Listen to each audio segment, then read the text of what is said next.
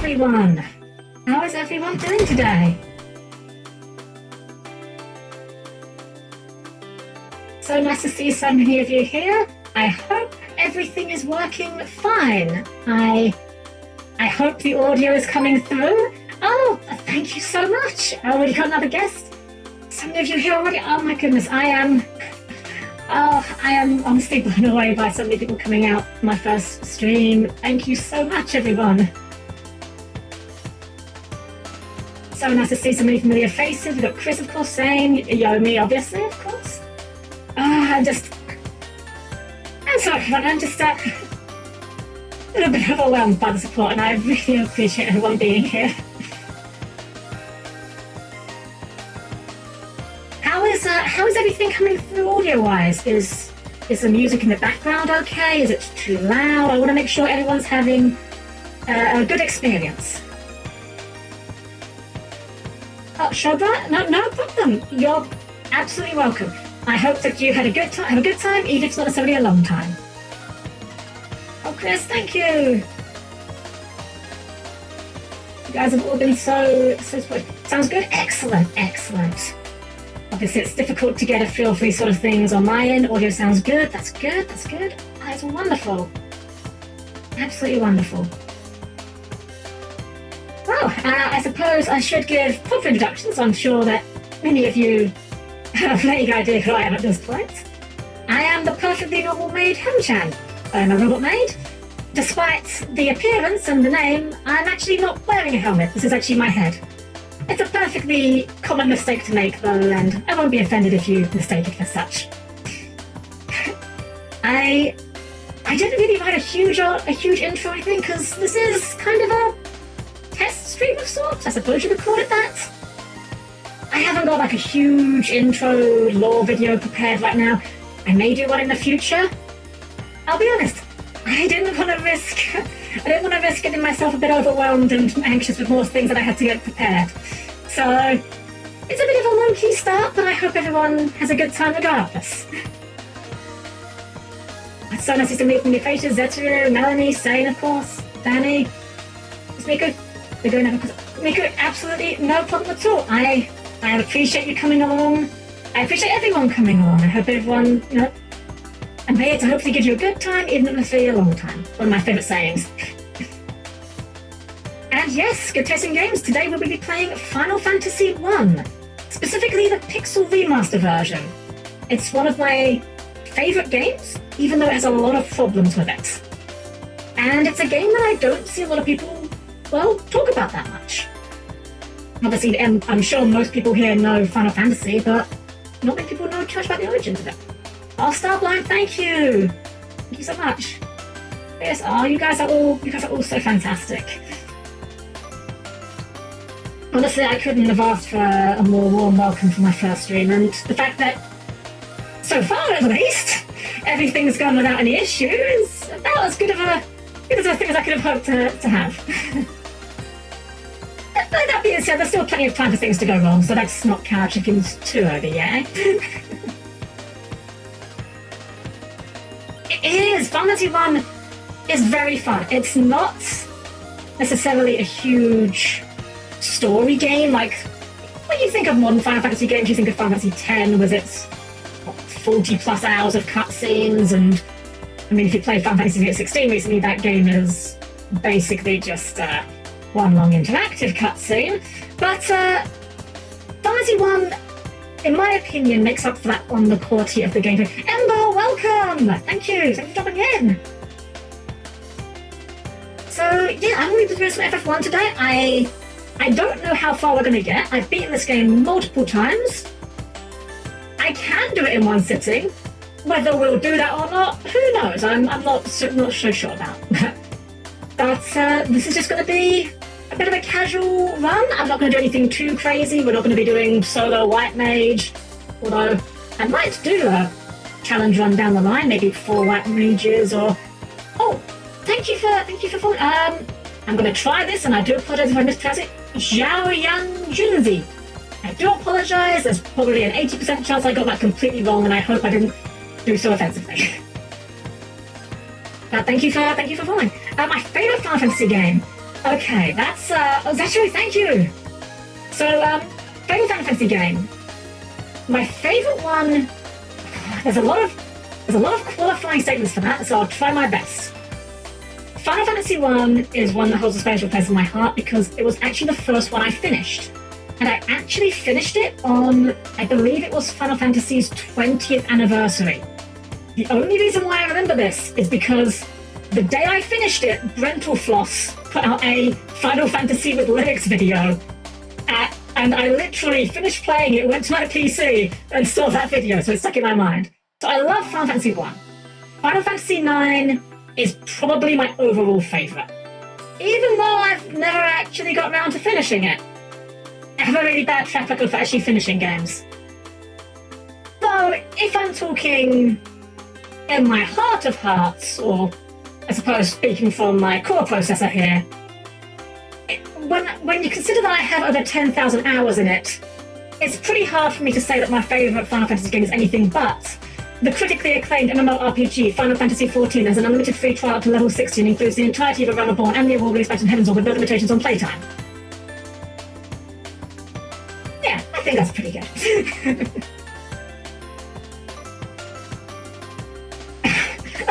Yomi, why are you surprised I know it offhand? I can type that offhand.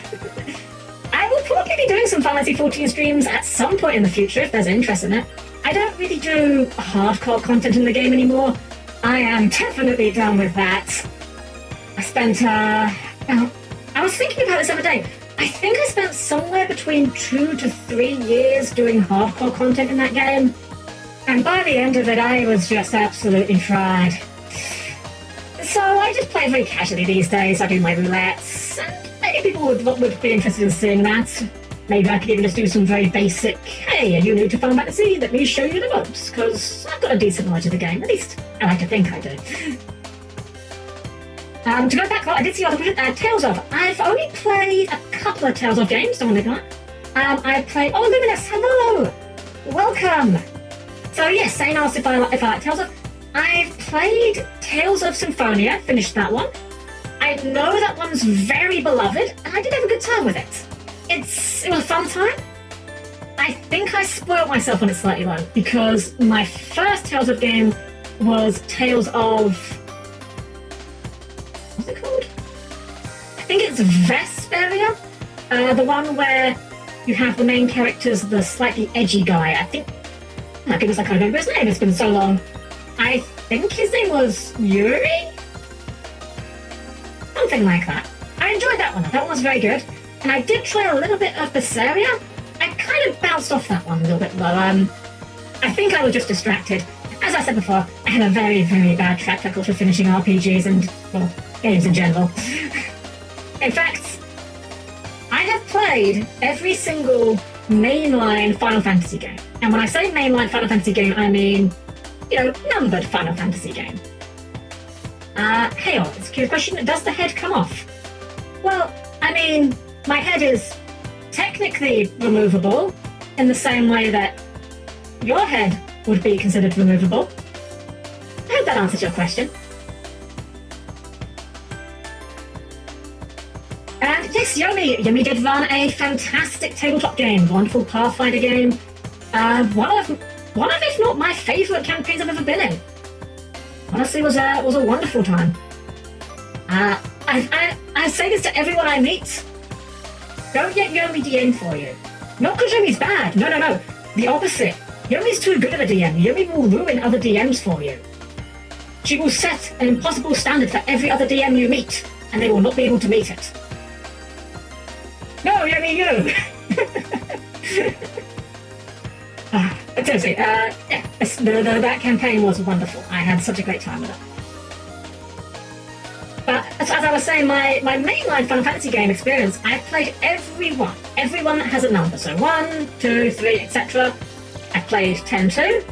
I've not played 13-2 or Lightning Returns, but I've played every other mainline number game. This does include Final Fantasy XI.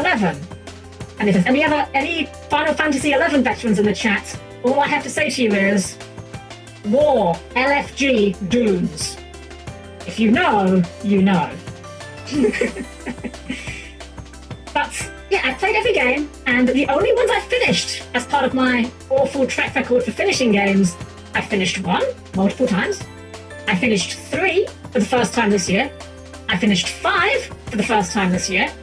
I finished 10 for the first time this year. I finished 10-2 for the first time this year. You might be starting to see a bit of a pattern here.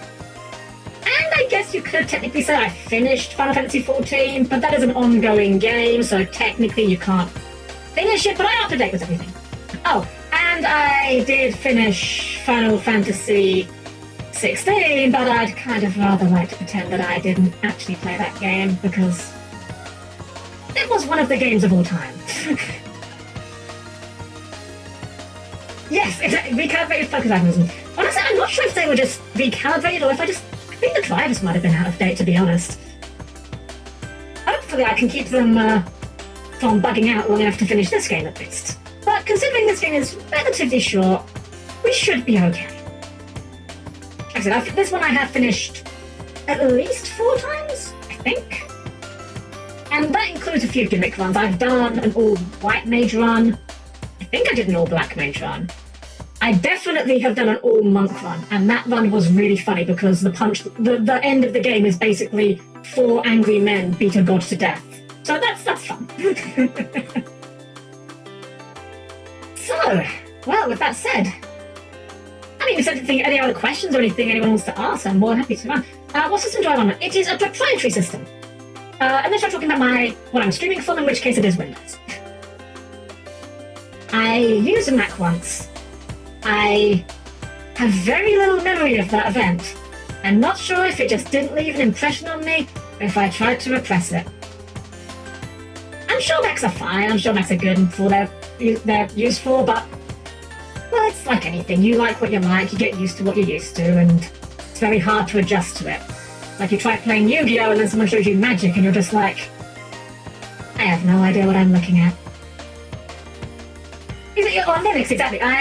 Linux is one of those things that I'm aware of. Favorite game outside of RPGs? Ooh, I can answer that.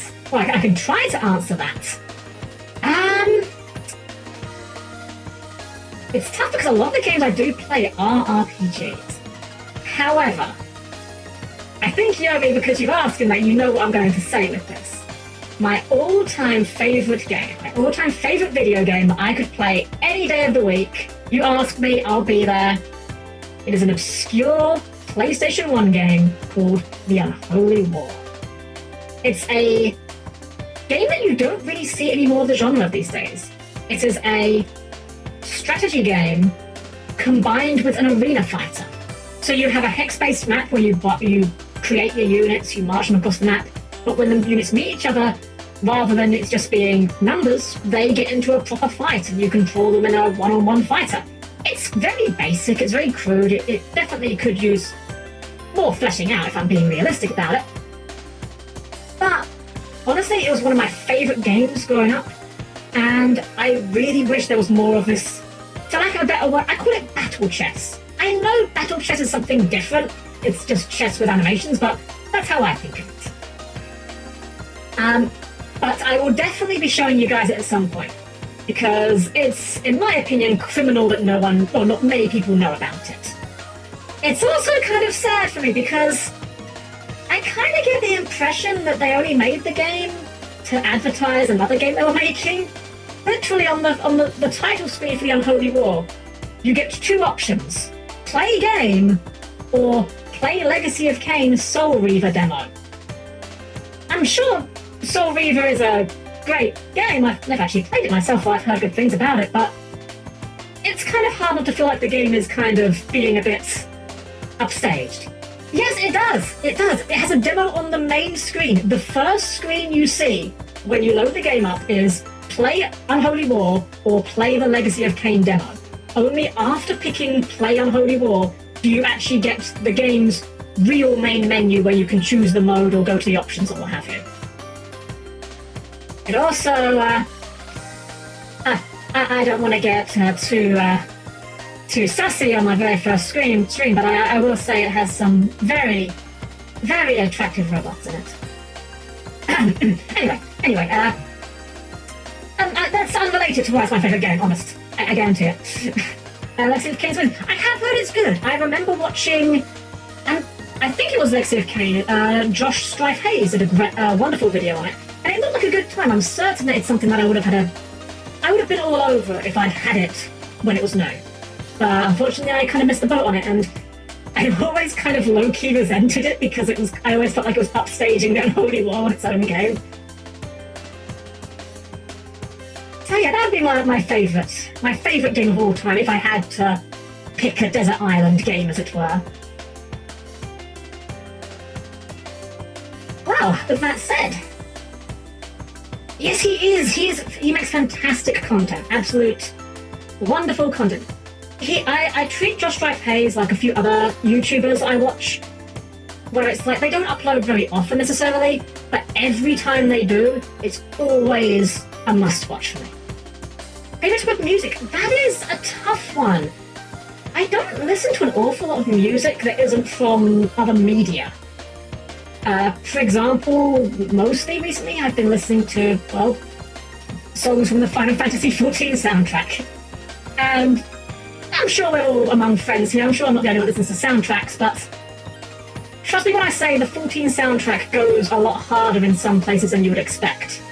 I'll just say this, if you've never played Final Fantasy XIV, if you know nothing about the soundtrack, do yourself a favour. At some point, look up the track called Scream. It's so good, you would not think it was from a video game if I didn't tell you, or you didn't look it up. Is Fate? Fate is in Fate Extra? That kind of Fate? Or Fate is in... I'm actually not sure what other Fate it could be.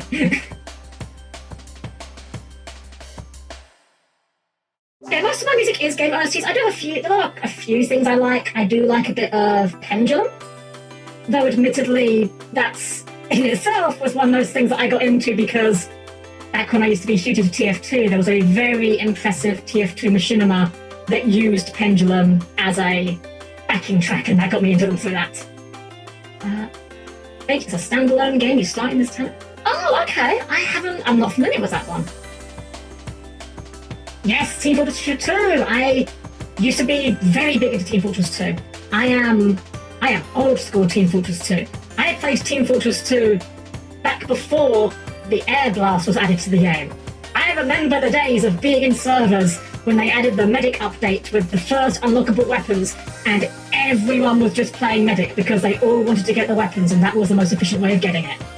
Actually, that was the only way of getting it at the time because we didn't have hats at the time. It's an okay experience. Unfortunately, Valve have not done a lot to really support it these days, but I will say, wonderful community. And the voice actors for the cast are absolute treasures. They actually were doing videos, I think it was last year or the year before, where they would just go around in public, being in character and just being goofballs together. And it was just such a treat to watch. There was actually a video recently where they got the Heavy's voice actor to reenact Meet the Heavy. And it's a bit surreal because he's definitely not as built as the Heavy by any stretch, but you can tell the love they have for the game and the characters. They did have some update. I heard some weird things about that. I heard someone say that apparently they gave the mercs new lines, but they didn't get the voice actors in, which I'm not quite sure how I feel about that. I hope that they asked the voice actors and they declined rather than just them saying, oh, we're not going to bother, because, that kind of does show that would show, if rather, they don't have an awful lot of love for the game at this point, which is kind of sad. But hey, maybe we'll get a Team Fortress 3 at some point? Maybe? Anything's possible. Oh wait, no, that's not possible. That would require Valve to release a game with a 3 in it. And we all know that won't happen. Yeah, rest in peace, Rick, my absolute legend. Aquina, thank you! Thank you very much. But yes, I'll happily fill in more questions or anything if anyone has any questions. I'm not desperate to get to the game, I'm just worried about not being entertaining enough for you guys. Hezzy, welcome! Thank you for coming, Hezzy. Hope you have a good time while you're here. Always a pleasure. Pyro's VA killed it with his deep philosophical lines. I mean, of course. Who could ever forget such Shakespearean lines as and did you know that the Pyro's voice actor is actually the Spy's voice actor as well? A couple of them pull double duty. The Heavy is also the Demo Man, and the Administrator, or the Announcer, however you might want to refer to her as, she was GLaDOS, and she's married to the Sniper. There's a little bit of fun voice actor trivia for you there. Great. Oh, thank you. The reassurance is very nice. I will be real. I was extremely anxious today. I kind of feel like I maybe should have not scheduled this for a day when I wasn't doing anything during the day, because I was just kind of sitting here clock watching and being like, yep, this is happening soon. I should have had something to distract me until the stream started, but so far, touch wood, everything seems to be going well. And I trust you guys that you'll tell me if something isn't going well, of course. Okay, Slender Fortress, is that like did they make a Slender Man mod or mode? Very, very few. Thank you, yes, thank you, Yumi. Oh, saying thank you. Oh, you guys are all so nice. I deserve you guys are too nice to me. Is it kind of like a Saxton Hill kind of mod where it's like you play versus Slenderman? Well, that's wild.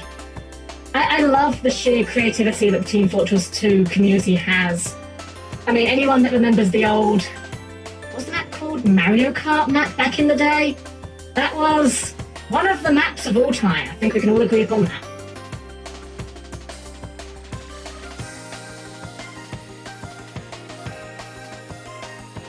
I'm glad you could make it as well, Hezzy. I hope you had a great time while you're here. I don't know how late we're going to be going today, but we will see. Oh, interesting, Starblind. Helm-Chan the game. Well, Yomi, I mean, I know we're going back sometime, but you may remember when we used to have our... Wow, I'm going back a very, very long time now. But do you remember our Minecraft server with the Super Pigoo Kart? I'm not promising anything, but I am saying if we ever do make a Minecraft server, there will probably be Super Pigoo Kart again. Probably. This may be a threat. VTuber, that would be amazing. I know there is that one, what's it called? Sonic? It's got a really weird name, Sonic Robo-Kart 2 or something. It runs on the Doom engine of all things, or a modified version of the Doom engine at least. And it's very moddable, so I guess if someone had the talent to make the sprites and the know-how how to mod it, you could probably put VTubers in. I mean, I haven't played it in ages. I'd be surprised if someone hasn't put, at the very least, Gura, I'm sure, is probably in it by now. Yomi Secrets! Oh! What Yomi Secrets could I divulge?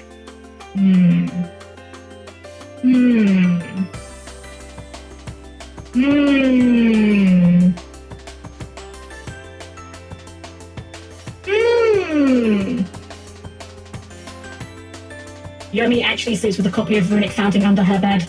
I'm joking.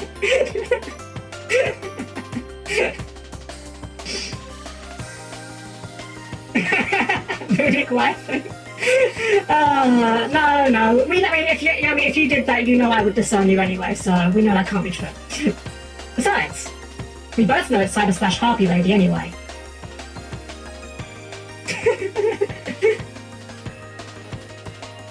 Yeah, I've got your number, Yomi. I know your favourite card. Too bad that Cyber/Harpy Lady misses timing, or more accurately, misses activation window. Oh, okay, Yomi. I'll buy. What secret have you got for us? That's what I thought. Nice try, Yomi.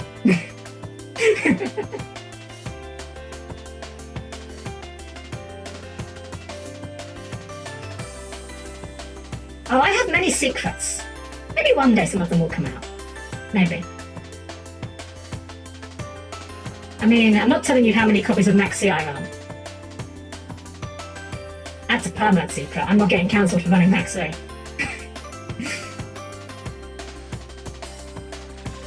VTuber cousin.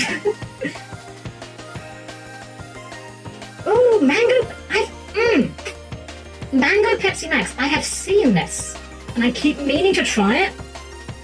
I am really bad at trying new things, which I guess is part of why I was so nervous about starting this up. Oh, Danny, that one, I'm actually going to decline on that one, purely because I have a plan down the line. I am going to do a robot husbandu and waifu tier list. And I will be taking submissions for people to send their own suggestions for robot husbandos or waifus. And without giving the game away too much, I will just say this. There's one of them there that will be a very, very hot take. I say nothing. Yes, so Yomi, absolutely, Yu-Gi-Oh! Is definitely something that I plan on streaming down the line. So I got back into Yu-Gi-Oh! Middle of last year. I am a recovering Yu-Gi boomer. The last time I played Yu-Gi-Oh! Was like large-in format, which, if you don't know what that means, it's basically when the game first came out. And even then, playing Yu-Gi-Oh! Might have been a bit of a strong word. I had some cards that I put in a deck, and I played with my friends, and neither of us knew what we were doing. In fact, if anyone knows the old monster Relinquish, the old ritual monster, I actually thought that I was cheating when I played that card. The way that I resolved it, I told my friends, oh, well, you see, it says that in the show, when Relinquish takes on the attack and defense of your monster, it absorbs the monster, so your monster is just removed from the board. I thought I was lying. I thought I was cheating. That's actually not entirely wrong, though. You do equip it as a spell, so it does remove the monster. Which just goes to show Yu-Gi-Oh! Is such a strange game that even when you think you're cheating, sometimes you're actually doing things almost correct. But I definitely do want to be doing some Yu-Gi-Oh! Streams. I've been big into it since I got back into the games through Master Duel. I actually know how to play the game now. And I would love to perhaps do some other Yu-Gi-Oh! Streams for streamers. Maybe even teach you guys or do like playing with viewer streams at some point. Yu-Gi-Oh! Is an extraordinarily complicated game, and that's kind of why I love it.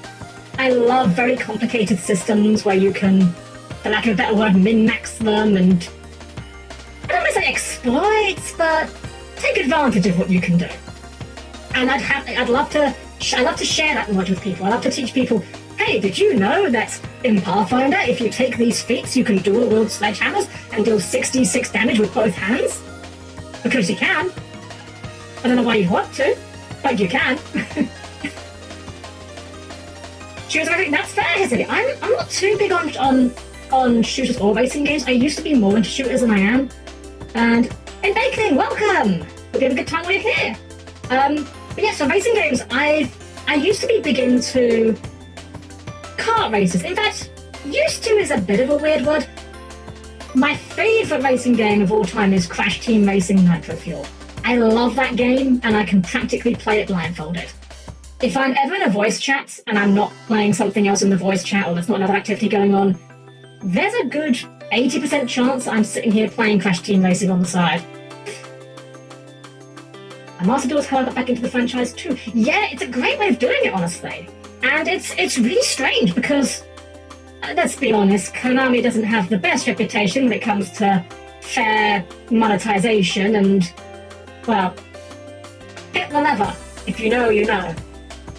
But Master Duel is actually absurdly fair for a effectively a gacha game. Mia, welcome! Welcome! It's great to see you. I hope you're doing well. Dave, my favourite Lego set. Ooh. Wow, I haven't built any Lego in ages. I think I would have to probably say one of the original. You know what? I know what it is. It is the original Bionicles, Onua. Onua was always my favourite tool. I loved his giant claws. I thought he had one of the coolest looking masks. Go figure that Helm-Chan really enjoys masks. Unfortunately, I kind of fell off with Bionicle. I had all of the original Toa. I think I had exactly Tahu from the... Oh goodness, I can't remember what I called it. The second wave where they gave them all silver armor and new masks. I didn't really vibe with those designs as much. And I had all of the Bow Rock. two of the Borok Kai, I think they were called. And I'm not even going to pretend to remember these last guys' names. They were like punched over bug guys with spears. I think they were in the movie. But I had all of those guys as well. These days, I don't really do Lego because I only have room in my house for one plastic addiction, and that's the gunpla addiction. I always forget how many I have. I'm just looking around at my shelves right now to try and remind myself. I think I have about 212 high grades, give or take. It might be more, might be less. But suffice it to say, a gunpla addiction does not leave a whole lot of room for Legos or much of anything else, really. That's kind of why Yu-Gi-Oh! Kind of worked out. It doesn't take a lot of space to store Yu-Gi-Oh! Cards. Oh, my gunpla addiction? Because I actually did post it on Yomi's server a while back, but I will probably, I'll give you a post it at some point. The crown jewel of my collection is I have the high grade of the Neo Zeon and the high grade Dendrobium. Ludo Historian, welcome! Thank you very much for following. Hope you're having a good time. We're still kind of working things out a little bit over here, but I hope you're having fun.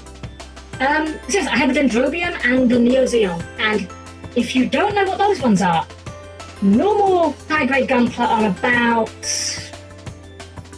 I'm trying to work this out in inches. I don't use inches, I use centimeters. I'm going to say about 4 to 5 inches, give or take, something like that. I apologize if that's very wrong, I don't use inches very often.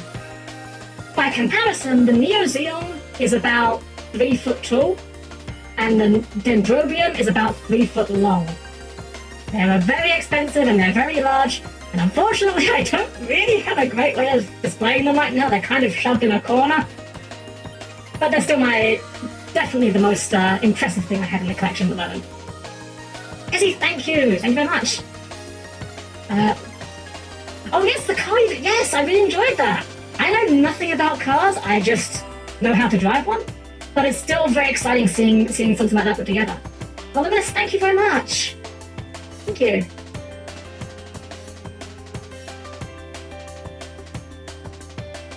Well guys, we've been talking for a little while, and I'm happy to field any, if anyone, I said, I am not in a desperate rush to get to the game. I love the game, I'm happy to play it whenever. I just want to make sure you're all having a good time. I'm here as a maid, my job is to serve you. I want to make sure that you're having a good time. So if anyone's got any questions or anything they'd like to ask, I'm more than happy to field them. But otherwise, we can move on to the game. Let's go. Good old Charles Martinet. I'm so glad that he was able to stop on his terms. That was such a great way to put a cap on a wonderful career. Ferret, welcome! Hope you're having a good time. Oh, yeah. Have I played Final Fantasy Tactics A2? I have not. I have played... Funnily enough, that's the only one of the Final Fantasy Tactics games I haven't played. I played Advanced 1 a little bit, and I played the original Final Fantasy Tactics, the PS1. I played the PSP version more specifically. Unfortunately, coming back to my earlier reference to it, I am very bad at completing games, and I'm extremely bad when it comes to tactical RPGs. I love them, I'm extremely bad at them. I don't think I've ever actually finished a single one. Maybe one day. Charles was in Dragon Ball Super? I had no idea. I respect the heck out of Dragon Ball. It's not something I really actively follow, but I do really enjoy it. If I ever get around... Here's me threatening you guys with a good time. If I ever get round to doing a karaoke stream at one point, I am going to be inflicting the Ginyu song upon you guys. And if you don't understand why that's a threat, I barely understand any Japanese. So it will be someone who has a very poor understanding of Japanese, attempting to sing entirely in Japanese through reading the Japanese lyrics. This couldn't end poorly at all. I actually do know a little bit of the song off the top of my head, purely because I've listened to it so much. And it would certainly be one of the times of all time. That is something it would definitely be a performance. That much I can guarantee. I can't guarantee it would be a good performance, but it would definitely be a performance. Alright, so we've been talking about half an hour, so I think I am going to move along to the game screen. We're going to get ourselves started. So, if I could just ask all you guests to please mind your fingers, keep your hands clear of the door, and we will be there in just a moment.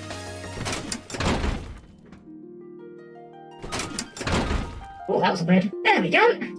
Minor hiccup there, I think. I forgot I had a hotkey bound for something that I possibly shouldn't have had bound, but it's all good. It's all fine. Oh, yes, I suppose, yeah, a bit of a flashbang, I suppose. I do apologise. I did warn you to keep your hands clear of the door. ID, welcome! Welcome, ID. You made it, despite my directions. I hope you're prepared for an unforgettable, video game? Something like that. So guys, this is Final Fantasy The Pixel Remaster. In my humble opinion, if you're going to play Final Fantasy 1, this is not even close the best way to play it. It has so many convenience features that the other games lack. It looks nice, it plays nice. There is one caveat, however. Oh, I just read my cursor on the screen, let me just... there we go. There is one caveat to this game, and I believe they may have fixed this in the console ports, and that is the font. This font here looks absolutely fine. I have modded this font. I downloaded a font from Nexus Mods, because the original font for this game is just a normal, regular font, and it looks really bad against this really nice pixel art. So I've got a nice chunky pixel font that gets a much more, well, not quite NES feel, but it goes a lot nicer with the style. If anyone has not played this game, Dawn of Souls, not a bad version. Not a bad version. My very first experience was the PS1 version. And that was my first completion. So if anyone has ever played a Dungeons & Dragons game... Oh, Asnam Rex, thank you very much! Welcome aboard! Hope you're having a great time here. We are going...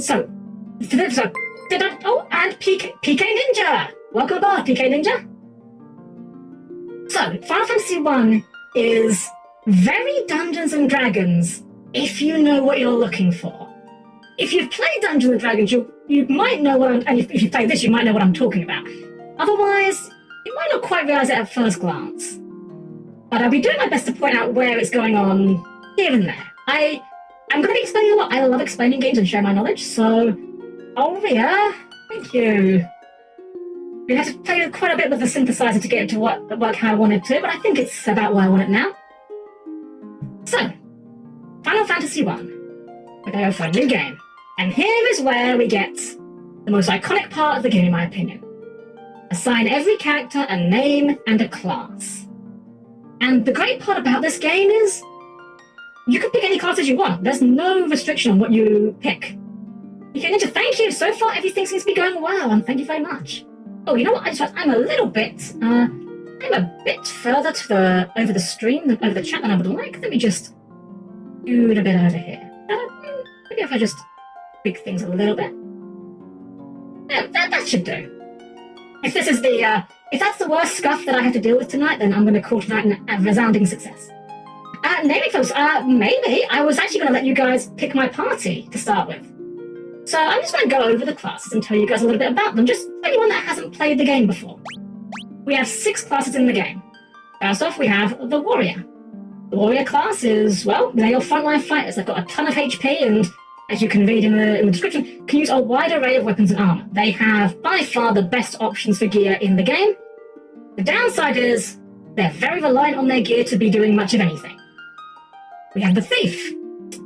Some people might say this was the worst class in the game, and once upon a time, I definitely would have agreed with them. The Thief in the original game, fun drinking game, take a shot every time I say the original game. Don't do that. There's going to be a lot of that. In the original game, the gimmick of the Thief was that they were supposed to be good at running away from enemies. But because the original game was made on Pokemon Red levels of spaghetti, actually, probably more than Pokemon Red levels of spaghetti code, It didn't work. The thief was just worse fighter. We have the monk, who specializes in bare-knuckled attacks. They start off a bit inferior to the fighter. You can't really give them anything too amazing. The main gimmick of the monk is when they are unarmored, they get superior attacks and superior armor. The red mage. So here's where I'm going to do my first. Yes, Linda, you're correct. They were called a thief, but they actually had no thieving abilities at all until Final Fantasy III. So the red mage. This is one of my D&D references. Anyone that's played Dungeons & Dragons might know of the Bard class, and how the Bard class gets access to a bit of an eclectic spell list, especially in older versions like 3rd edition. You get your arcane spells, but you also get healing spells. Well, this is the red mage. They get access to damage spells, they get access to buffs, they get access to heals. Very good class, very strong class. Oh, Drunkle Crow, thank you. Thank you. Kind. Next we have the white mage. White mage is the healing class. This is before White Mage became the girly girl class for girls that Square Enix seems to insist that it has to be these days. And in fact, Final Fantasy II had the best White Mage. I will fight anyone on this. You will lose. But yes, so the White Mage is your support class. They hit like a wet noodle, but they have heals, so they're very, very, very, very important. Yes, exactly. Healers are always useful. You'll never be in a situation where you will not need a healer. Or at the very least, you'll never be in a situation where a healer wouldn't be appreciated. By 9 and 10, yes. 9 and 10, but I'm also going to pin a bit of the blame onto 7. Because while Aerith wasn't necessarily a white mage, she might as well have been a white mage. She was white mage in everything but name only. But you're definitely not wrong. Final Fantasy II had the white mage Minwu, who was a white mage, but he was an absolute Giga Chad white mage. Dude was absolutely shredded. You could grate cheese on those abs. Choose who lives. Ah, yes, the MMO healer. Not to be confused with the anime MMO healer, but the anime MMO. Pick up my words. The anime MMO healer sits in the back and goes, "Oh no, I hope my heals are good enough. I hope that I can keep everyone alive. Oh no, the tank died. I'm so useless." Whereas we all know actual MMO healers are like, "Oi, you, get up. You die when I say you die. Oh, what, you don't want to tank this? Oh, cool, I'll just die then and we'll all die. Great job, Mr. Tank, great job." I really want an anime one day that does that properly. A lot of MMO-themed anime. Kaori Kori, I apologize, I'm not quite sure on the pronunciation, but thank you and welcome. I hope you're having a great time.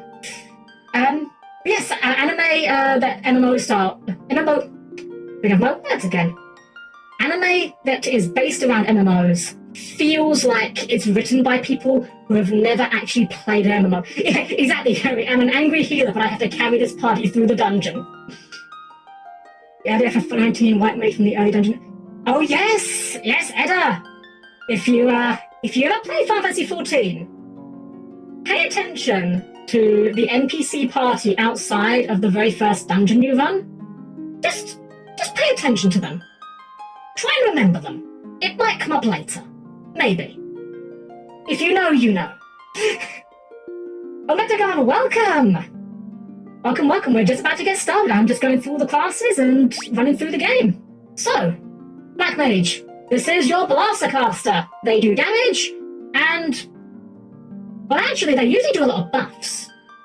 The buffs in this game are absurdly good. But they can do damage, and they are good at blasting things. So these are our 6 classes.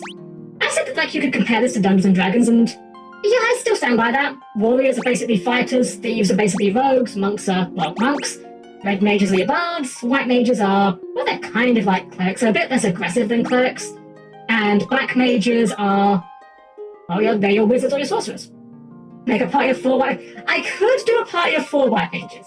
So I'm down for you guys to pick my party. I will let you guys decide my party. I will, however, I will not go with any... I will not refuse any suggestions. I will preface this by saying 4 white mages and 4 black mages is very slow early game. I'm perfectly down for this, but I want you guys to know ahead of time we're going to be spending a lot of time beating up low-level mobs so we're not dying instantly. So I'm down for whatever you guys want to go. Honestly, I'm down for anything. I have done this with every single class in some capacity. Metagon, thank you. Thank you.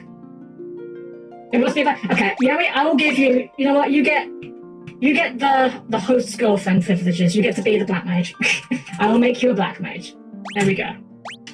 Okay. Let's see. So we got single white mage. I am not doing a solo run. That one I can't promise. Let's see. So we got some.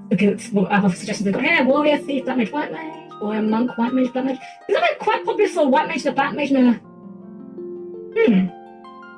Okay. All right. Well. Okay. I'm gonna be fair. I don't want anyone to be left out. Yeah, good idea. So it seems like it's quite popular for warrior to be there, which I'm definitely down for. Warrior early game is very helpful. Make myself the warrior. I could do. Although this warrior isn't wearing a helmet. Why even bother at that point?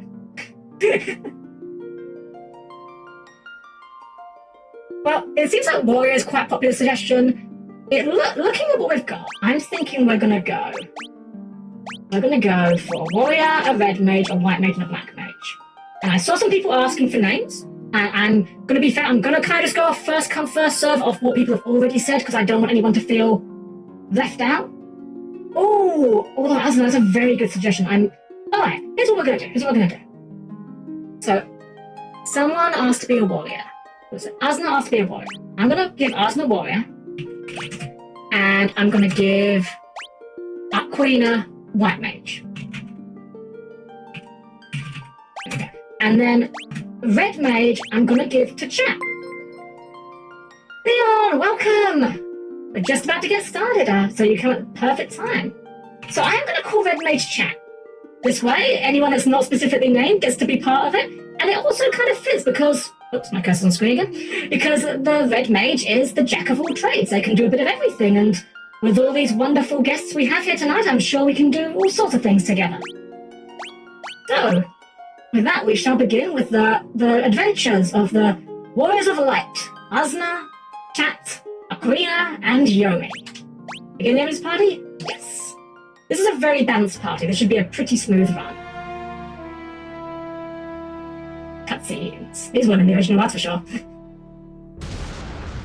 The world lies shrouded in darkness.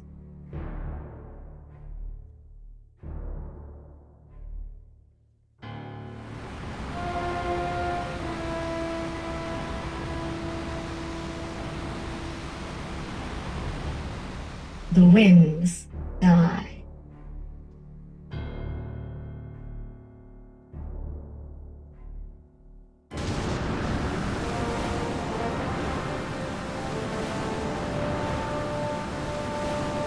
The seas rage. Welcome, Sexo.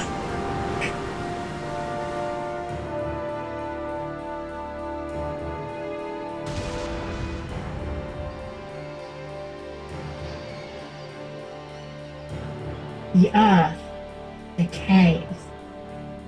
Damn it. Trying to keep a tone here.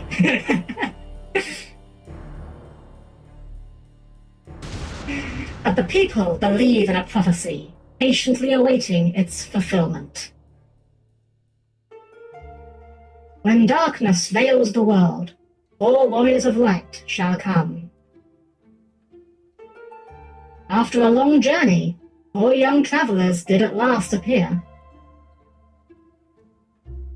And in the hand of each was clutched a crystal.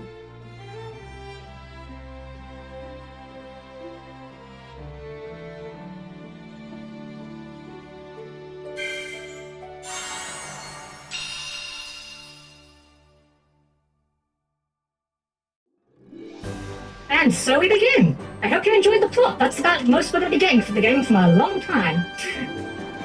But now with the cutscene's over, I just want to pop a welcome to you guys as well. And did you find the cereal you guys still see? Oh yeah, it turns out the Warriors of Light were just chosen by their cereal. Warriors of Lucky Charms. So, this is the game. We are jumped straight into Cheshire. Welcome. And thank you for the follow.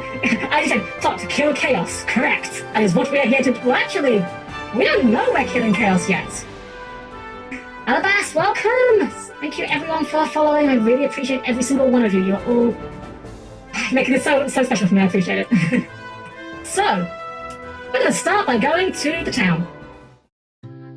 Helm-Chan, 100%. I am definitely going to, once I get emotes and redeems and whatnot, I am 100% getting something chaos related, because you cannot stop me from jack posting. I am going to jack post until the day I die. I do not care how unfunny it becomes. So, we start off with a dagger and some clothes, a dagger and some clothes, a stick and some clothes, and a stick and some clothes. Clearly we are prepared for the epic adventure ahead of us. So the game does, as you can see in the bottom left, we have 500 gil, standard D&D currency, or D&D, Final Fantasy currency.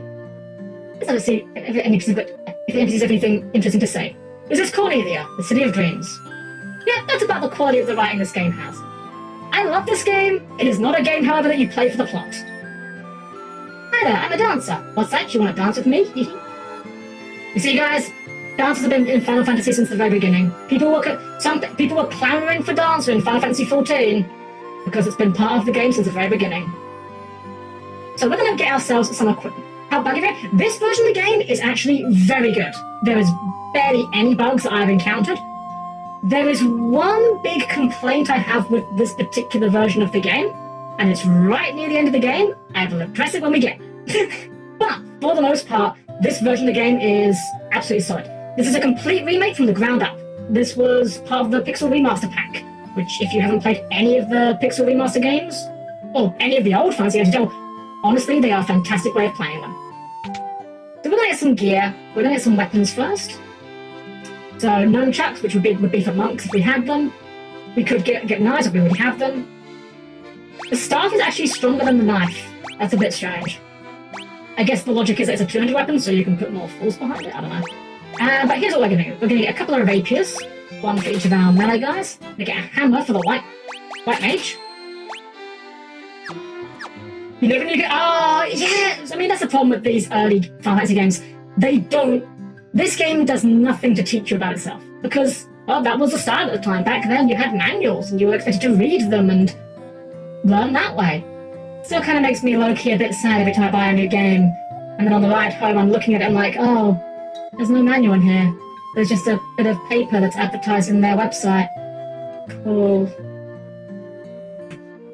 Yes, Ludo, you are 100% correct. The NES version of this game is absolutely awful. Basically nothing that should work works. It's one of the games of all time. We're going to get some armor here. Simply enough. Actually, I might hold fire on the armor first, because this game, you have to buy your spells. You don't learn them by leveling up.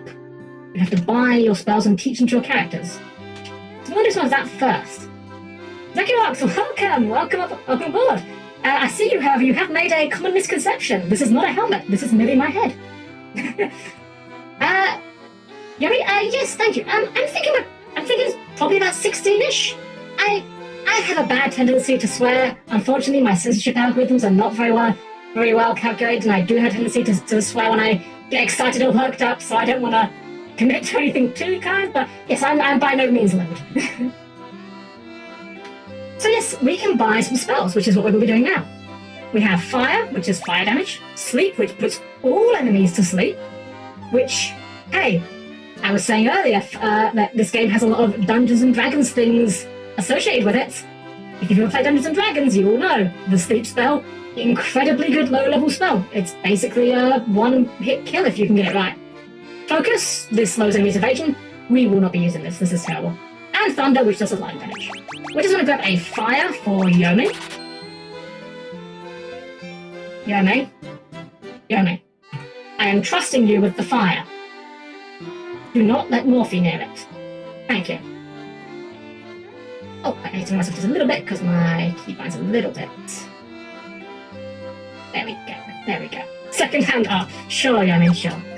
We're just gonna make sure we get the essentials first. The game is pretty good about gearing up at the beginning, but I don't wanna... I wanna minimize grinding, so I wanna make sure we've got the essentials first. We're gonna grab... So we got Cure, standard healing spell, lovely. Dia! So, Final Fantasy XIV fans may recognize this as the DOT spell, or damage over time spell that the white mages get. It's weird, this is one of those spells that is in one of the most recent Final Fantasy games, and also the oldest. But it doesn't appear that often. In this game, it just does damage to undead enemies, because in this game you cannot cast Cure on undead. Yes, I do, yeah. This has been in it since the original. It is an AoE damage spell, but only works on undead. So it's kind of like casting Cure on all the enemies. Protect. Raises defense. Not bad. This is technically a good spell. The problem is that by the time we're going to want this spell, we'll have access to better options. And Blink is kind of the same. It only raises the caster's evasion, whereas Protect is targeted. So we're going to grab a Cure for both our mages. Can't hurt. Dia is actually exclusive to the white mage. We probably won't use this much, but I'm going to grab it anyway because it can be situationally helpful. We'll go grab our armor real quick. Okay, no problem at all. Absolutely fine with that. As I always say, I hope you had a good time, even if it was only a long time. We're going to grab ourselves a couple of suits of chainmail. Actually, that'll do us. No one else can use armor, so we'll just kick you out with the chainmail and the rapier. Rapier and chainmail for our red mage. Hammer, and right, that's that. And we could put Yomi on a knife. Do we want to trust Yomi with a knife? I think I'll probably actually keep it on the staff. It is slightly higher damage. Patrol Delete, welcome! We're just getting started here, just getting our first gear and getting ourselves about to head out. We've got a bit of funds left over, so we can get a few more spells. Trust him with 2 knives. Yeah, Yomi's fine. It's not Yomi I'm concerned about, it's Morphe. Melody! My goodness, thank you! Thank you ever so much, my first ever raid! Well, raiders, welcome. I am Helm-Chan, the perfectly normal robot maid. We are just getting started on our playthrough of Final Fantasy 1 here. We're just getting ourselves geared up before we head out into the big wide world and start beating up goblins. Melody, welcome. I hope you had a good stream. What were you up to? Oh my god, and thank you everyone that's following. Really appreciate you all. I wouldn't trust Yomi with $5. Okay, but hell, would you trust Dark Yomi with $5? Pokemon Nuzlocke. Oh, great. Hopefully it's going well. Hopefully not too many deaths. Hopefully you didn't get a Magnemite accidentally killed in one hit by a Focus Punch. That would be really embarrassing. Imagine that. Could you imagine doing a Pokemon Nuzlocke and getting a Magnemite one hit killed by a Poliwrath of all things? That would be absolute cringe, wouldn't it? Wouldn't that be the biggest cringe? Yeah, maybe deal with it. You're right, it's not your fault. One day I will do a hacked Pokemon run where I just give Magnemite Levitate. Well, I'll hopefully be able to help satisfy that urge for you, Control Delete. Okay, Yomi, the chat's unanimous, it's cringe. You're not a player. No, thank you ever so much. Honestly, really appreciate the raid. My first ever raid, and I'm so excited.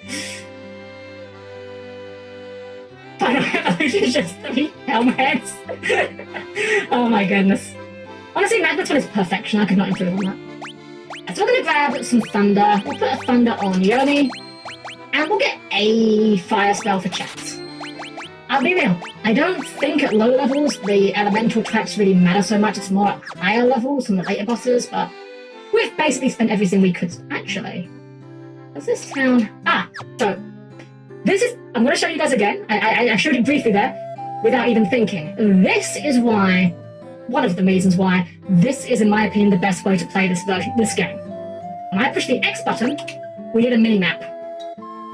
This seems very basic. This is not a particularly groundbreaking feature. However, with how this game's dungeons are designed, there are a lot of sneaky dead ends that are just kind of designed to waste your time because it's an old game and back then they had to make you get your mileage out of it. This feature will save us so much backtracking and so much unintentional walking, you don't even realise it. We also have a sprint button, which is helpful. It did not, no! So this version of Final Fantasy 1 is the only version that has any kind of map. The mini-map in the corner there is only in this version of the game. and the greater map here is only in this version of the game. Otherwise, you were stuck with a copy of Nintendo Power or GameFAQs. Also, I don't know for certain on this one. I may be getting this slightly wrong because it's been a hot minute. I believe this version of the game has also slashed the price of everything. Like, we have potions here for 40 gil. I'm pretty sure that in the original version or some of the other versions, they were about like 200 or something. They were very expensive. In this game, we are going to be chugging so many potions that it's going to be like we're having a frat party over here. Grazel, thank you! Thank you for the follow. Zakrox, thank Zakriax. I apologize. I can only promise to attempt to pronounce everyone's name correctly. So, we're in town, we've got our gear. I do like the effect they've got on the fountain here. Like, this is a very more elaborate pixel art animation than you would usually see in this sort of game, but I don't know. It's a nice style, I like it. So, the only way we can leave is by getting blocked by its guard. The king truly believes in Liu Kang's prophecy. Oh, Hezi, no problem. No, Hezi, if your head hurts, get yourself some rest. Taking care of yourself is important. As I was saying, I hope you had a good time, even if it wasn't necessarily a long time. So, fun fact actually, the king truly believes in Liu Kang's prophecy. I'm pretty sure they never actually tell... Maybe they do in this version? Liu Kang is a very minor NPC in this game. But I don't think they actually name him, I'm not sure. The Warriors of Life will come to save the princess. So the only way we can leave the town is by talking to the guard, so we'll talk to this guard. The king is searching for the prophesized Warriors of Light. Those crystals! You must see the king at once!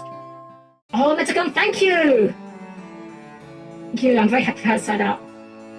The king! Darn!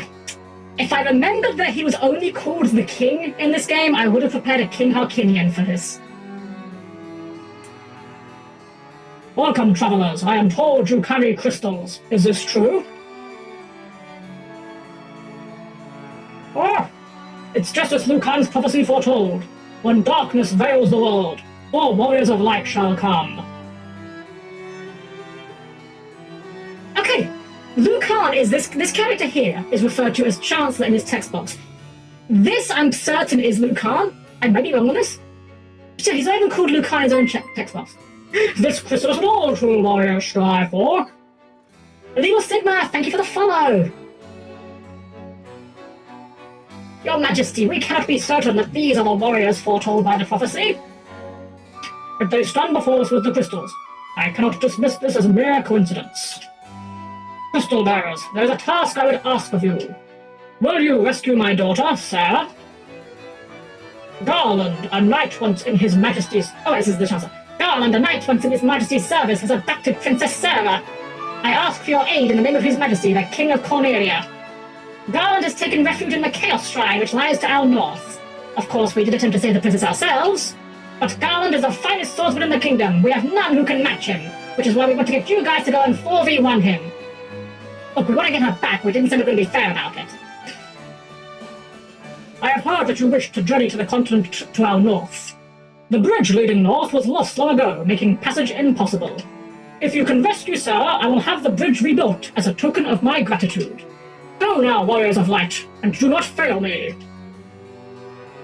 We admit it, we suck. Basically, this is one of those RPGs where you are the only capable human beings on the planet.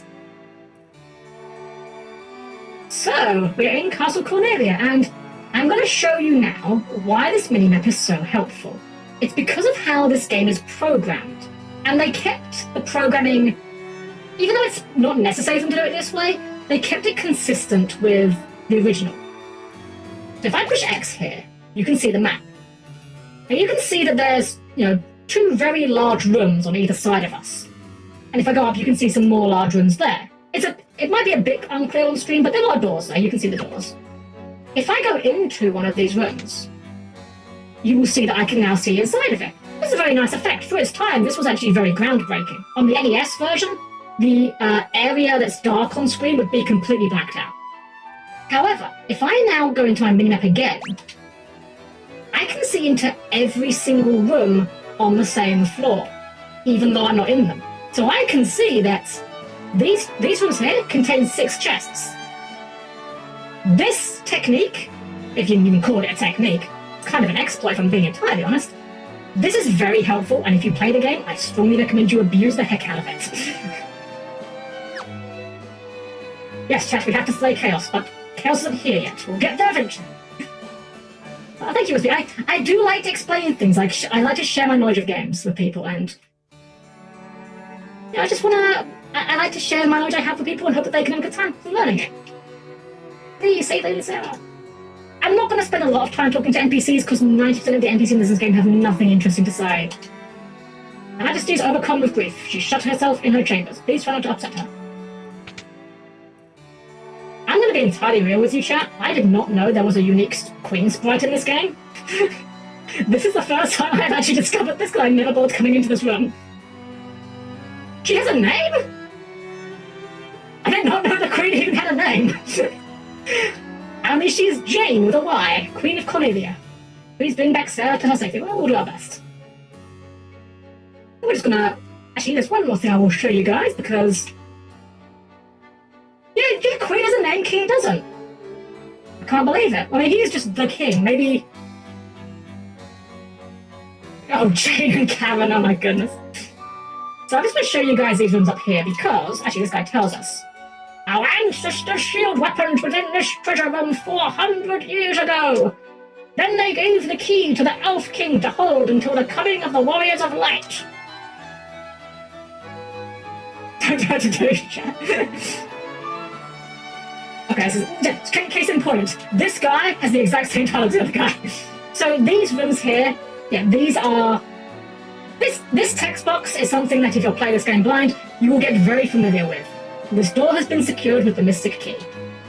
I'm sure that will come into play later. Real talk though, could you imagine if your DM did that? Yes, there are definitely some dialogue changes in this version of the game. It's not a perfect one-to-one with other translations, and that's fine. There's a fun Easter egg that, if you know, you know. When we get to the Elfland, there's a fun Easter egg which I believe in this version of the game is not the original version. I'll explain when we get there. So, standard map. We've got our world map here. Pretty big map. Nothing too crazy. But for now, we're just kind of hoofing it, and any second now, we're going to get into a classic random encounter. Any second. There we go. So, this battle system, very basic. Attack is attack, magic is magic, items are items. Not much more to say about it than that. There are a few things about this game to bear in mind if you're playing different versions. So the first thing about this game is, if you're playing an old version of this game does not auto-retarget. So what I mean by that is, if I was to have every single enemy... Yes, they changed that for this one. So if I had every single player attack this wolf here, every character, there's a good chance the wolf would be dead by the time that we get to our last character. In the NES version of the game, your characters are not smart enough to change their target. They are committed to whatever you've targeted. Oh, Nick, thank you! Thank you very much. So yes, the characters in the old version will commit to their target. In this version of the game, that is not the case. You can have everyone attack the same enemy, and if the first one dies, they will just move on to the next. Warrior is pretty straightforward, just want him to smack. So, magic. Game volume down by? Absolutely! Absolutely, thank you.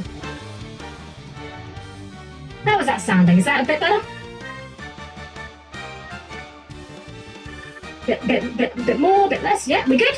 Excellent, perfect, wonderful. Thank you. We knew that was going to be scuffed, but... Exactly, yeah, I very much appreciate that you did. So, as I said before, there's lots of D&D references in Final Fantasy 1 that you may not pick up on if you don't know what you're looking for. This is my favourite one. Spell charges. So in newer Pathfinder, I'm all over the place. In newer Final Fantasy games, you don't have spell charges. You just have... Oh, Wispy, thank you! Keep on for a little bit. So in newer Final Fantasy games, you don't have spell charges. You just have MP. When you cast a spell, it just uses MP cost. In this version of the game, in Final Fantasy 1, you have spell charges, or... You might think of them as spells per day. It's not really days in this, but it's like in D&D. So I can cast 2 cures, I could cast 2 fires, or I could cast one or the other. I love this system. I'm gonna be frank, I really love spell charges. When I first got into Dungeons and Dragons, my very first class I played was a wizard and I hated them. Over time, I've come to love them. Even though it's objectively a harder system to work with than MP, it just feels really satisfying to use your resources more tactically.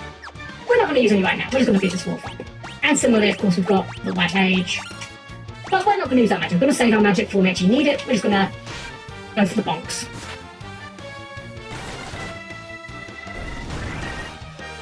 And this is about what we would expect, just a couple of hits and they die.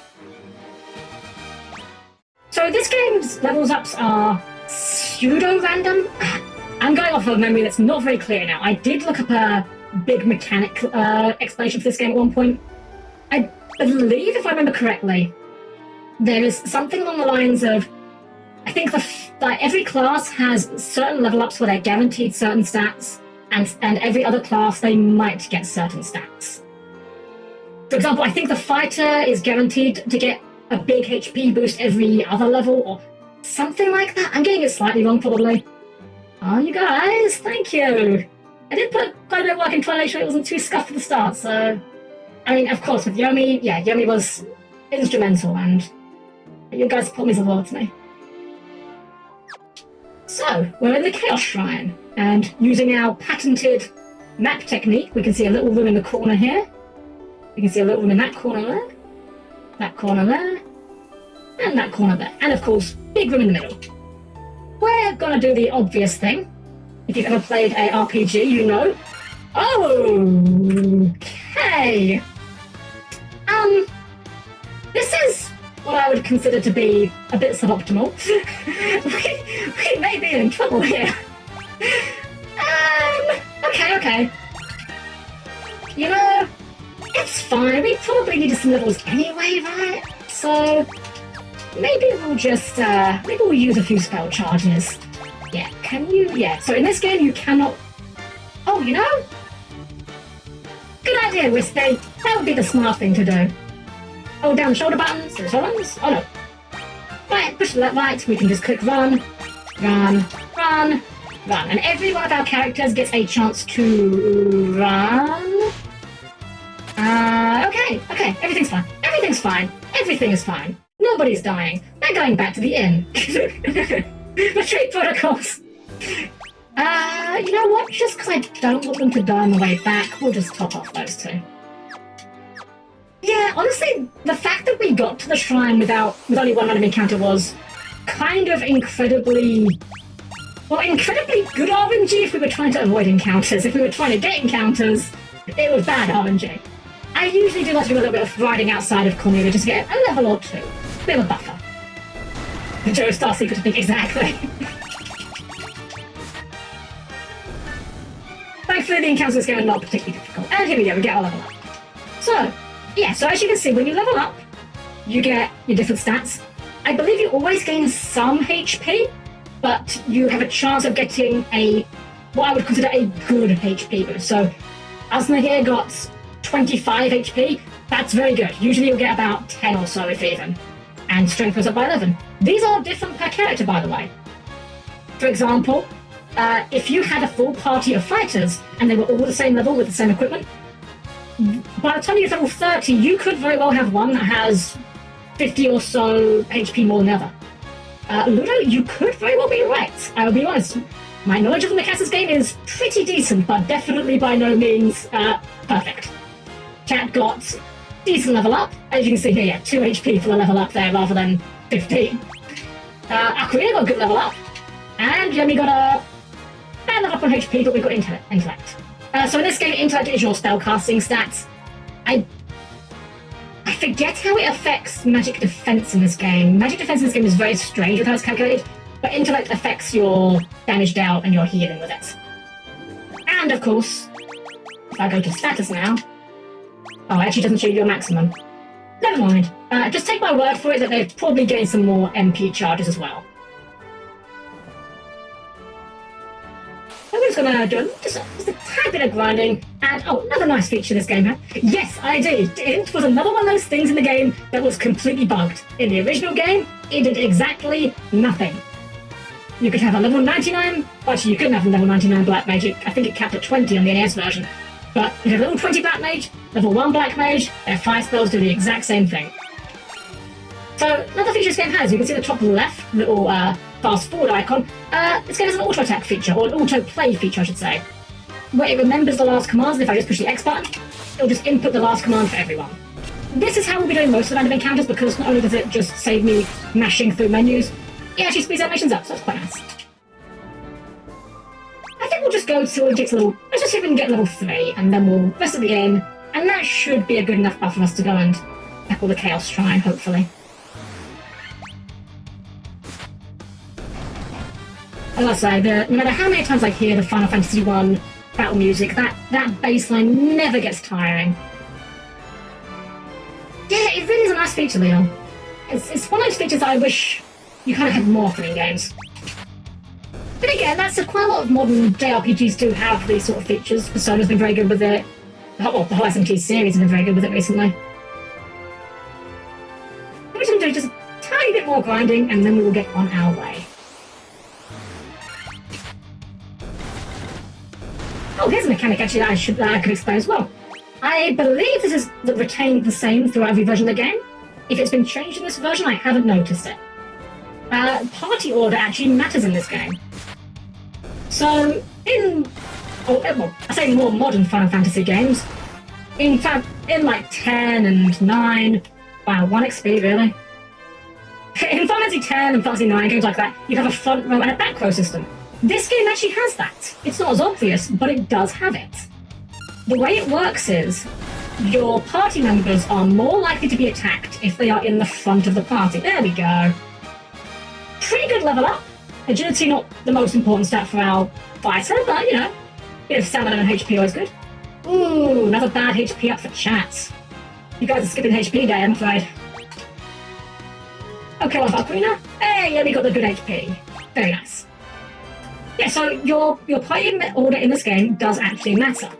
The party member in the front will be targeted by, give or take, 50% of all the attacks that are thrown your way. The second party member will be targeted by about 25%, and the remaining 12.5% will be on both of your back row. So, actually right now, it actually makes sense for me to swap. Actually, what's their defenses like? Let's check that part first. Okay, no, although our Queen has more HP than Chat's got way higher defense. Just gotta rest at the inn, get our HP back, and then we'll be off to the Chaos Shrine, which, ironically, will not contain Chaos. Huh. Oh, one other thing this game has, which is... you can use this button. The shoulder buttons can be used on the world map to cycle between which character you have running around. And this does not affect your party lead. So if you want to run around as a white mage, you can run around as a white mage for a bit. Chat can take a weapon, yeah. I know a couple members in chat that certainly can. It's the only one I dare test. Anyway, more goblins here. And I'm going to beat you to it, chat. Goblin these nuts! Got him.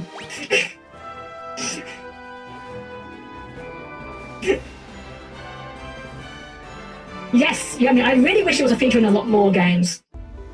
It's understandable in some games, for like in Persona, when you're. Okay, this is not great, but this is more playable. This is more dealable. Where goblin guards are a little bit tougher. I think werewolves have the ability to poison you, and we really don't want to get poisoned.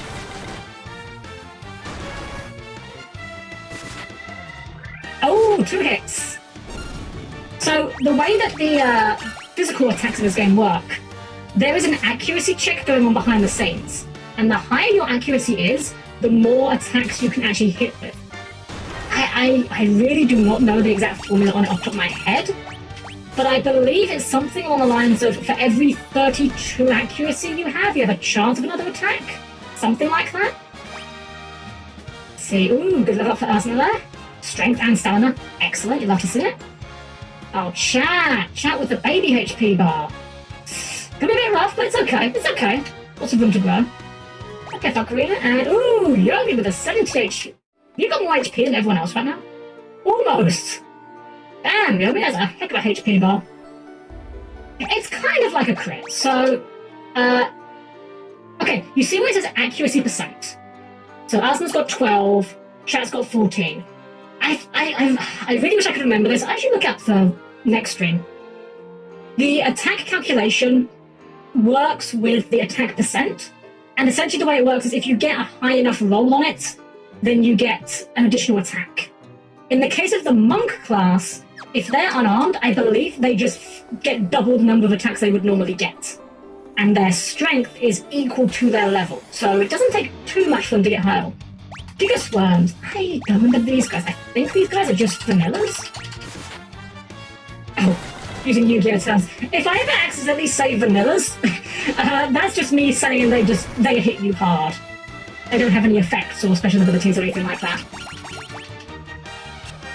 Comes from the Yu-Gi-Oh term where, well, it's a slang Yu-Gi-Oh term where non-effect monsters got called vanillas. I'm quite sure exactly where it came from. I guess because they're kind of plain. Easy enough, though. Ooh, quite a bit of experience as well. Very nice. So, we're going to use our technique. We're going to go in here. Good, thank you, welcome. Things are going well. We nearly died, but we avoided it. We managed to avoid dying. Things are going well. We're just in the Chaos Shrine now, and I'm just about to abuse the mini-map to see if we should go into the other rooms. So, yeah, using our technique, we can just push X here, and we can see, this is a very ominous-looking room in the middle. I'm sure that's not plot significant anyway. There's 2 chests in the top right, 2 in the top left and the top right. Okay, so every corner has a chest, so we're going to clear these out. Leather cap. The fact is, I've listened to a few. Are you referring to the ones by Dental Floss?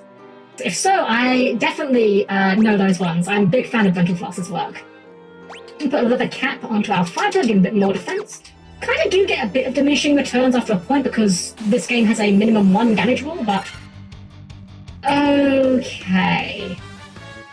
Will we chance this? I think we'll flee from this one. Because I think the werewolves can poison, and I don't want to get poisoned. Okay, well, I didn't poison us. Okay, we got away at least. Chat is taking a beating, though. Yes, Dental Floss's work is very good. If you haven't heard it, strongly advise it. I'm a very big fan of his... what's it called? It's called Band of the Mages, I think. Yome. Yome. And let me come over there. Yeah, we've got Ghoul here. I think these guys are just vanillas. I could hit this guy with Dia, which would do a lot of damage. But I want to keep my spell charges for spare heals, just because, I mean, look at chat right now. I accidentally joined a Yu-Gi-Oh panel once, not realizing they were all voice actors. I was invited by Anzu and Terra, just, that is incredible, that's a heck of a story. I love the Yu-Gi-Oh English voice cast. It's so clear that they love the roles they get. There's a thing they do at Yu-Gi-Oh events where they will get the English voice actors to come and put on scripted duels, like they've written out all the duels ahead of time, and they will just read the lines off while they've got actors kind of moving the cards around.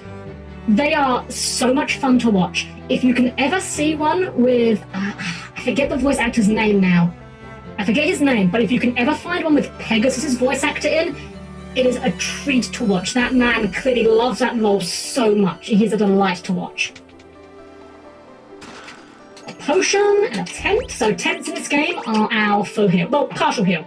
It gives you... I actually don't remember how it works in this version. I think this gives like a fixed amount of MP, like 3 charges for all your MP and a % of your HP. I think. Again, I have approximate knowledge of most of this game's mechanics. They really are fun. Even if you are a very casual Yu-Gi-Oh fan, check them out. They're worth watching. There are some times where they kind of go into a bit of the more technical side of the game. This won't mean much, I'm afraid, if you don't know much Yu-Gi-Oh, but there's a scripted duel of Jaden versus Asta, where at one point Asta pokes fun at Jaden for not knowing the difference between cost and effect. To anyone that's not a Yu-Gi-Oh head here, that means nothing to you. Rest assured, the Yu-Gi-Oh heads here find that hilarious. I can only assure you that it is funny. Okay, we got some skeletons. I'm just gonna beat these guys up. Screw the rules, I have money. The funny part... Okay, so everyone knows the screw the rules, I have money bit. There is, if you haven't seen it, Lil Karibo did a Yu-Gi-Oh! Season 0 abridged one-shot, which is the Season 0 of Yu-Gi-Oh! Where things are all very dark and edgy. They have like a not quite Duel Monsters game in that episode, and Yugi hits him with the, wait, did you just summon a bunch of monsters in one turn? Yeah, so that's against the rules, isn't it? And he kind of goes, actually, there's plenty of situations in this game in which summoning multiple monsters in one turn is a perfectly reasonable move. It's just, I'm sorry, I love that subverted expectations so much. Oh, this door is secure with a mystic key. Okay, not going there then. That is the one downside of using the peeking trick. You can't tell which doors are locked. You know what? Yeah, I want to show off the Dia spell because there's a decent chance if I don't, we won't get a good opportunity to use it.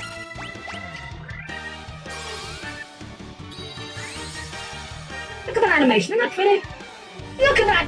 That's a lot of damage! Yeah, that's pretty good. Honestly, the Dia spell is really good at this point in the game if you use it, but obviously we're trying to keep a few of our spell charges on. This... I did not remember this enemy was in this part of the game. This probably does poison. Well, I can miss, that's also good. Okay, never mind, we're good. Poison in this game is not particularly... It's not the worst thing in the world, but it's definitely annoying. Oh, and this one's up as well. Cool. Alrighty, well, off to the middle. Let's just, have a potion for you. Everyone else is fine. Not even flex, like, what? Yeah.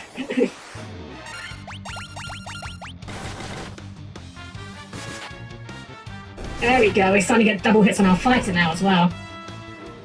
I think, you know, as I'm saying out loud, I'm reminding myself, I think the thief maybe has a slightly better base accuracy than the fighter, so they maybe get more hits quicker. Oh. We're fine. Just gonna turbo through this fight. At least the music never gets old. This music is fantastic. I really do like a lot of the...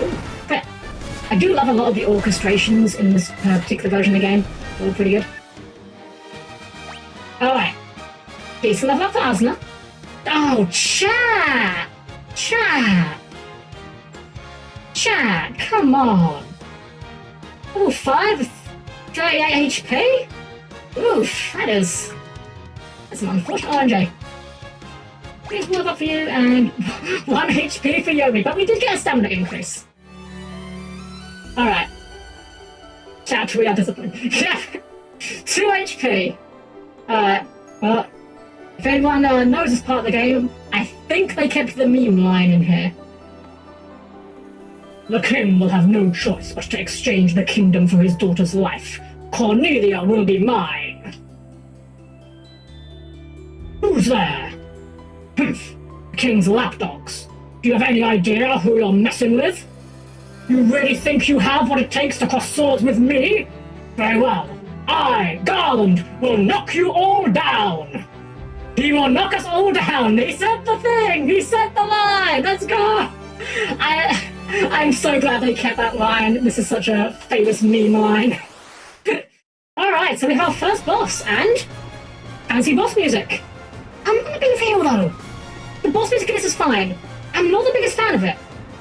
There was actually no boss music in the original. In the original NES version, you just had the regular battle encounter music. It's fine. I might do something later down the line, we'll see. But Garland, he is just a big boy. He's got a big cloak, big helmet, big horns, big sword, I think. If you look at his Dissidia art, he's got like a giant segmented sword, a bit strange. You know what, we save some... Oh, shit. Oh, it doesn't matter. You can't flee a boss fight, so we just wasted Jeremy's time. Good job, Yummy. Good job, Yummy. But since we've got spell charges to spare, let's give him some fire! Yoski! Welcome aboard! We are just fighting Garland, who is trying to knock us all down. Welcome. Hope you have a good time while you're here. And he's down! Easy as that. So, this game is not particularly difficult. especially in this version of the game. However, you will find some real spice. Oh, Karina, thank you! Yes! Final Fantasy, the original. Well, the remake of the original. Alrighty, thank you! You just rescued the princess. You've come to save me. I am Sarah, Princess of Cornelia. Words could never be enough to thank you. That's the first time anyone's ever defeated Garland. You must allow me to show my gratitude. Please, accompany me to Castle Cornelia. We actually don't have a choice in the matter. We're doing this. She's not asking. There's no input on my part. Yeah, pretty sure getting it. It's short, but it holds up pretty well. Thank you for returning my daughter to my side. You've saved her. There can be no doubt that you are the warriors of light from Liu Kang's prophecy. You should hear the prophecy in its entirety, if I may. When darkness veils the world, 4 warriors of light shall come. If they cannot gather the shards of light, the darkness will consume all. The 4 crystals will never shine again. Now I hear the crystal can be found on the continent to our north. I actually am not sure if that's... I think that's actually incorrect, it turns out. The game's clearly just pushing us to go north, but I think that's actually factually incorrect. Restoring light to the crystals is our only hope of ridding the world of the monsters which plague it. Bad Rabbit, welcome! We are just talking to the king after saving the princess. We had a good time while you're here. I will have the bridge to the north rebuilt, as I promised. I pray that you succeed in restoring light to the 4 crystals, and to the world. I did not want the celebration jingle, but I'll take it. The king, the one and only king. Wait just a moment. This loot has been entrusted to the Princess of Cornelia for many generations. When he abducted me, Garland took this loot as well. I want you to have it. It may aid you on your journey. You obtain the loot. Remember this item. Remember it. It will come into play much, much later. I may be misremembering, but if my memory serves correctly, it's actually possible in the original version to skip that item. She doesn't stop you if you try to leave, she only gives you it if you speak to her. And I think that can make a soft lock later. I think. I might be misremembering that part, but you can definitely miss it. I don't know how to play the loot. If only we had a thief, I bet they're really good at playing loots. Get it? Loot. Because it's like stealing. Loot. Got him. Anyway, intense bridge building time. Fun fact, I believe this tile set is not used anywhere in the game, apart from this cutscene. We get this exciting... to be fair, Square Enix are known for their high-quality cutscenes, and I think they're putting it on full display for us right here. I mean, this is basically the Citizen Kane of cutscenes right here. Small lady dead, exactly, yeah. Why are the soldiers rebuilding the bridge anyway? Surely there should be, like, artisans for that. What does this bridge have to do with the prophecy? Four words. Oh, I skipped it. They were just saying the words of light here. My bad. No, it's Citizen Kane. It's a very famous movie. I have never seen it. Apparently, it's a big deal. I could not tell you anything about it. They do kind of look like Gutsman. Oh my gosh. Alright, we're going to cross the bridge. The first step to the rest of the game. Into a cutscene. This cutscene, well, if anyone needs to get a drink or a snack, this is not a bad time to, because this cutscene, while it is very nice, it's also extremely long, and you can't skip any of it. This is as fast as it goes. Gutsman's arse, definitely. Yeah, to be fair, this is very nice. This pixel art is very, very stunning. And actually, this part is quite faithful to the original as well. In, obviously, the original version of the game, this scene was like 4 colours, but yeah. And so their quest began. As the 4 warriors of light, they felt overwhelmed by the great task destiny had placed before them. They did not even know the true significance of the 4 crystals they held in their hands. The crystals that once, long ago, held a light that shone so brilliantly. The time for their journey had come. The time to cast off the veil of darkness and bring the world once more into the light. Oh yeah, it's just like that one sci-fi movie, yeah. Space Wars, right? Space Wars, Star Journey, Galaxy Conflict. Oh, Mobile Suit Gundam, that's the one. Let's get the crystals! Funnily enough, the crystal... We've only getting crystal for a little while, actually. This game has got some weird pacing, I'll just say that. I like this game, but I will not pretend for a moment that it isn't extremely flawed. It definitely is.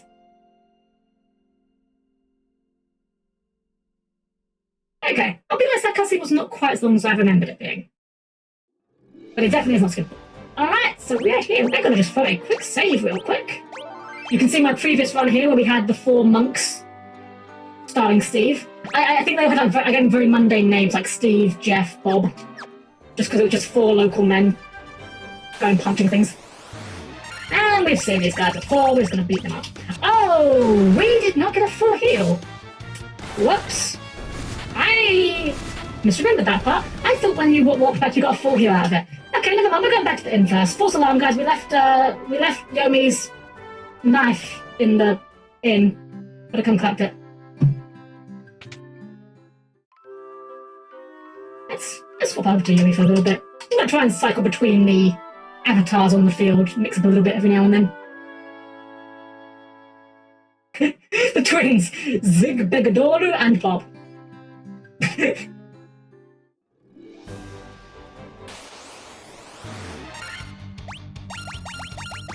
Go.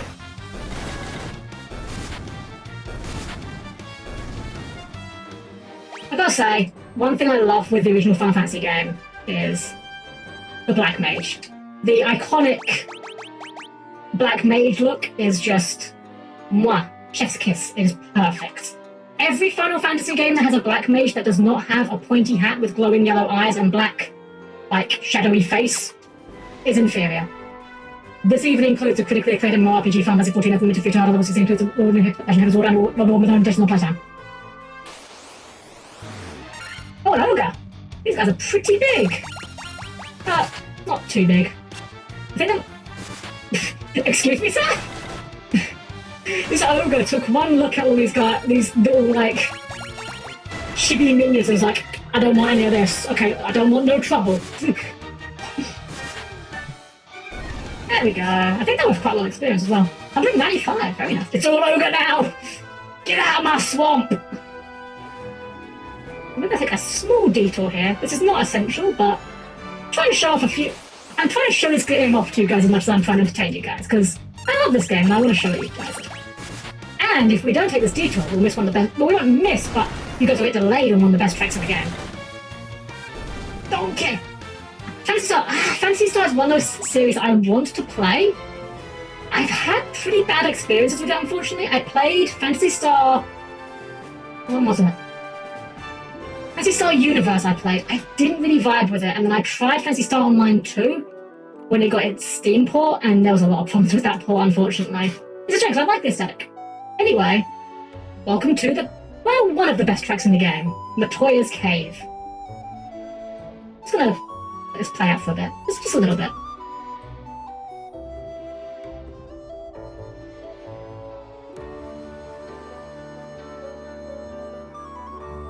Okay, that's enough. This track is great. And Final Fantasy 14 has a few great versions of this. Frontwards, backwards, anywhere you see. Such a strange spell to swisheroo. Eno, Ligna, Leknak, swish swisheroo. So this is a hint that does still apply. He's speaking backwards, of course. Cancel and 1. In the NES version of the game, I believe it was... I'm not going to try and pronounce it backwards, but it was press B select, and it would get you the world map. In the NES version, that was the only way to get the world map. This could be a good song for background, yeah. Oh. Ouch. I did not make the model myself. My model is actually by the same person that made Yomi's model. By Hanif Rohan on Fiverr. I will... You know what? You've reminded me, and thank you. I need to put credits on my page somewhere. Thank you for that. I will make sure to do that. Yes, I do. What's up? Let's just get rid of that. Yeah, we got a bot. Let's just, hold on.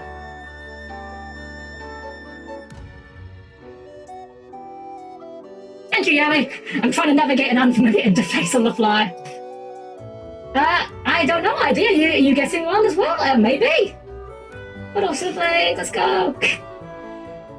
Delete, destroy, crush, exterminate, exterminate. Anyway, so Latoya, my eye. Thank you, Yumi. Ouch. Yeah, the only NFTs we want in this house are non-functional trousers. I can't see a blasted thing without my crystal eye. Who could have stolen it from me? My eye! That's all she has for us right now. Yeah, I recommend them. They did great work. They were very, very easy to work with, very accommodating, even when there were some times when I needed adjustments of things that I had already signed off on because I didn't notice them. That's... You know what? We might take a break in just a little bit, actually. It's a short one. I think we'll take a break when we get to the next settlement. I don't think there's anything hidden in these parts. This game does not do an awful lot of, it doesn't hide a lot of things. Most of the things you find in this game are very out in the open. Also, again, just gonna... The pixel fire here is... I don't know. I don't know if they just, like, animated it as a non-sprite and then, like, shrunk it down. Looks really nice, though. I really like a lot of the animations in this style. A bit more elaborate than a lot of spriting, but... Except for boy in his house had his own. Hey, you can bring other bots with you. That's not a problem. I'm very much supportive for ending bot-on-bot violence. Unless it's Gundams, because that's kind of their whole point. Oh, I should be fast-forwarding this. Here we go.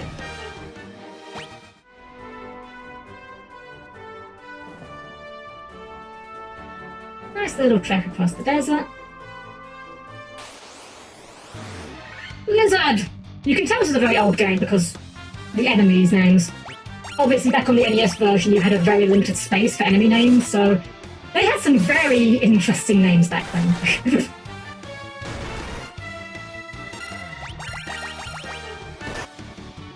Oh, that's gonna leave a mark. It's okay, it's Yomi, she likes it anyway.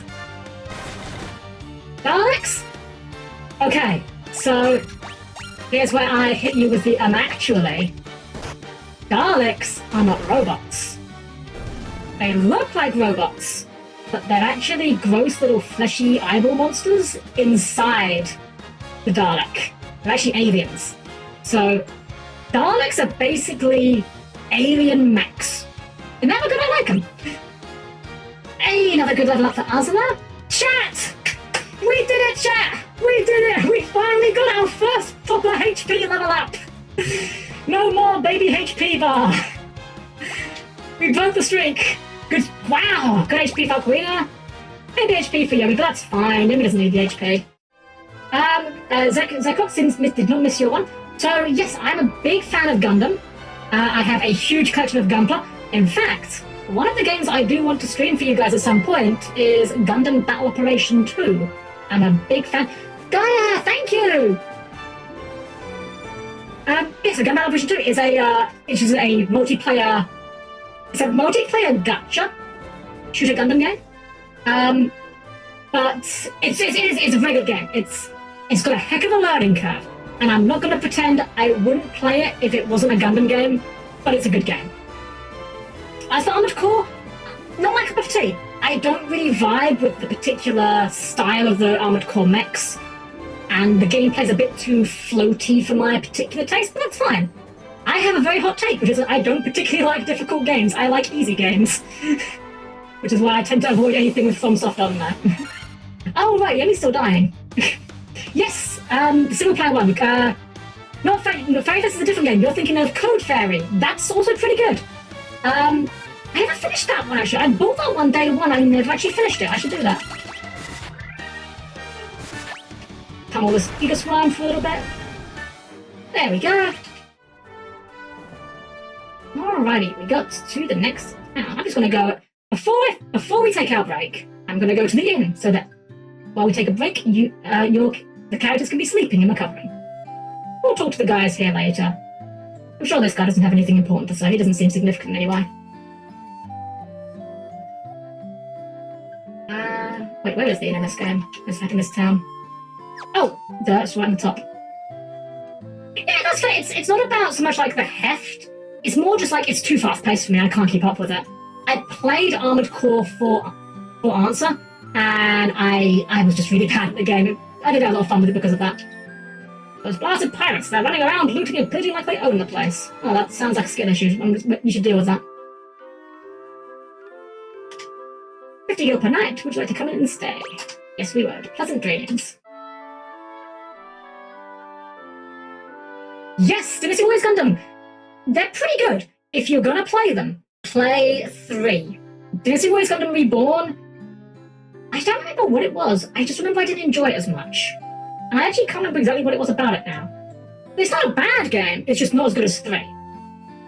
Anyways, we've been at this for a little while. I'm not going to be stopping the stream, but we are going to take ourselves a little bit of a break. So if anyone needs to go and get a drink, go to the bathroom, get a snack, whatever you might need to do, now would be a good time to do so. So I'll be back with you in about, well, probably about 5 minutes, if even that. So please keep your hands clear of the doors, and I will see you all shortly.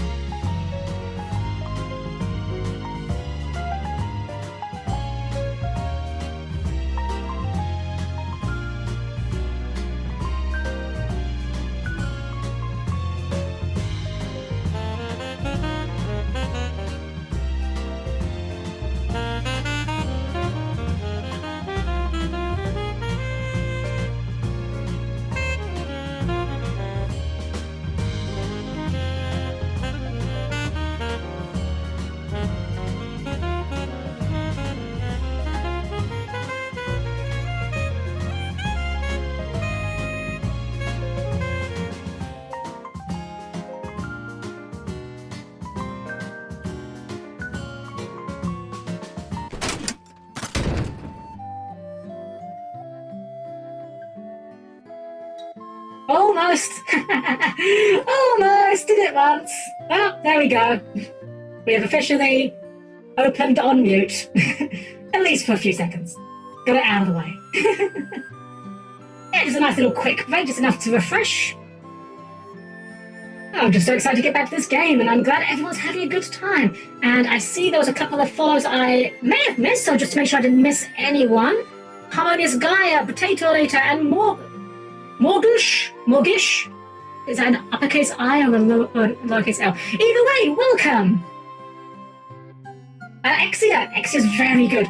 Gundam 00 was actually my first Gundam series. It's what got me into the whole franchise. And it's actually the one I usually recommend to people as a good gateway Gundam. Thank you, Luminous. Thank you, everyone. Right, well, we're gonna go, and this guy was moaning there were some pirates in town. We could deal with that, but let's check the shops first. Standard RPG fare to make sure that we've got the latest and shiniest things. Of course, I would love to. I have spent financially irresponsible amounts of money on Gundam kits. Suffice it to say, I'm kind of invested in the series. Okay, so we have Blindness, Silence, Null Shock, and Invis. Oh, These are not great spells. Blindness is situationally helpful. Silence... So, this is not an RPG where you really want to be using debuffs very often. Shin Megami Tensei, debuffs are great. In this game, I could silence the enemies, or I can just kill them. Just kill them instead. Null Shock, I don't think there's anything that I would ever need that for. And Invis, maybe if we had so much money we didn't know what to do with, I might have bought one of those, but these are all a bit bad, unfortunately. I think the level 2 black magic is better, though. What we got? Yes! Oh, yes. So first up we're going to get Blizzard for Yomi because elemental coverage is nice. Dark! Quickie! Welcome, Quickie! Yeah. Yes, the Fogger Jam, the boy himself. I still have that exact list. Well, almost that exact list. Unfortunately, Master Duel limited all my sprite stuff. Things are going well, though. We're just doing some FF1 and having a great time with it. Thank you for joining us tonight. So, guys, this spell, Temper. This is the best spell in the game, and we get it at level 2. We're getting this for both chat and for Yomi. Oh my goodness! Torren! Torren, thank you for the raid! Oh, thank you so much. What were you up to, Torren? Oh, thank you! Yeah, what were you up to before you came in here? Oh wait, were you doing Baldur's Gate? I think I saw you said you were doing Baldur's Gate. Or was that earlier? Or am I just getting mixed up? I don't know what's going on anymore. Oh, but thank you to all the raiders. Utter Iron! I'm actually not familiar with that. Is that an RPG? Can't say I've heard of that one. Oh, I see. Oh yes, yeah. Quickly, I showed Yomi the clip from the tournament when it happened. So, guys, it's over. It's 100% over. We have the Temper spell. Now, this seems fairly innocuous, just like this cursor that I've left on the screen, but it just raises an allied attack. What could be so broken about that? Well, it stacks. It just stacks with itself. So, when we find a boss, the game plan is Yomi casts Temper on the warrior, chat casts Temper on the warrior, and then the warrior does warrior things. This is our boss strategy going forward. Seriously, I cannot overstate how good Temper is at a spell. We got new weapons here. Hammer, broadsword, battle scimitar. So interesting here, the scimitar is slightly better, but the battle axe is a lot better, and the broadsword is even better than that. But I think we're going to hold fire on getting new weapons. Exactly, yeah, the warrior in this game does one thing. He's a big, dumb beatstick. But you know what? He's a damn good big, dumb beatstick. As far as beatsticks go, he's like Blue Eyes White Dragon tier big dumb beatstick.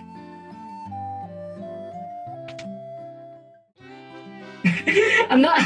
Quick here, I'm not gonna lie. Probably my favourite W on Master Duel. It's not about whether you win or lose. It's about if you can special summon Frog the Jam. Okay, any new gear here? Iron Armor, that's very good. So here's the thing, I was saying with diminishing returns, Iron Armor is very good, but I think we're still at the point in the game where the fighter is basically only taking 1 damage from everything anyway, so we don't really need it. We will, however, get some gloves, because they're the only sort of armor our mages can equip right now.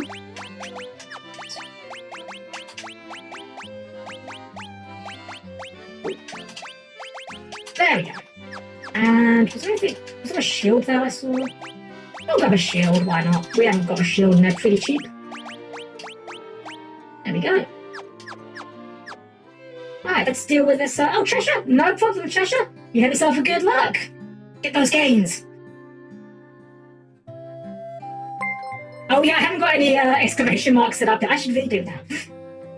One Mega, thank you! Thanks for the follow! Alright, let's see what the pirate has to say for himself.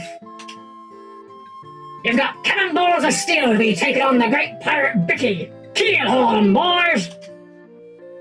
Aye, aye, Captain, we'll make their bones go crunch!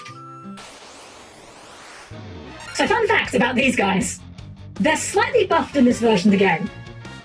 In the, I think it was the NES version of this game, they were actually weaker than goblins. Sunflower Ice, thank you for the follow! Alright, so these guys are just, I think they've got about, I think they in the NES version had about 9 HP. But I think in this version they did increase them slightly. I'm going to try and kill one with each hit, so let's do that on that, that on that. And we'll just fire on the back row. Yeah, see the fighter takes 1 damage from everything, his defense is so high. And that's how shields work in this game, they actually raise your evasion a little bit as well. Oh wow, even a white mage can just KO these guys with a melee attack. The fire spell might have been a bit of an overkill here. Ah, Yoni, yes, I would love to help you get caught up in FF14. You know, you just say the day, I will be there ready to tank or deeps or whatever role you need me to fill for you. I wish I'd go for beating these guys up, but I don't think the spells are even needed. Oh, never mind, I jinxed it. We're fine, this is kind of supposed to be a bit of a gag. But really quickly, oh well, I hope you have a good time watching it. I will preface that this is definitely one of the less interesting fantasy games in terms of the story. It's a lot more gameplay oriented, but I still like it. Mirai Mister, welcome! Thank you for the follow. I be sorry, young masters, I will be making no more fuss, I swear. I want you to take me ship for your troubles. Can you find it in your heart to forgive an old pirate? You obtain a ship. Enough. My ship sails in the morning. I wonder what's for dinner. Right, I just like that we have a boat. Just simple as that. We just now have a boat. I am actually going to do a quick... Oh, let me get to the map. I'll do a quick save because the sea encounters here can be a bit rough. They're probably fine. So, I want to point out to you guys, the game at this point has not told us where we're going. We have a ship. And the king said something about continent to the north, but... Well, you might be able to tell from this map very well, but... This... Where the cursor is right now... I can use my cursor. This general area here, this body of water, this is where we are right now. This is enclosed, we can't leave. So, if you were just playing this blind for the first time, you're just kind of wandering around at this point and guessing where you need to go. Again, old NES game, you forgive these things. Thankfully, I know exactly where we're going. Straight into the arms of Sahagins, apparently. This is a fairly easy encounter from what I recall. I think the Sahagin chiefs are a little bit tough, but... Yeah, sea battles! They're nothing too fancy, they're just different enemy lists. Oh wow, Sahagin chief actually did more than 1 damage to the fighter, that's impressive. You know what, maybe we'll bust out a spell. Yeah, so that is... I forget whether that actually is true or not, Chris. I know it's a very popular story. I feel like I read somewhere that it was actually not quite true. Actually, I remember now. So, that's a good story. It's a great story, it's very romantic. The actual truth of the situation was, the original name they wanted to call it was Fighting Fantasy, because they liked the alliteration. But it turns out, Fighting Fantasy is actually already copyrighted. It's a series of actually very well written, very good choose your own adventure books called Fighting Fantasy. I say choose your own adventure books, that's kind of doing them a disservice. They're kind of like playable RPGs in their own right, like you have stats and make skill checks and everything. Honestly, if you like choose your own adventure books, you should check them out. I believe some of them even have digital versions on Steam. I used to have a bunch of them. I got them a while ago because I just, clearing out space, but yeah, worth looking at. But that, I believe, was why they went with Final Fantasy, because they really liked the alliteration. So Hobo, welcome! We are just on a boat, we just beat some Sahagins and getting some level ups. Okay, one for Arsenal. Yay! Another good level up for chat. We've got more HP. Okay, chat's starting to look a little bit less baby HP now. We've got a decent one, and Yomi's still getting one per level. When you choose your own adventure, are single-player tabletop games like that one? Well, there might be. I know there are single-player RPGs, but they tend to be more something where you kind of write a journal, and then the dice rolls kind of give you prompts for what you're writing the journal about. I don't know if there are other ones like that, but those are the ones I'm most aware of. Welcome back, Ocarina. We're just under attack by Shark. Just the one. Just Shark. And Sahagin Chief. You know what, let's be smart about this. I think if we... Mr. Hobo, thank you for the follow! I think if we thunder the Sahagin Chief, I'm assuming that water monsters are weak to lightning in this version. I think the Metasax might finish the Shark. I'm the bottom of the... man. I low-key really want... I ironically really want Street Sharks to get a resurgence, even though I know I would probably engage with it not at all. Like, if they made a Street Sharks game or something, I'd probably play it. Yeah, just gonna do a little bit of a spot heal, cause a little low here. Nice and quick on that. A little bit low on spell charge, but that's not gonna be a problem. We'll be getting to a new settlement very, very soon. That's a bargain. What we would really like to see here is there's an encounter you can get. It's a fairly rare encounter on the seas. I forget what they call them. They're called like Kazoku or something? I believe it's the Japanese word for pirate. For some reason they didn't translate it to pirate in this version. They're really not very hard, but they drop a ton of gold.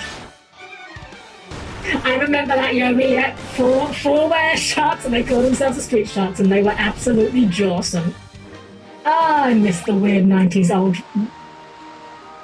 Just the weird things the 90s would come up with.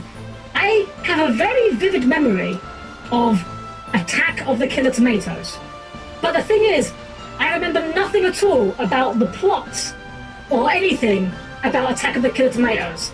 The only thing I think I remember was I have a vague memory that may just have been a fever dream of an episode where a human female character got turned into a tomato, but I genuinely don't know if that's something that happened or something I imagined. Darkwing Duck, that's a good one. It's one of those ones I kind of missed out on. I didn't get a lot of the Disney stuff when I was younger. I watched a lot of like Cartoon Network, a lot of Nickelodeon. Kind of missed about a lot of the Disney TV shows. I saw a lot of the movies. I love a lot of the Disney movies.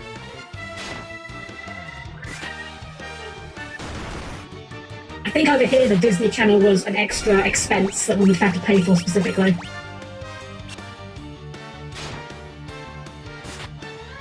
Mighty Ducks. That's the one where they're like playing hockey, right? Someone I know really loves that movie for some reason. I don't know why. I'm sure it's good. I just don't quite understand why they're so obsessed with it, because as far as I know, they have no interest in hockey.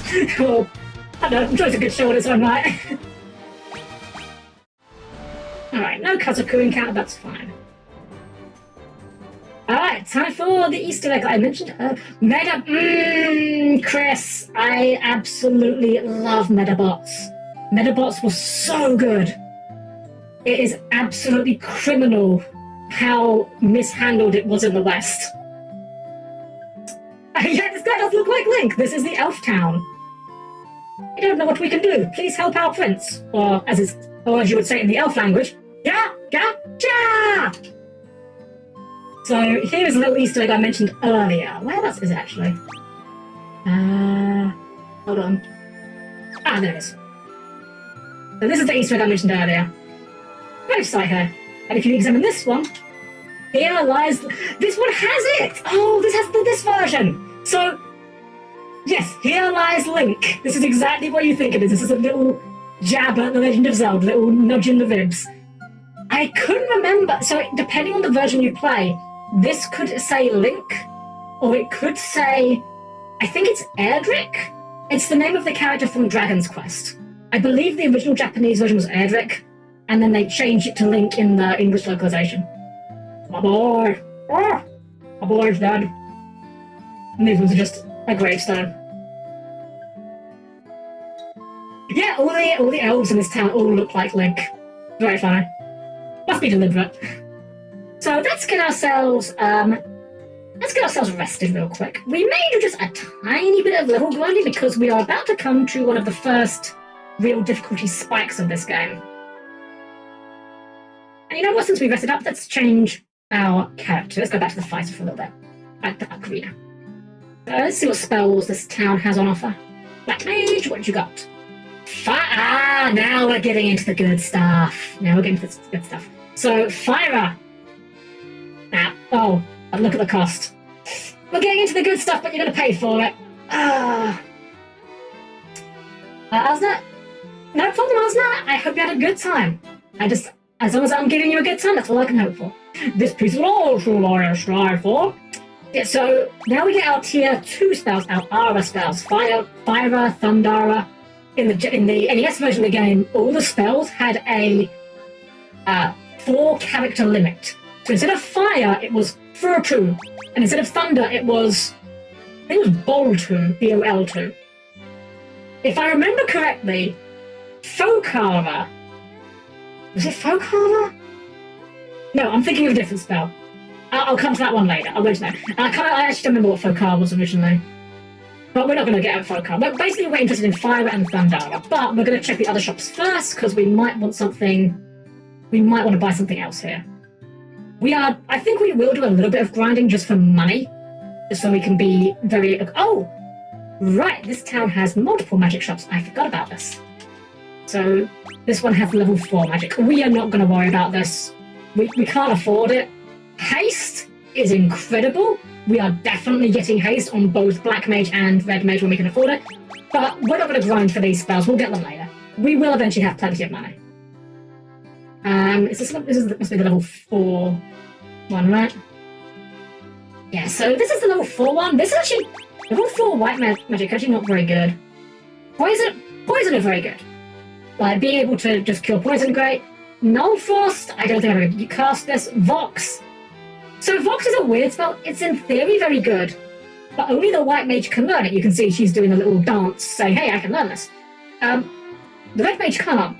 Meaning if your white mage specifically gets silenced, well, they can't remove their own silence if they're silenced, so it's a bit of a weird situation. But we'll get the level 4 spells later. We're more interested in level 3 spells right now. And that's level 3 white magic shop over there. There we go. Is this one of the games of success images? So, yeah, in theory you can. In theory you can poison enemies, in theory you can poison them, you can slow them. I have never been able to get that to stick. So, yeah. Okay, so we got some good spells here. These are all very good spells, apart from Null Blaze, which we're not going to be getting. Cura, just bigger heal. You can't go wrong with that. Diara, bigger Dia. We may skip this one, not sure. Heal, this is basically AoE cure. Actually, no. You know what, I'm going to commit. I'm going to buy that one now, because that's a very good spell. Chris, I have actually not played... I've played Grandia 1. Not 1. I played Grandia 2. I have not played Grandia 1. I really like Grandia 2. Very good game. I actually... It's a bit of a weird thing to bring up, but I actually did a school assignment once about Grandia 2's battle system. we had to write about a game mechanic, and I specifically used Grandia 2's battle system and how you can cancel enemy attacks, because it's such a unique and interesting mechanic. And I don't really know of any other game that really does something like that. I was just about to say, Yobi, Burn Flame! Burn Flame. Oh, well, there's a lot of enemies here. Okay, Burn Flame. Alright, so we're going to do just, I'm going to do this as quick as I can. We're just going to go back to the ocean and do a bit of money grinding. I would like to try and get some level 3 spells before we go to the next area. These guys definitely doesn't do poison, so we're just going to try and kill them as quick as we can. Love to see it. There we go, there we go. And of course, you know, I won't complain if we get levels. It's not like I'm trying to do a minimum battles run here or anything. Yeah, the battles have been Grandia 2 so good. I remember in Grandia 2, what was her name? Millennia. Her attacks she had, with like her signature attacks where they had like the full FMVs. Those were so cool to me. Oh, ow, Red Mage has been stunned, or I think it's paralyzed. So basically Red Mage is just going to kind of be sitting there for a little while. It does eventually wear off. I don't have a way of curing it though, so we're just going to have to wait and see. It's okay, we've got hammers. Really? Well, I can definitely see that. I think there are some things you never forget, like your first game you never forget, and something like an RPG. If you like RPGs, I don't think you ever forget the first RPG you played. The first RPG I ever played was Final Fantasy... Oh, okay. Technically, the first RPG I ever played was Pokemon Red, but I kind of feel like Pokemon games are so different to most RPGs they don't really count, if you know what I'm saying. The first RPG that I would count as a real RPG was Final Fantasy VIII. And I have a very vivid memory. I used to get a PlayStation magazine that would come with like tips books and sheets and whatnot. And I remember it came with a walkthrough for Final Fantasy VIII. I was like, oh, perfect. This game seems very complicated. I was quite young at the time. Like, this game seems very hard and complicated. Having a walkthrough will be very helpful. So, let's check our level up real quick. Hey, good level up on Asna. Meh for chat, good for Karina, pretty good for Yomi, okay. How's the HP doing for chat? Chat, you are the lowest HP again. Slackers. Yeah, so I had this magazine that came with this book that was a walkthrough for what I thought was Final Fantasy VIII. Now the key part of that sentence is, what I thought. Because when I was a wee Helmlet, I didn't know how to read Roman numerals properly. I just looked at it and thought, this is the game I have. So I'm reading the book and it says, after fighting the guards, retrieve the potion from them. And I'm sitting there like, what guards? We're in a school, telling me about my GFs. What is this? And then I gaslit myself into thinking that it was actually talking about the part where you go to Dolet, or Galbadia, or wherever it is, the beach scene where you arrive and there's all the soldiers. I gaslit myself into thinking it was talking about that, and was somehow trying to work out how this walkthrough worked, because it seemed to be skipping large parts of it. Yeah, and if you couldn't get it by now, it turns out the punchline was, I was playing Final Fantasy VIII, the guide was for Final Fantasy VII. So that was the thing that happened. Also, Pill, welcome! So I wasn't ignoring you, I just didn't want to do my own train of thought now. Welcome, welcome. We are just doing a wee bit of grinding to try and get a bit more money for our spells. I hope you've been having a good day so far. Oh, I wasted a heal charge. That's fine. I didn't need to use heal there. That's fine. Thank you, girl. Thank you. Oh, you guys. Thank you. I'm so. I mean, obviously it's nice to get good reception, but I'm just blown away by the nice reception. I used to have. There was one magazine we used to have over here specifically. It was called PlayStation Max. And I don't remember much about it, to be honest. The only thing I remember is that their mascot was like a cartoon dog, and they would have him take like a poo on the games they didn't like. That's all I remember about it. Oh, guys, welcome. Welcome to me talking about cartoon dogs taking poo. Oh, goodness. Alright, we're good. We can go a bit more. Are we doing on the gold? Yeah, we need quite a bit more gold. If we can find one of these pirates encounters, that'd be ideal. I could just run from these guys, but I kind of want the experience as well, so it's... Exactly, perfect time to arrive, yeah.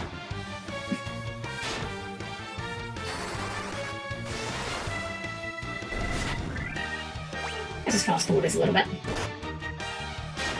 Unfortunately, you know what?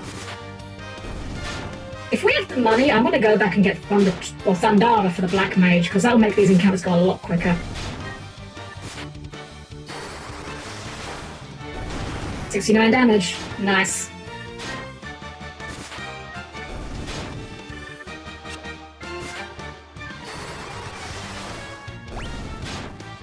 Okay, we've actually exhausted all of our level 1 spells now, that's fine. How much gold we got? Okay, we'll get a bit more. We'll go get Thundara, we'll get a rest, and then we'll continue for just a little bit. I don't want to bore you guys with too much grinding, but this part of the game where we're going to next really is quite a bit of a level spike, and I want to make sure I'm prepared for it. Because if we've got a bit of a trek to the first dungeon, and then we've got a dungeon. And if we get to the dungeon and realise that we're actually a little under-leveled or unprepared, we've then got to trek back. So I want to avoid that if we can do it. Yeah, Thundara for Yomi. As long as my stories are interesting to people. I love telling people stories. I do always low-key wonder whether or not they're interesting or not. But I hope that they are entertaining for you guys. Some wargs here. Yeah, we'll just beat these guys up with the auto attacks for now. It's funny, when I was younger and I played RPGs, I always used to ignore the attack option. And that sounds insane, right? Because the attack option is the most basic function of the battle system. I was dumb. I used to always just go for the big flashy things and then wonder why it didn't work as a long-term strategy. For example, Final Fantasy VIII, I would just spam whatever was my most powerful GF, and then wonder why I was losing so much. Or Final Fantasy VII, I would just put all my materia slots, I'd have like one all materia with a cure, and then fill everything else with summons. And then I'd wonder why my characters were so fragile, because, yeah, summons lower your maximum HP in that game. Let's go, yeah! Ultimate dance party, engage! I'll definitely have to get some sort of animated dancer at some point. Hey, level up! Okay, Asna, okay. Oh, chat! Chat. Not doing well on these level ups. Maybe I could get okay ones.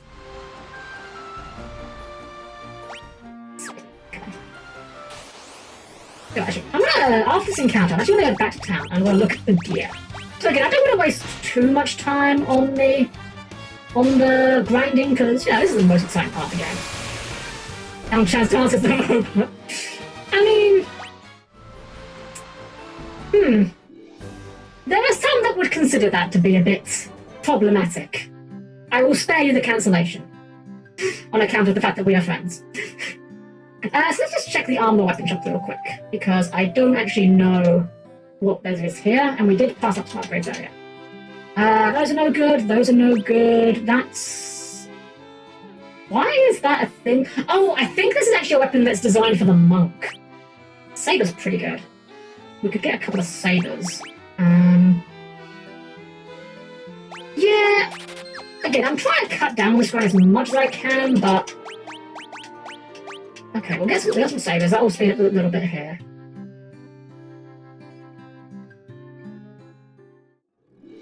Oops. Whenever you leave the town, you always get spawned on the same tile, so if you just push right, I've had to just straight back into town. Cobra! I've actually never seen G.I. Joe. It's not really a thing over here. Sorry, Pill, we can't rename characters in this game, unfortunately. But I will probably do another one of this game at some point, maybe with a wackier party, maybe like 4 white mages or something, so perhaps next time. Let's go with Thundara. That should take care of this whole crowd more or less. So you gotta love how Yomi's kind of like got her arms like, hold up, I got this, guys. You can go home. I also love how the Black Mage's casting animation is just basically a Hadouken. Look at that! That's a lot of damage. Very nice. Much quicker. Yeah, it's a lot more obvious in the original version. The original sprites, the Hadouken pose is a lot more obvious. Well, I say Hadouken pose, it's probably more of a Kamehameha pose considering their age of the game. Let's just drop us the thunder on this guy. Thankfully, if you do the fast forward after putting it in, it does just speed animations up. You are, yes, oh yeah, you are, yeah, chat is here. Chat's doing fine, it's just, the HP is just a little bit lacking. Yeah, like the Hawaii guy, yeah. I believe that's what the Dragon Ball attack was named after. Because I think, if I remember correctly, it's some sort of like double pun because Master Yoshi's got like the turtle, which in Japanese is Kame. It was like Kamehameha. I think that's how that works. I don't know much Japanese, I'll be real. I did about a year of Duolingo and half of that was just kind of satisfying the owls so it didn't terrify me.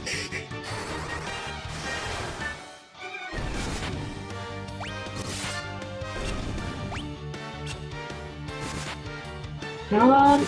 Kill the shark! Yeah! Level up!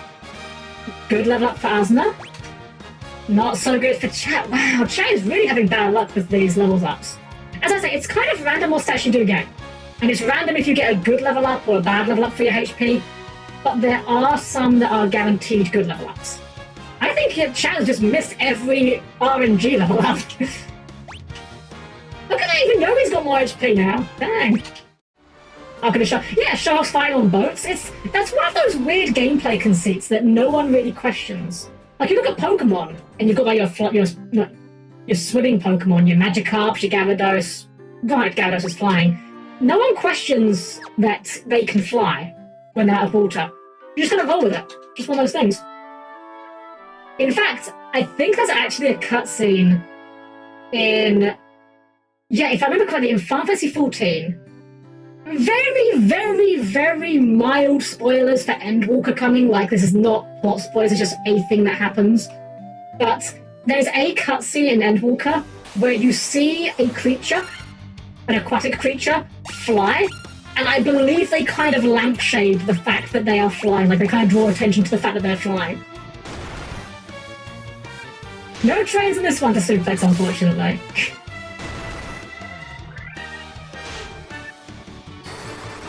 The Red Mage is still good. The Red Mage is a good class. If I had to recommend, like, the ideal party for someone that's new to this game, I would say Fighter, Double Red Mage, and a White Mage. Because Red Mage really is just... They're just so solid. In fact, coming back to my earlier comparisons to this game, referring it to being like Dungeons & Dragons, the Red Mage really is the bard of this game. And I mean that in more ways than one. I have a kind of theorem on bards, which is no party needs a bard. Like, you can take any party and not give them a bard, they'll do perfectly fine. But no party would complain about having a bard. What's the worst for the same? That's tough. I would say... either Black Mage or... maybe... Okay, it's gonna sound weird. Maybe Fighter. The reason being is that fighters are very gear dependent. And what? Oh, here we go, Buccaneers. This is the encounter we're looking for. These guys, if I remember correctly, give a ton of gold. So this should be very good. But yeah, so fighters are very gear dependent. There's a lot of times in this game where you will find very good items in dungeon chests, but will not be able to purchase them from shops. Oh, it wasn't as good as I remember. I mean, 600 is actually pretty good, but it's not as good as I thought it was. That being said, not bad. Let's get a bit more. And then maybe we'll start making a trek over there. Yeah, so fighters are very gear dependent, and there are a lot of situations where the game will give you weapons and armor. Postborn Killer, thank you for the follow! Hope you're having a good time here tonight. Make a good venture with a quest. That's true, you've never seen my lips moving. But yeah, because the game tends to only give you limited quantities of these very valuable and powerful items, if you've got multiple fighters in the party, you'll run into a situation where the best fighter has the best gear. Your second fighter's got pretty good gear, and then your third and fourth fighters have got like significantly worse gear by comparison. Black Mage is probably worse though, if I'm being honest, because while fighters... The other reason why fighters are bad is because at endgame you have no healing, or no real healing, and their magic stat is really bad, so if they had healing items it wouldn't be very good for them. But realistically, Black Mage is probably the worst because they have no heals and they're made of tissue paper. Oh, Quickie! Oh, thank you! Thank you! Of course, I don't expect anyone to follow, but it's greatly appreciated. And I just left without actually doing what I was going to do, so I got distracted. Okay, we've got about 2k gold. We can buy some things, and that's probably going to be enough for us to get going to the next area. Check out armor. Okay, iron armor. Copper armor. Oh, yeah, we're getting that. That is armor for our mages, which is... Okay, okay, I know it doesn't look good, only going from 2 to 5, but, like, that probably means they go from being 2-shot to maybe being 3-shot. Also, Yomi, yes, I get that. The way that I kind of rationalize bards and dancers and those sort of classes in it... wait a second. I'm for sale?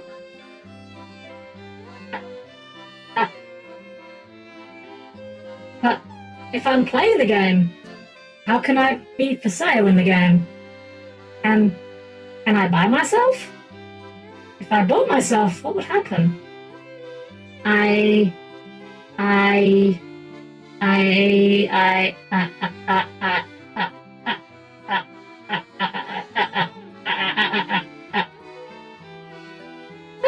sorry about that. I think I got caught in a logic loop. I just want to buy this piece of equipment without referring to its name. Let's get some leather caps. And just get everyone kitted out with their optimal gear. There we go. Small boost to defense. Alright.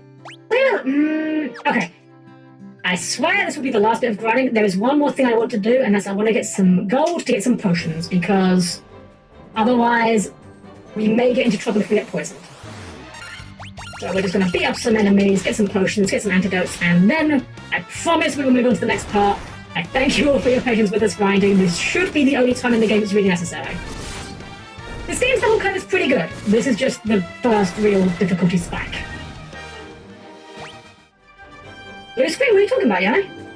Everything's fine. Nothing went wrong.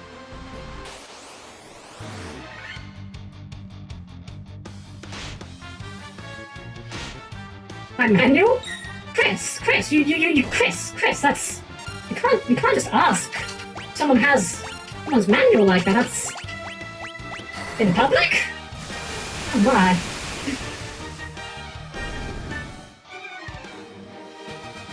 Anyways. Haste when? Yes, we'll be definitely picking up haste. I'm not going to worry about it right this second, because again, I don't want to bore you guys with too much grinding. But haste is definitely going to be a spell we get. It is. So, coming back to Helm's, this is Dungeons and Dragons theorem. This is a hot take, potentially. Maybe it is, maybe it isn't, I don't know. In my personal opinion, the best way to play a caster in Dungeons & Dragons, especially at low levels, is to take buffs. Now, why would you take buffs, you ask, when you can take Fireball? Fireball's pretty good, but that's kind of more mid-levels anyway. The reason being is, spells can miss. If you're making an attack roll with, say, Ray of Enfeeblement, and you roll a 2, well, good job, you just wasted one of your spell slots for the day. That ain't doing anything. If you cast a buff, however, buffs don't miss. You can turn your fighter into an absolute powerhouse, give them absurd AC, give them huge attack bonuses, and just let them go to town. In fact, this happened in Yomi's game. I was playing the Paladin in a party with an Oracle and an Alchemist, and our strategy was have everyone else cast buffs on the Paladin. We called it Building the Monster. And I'm sure Yomi remembers very fondly the time when the monster one-shot her boss with a ×3 Smite Eagle crit with her halberd. Remember that, Yomi? Happened twice, actually. Oh gosh, buff success rate, gosh. I think that's actually a thing in some RPGs. I think it's Final Fantasy Tactics that you actually can resist buffs being cast on you. Because in that game, there's a stat called Faith. The higher your Faith is, the more damage you take from spells, but the more healing you receive from spells. The lower it is, the less damage you take from spells, but the less healing you receive from spells. So if your Faith is like really low, your White Mage comes up to you and tries to cast Curaga and you get like 3 HP back. And Artificer, oh, nice. Very nice. Alright, speaking of nice, can we get some good levels ups? Not so good. Oh my goodness, chat. Chat really is cursed. Cursed to have baby HP. Well, at least you've got the defense stat to back it up. Alright. 900 should be enough, I think. We've got some resources anyway, so we're going to go and get our rest, buy some potions, and now for real we will progress the actual game.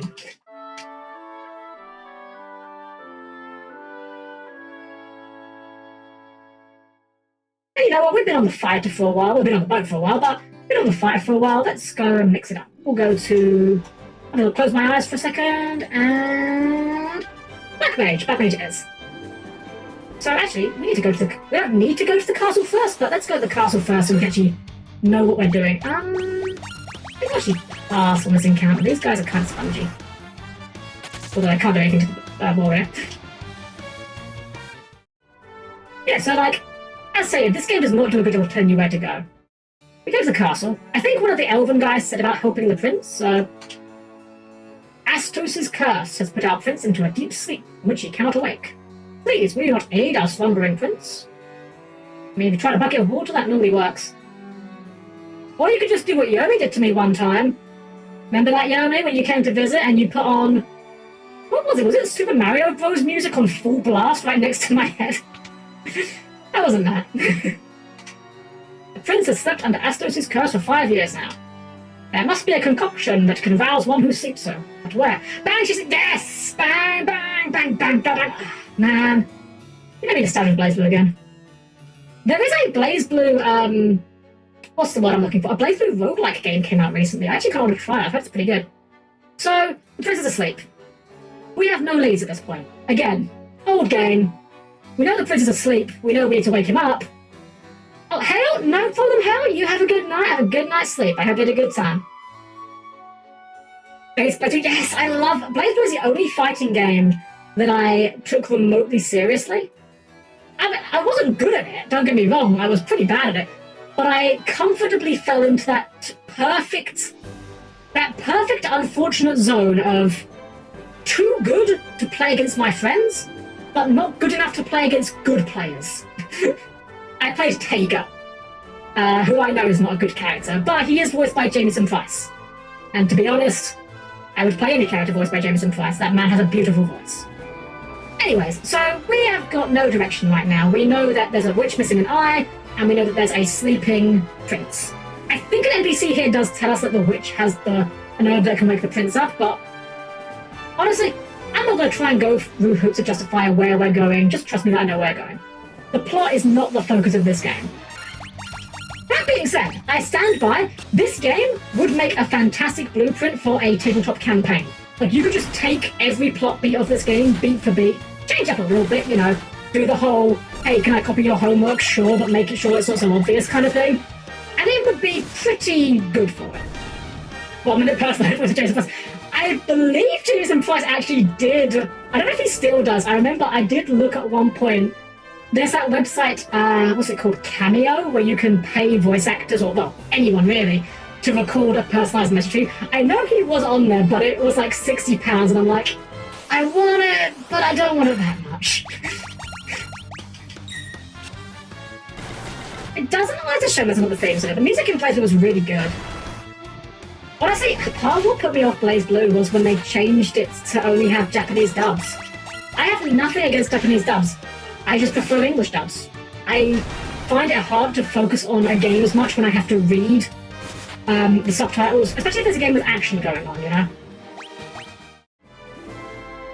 Plus, the English voice cast of BlazBlue was pretty top-notch.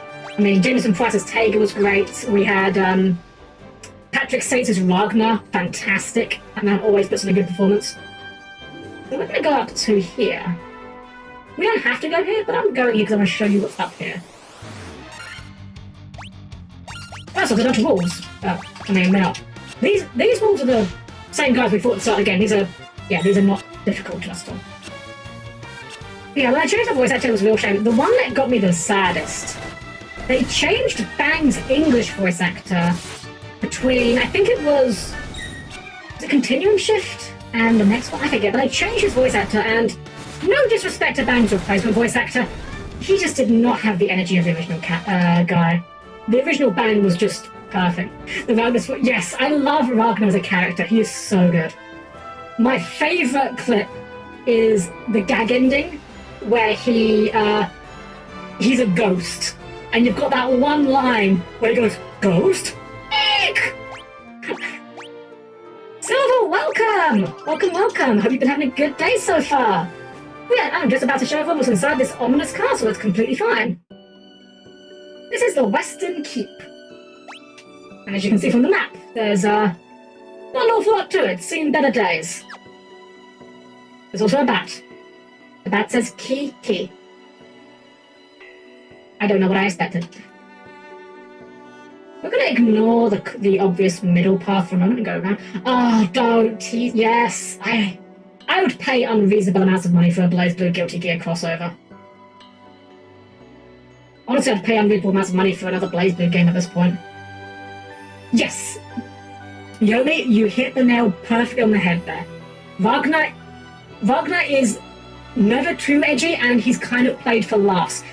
Wagner does what Cloud tried to do in the original Final Fantasy, where he's kind of like this, "Oh, I'm so cool, I'm an ex-soldier, I'm unflappable, but actually I'm secretly a giant dork," That's what they did a much better job of getting that across in the remake. Remake in air quotes, Final Fantasy VII Remake. But yeah, Wagner did a great job of being that kind of edgy butt monkey. And the story still with Nezuko. Thankfully, we can just leave this way. Oh, actually, no, I don't want to leave. I want to show you guys what's in the middle here. Because obviously we came here for a reason. Get that Black Mage cardio in. Oh, look, there's a king here. Every king sounds like the king, this is just the rule now.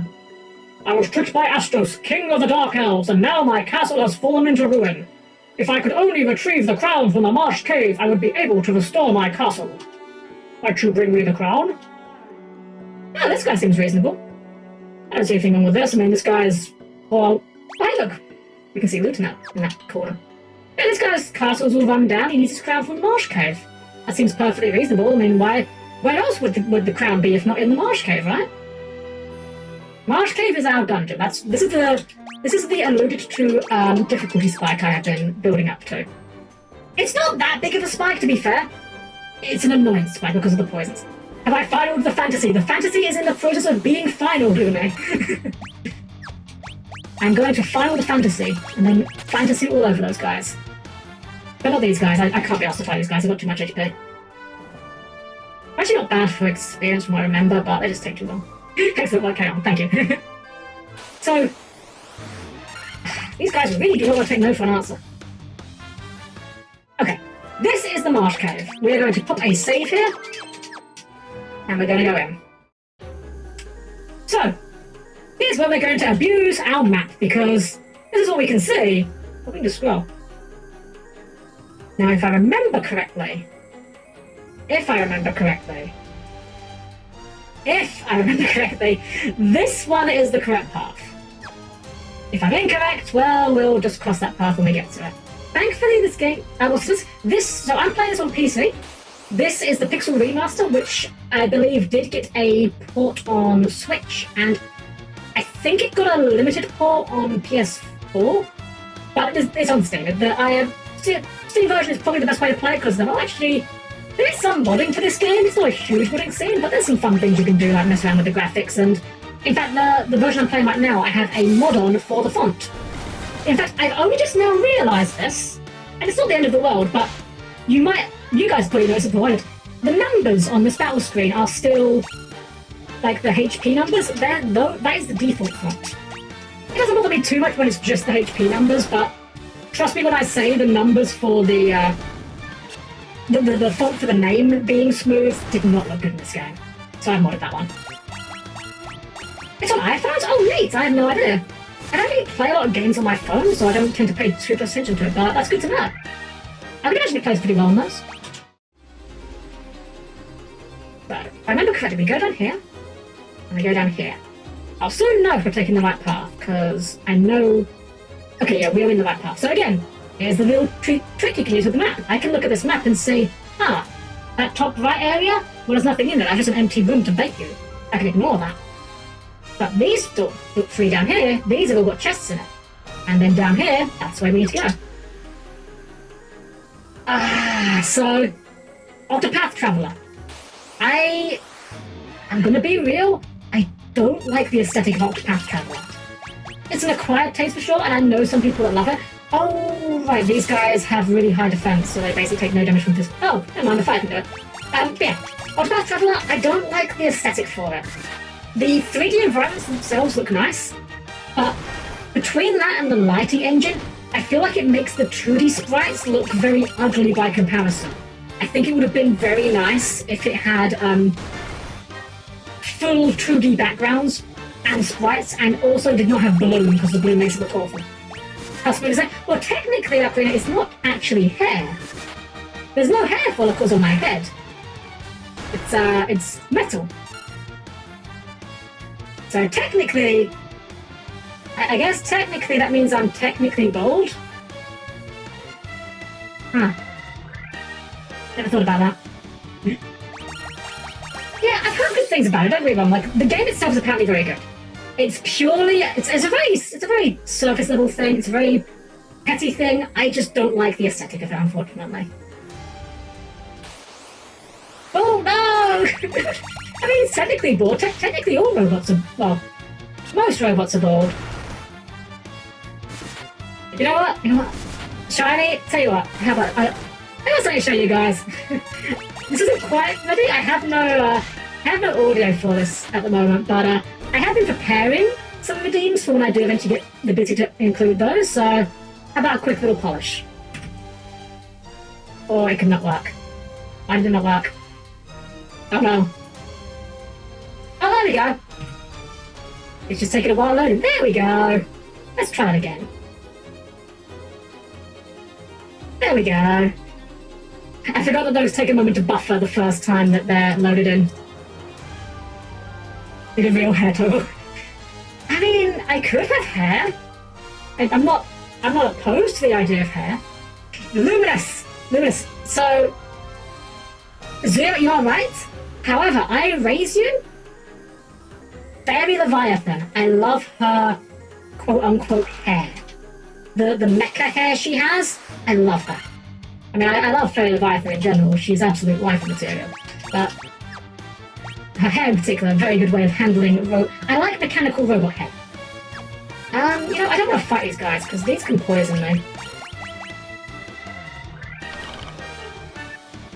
Please don't poison me. There we go.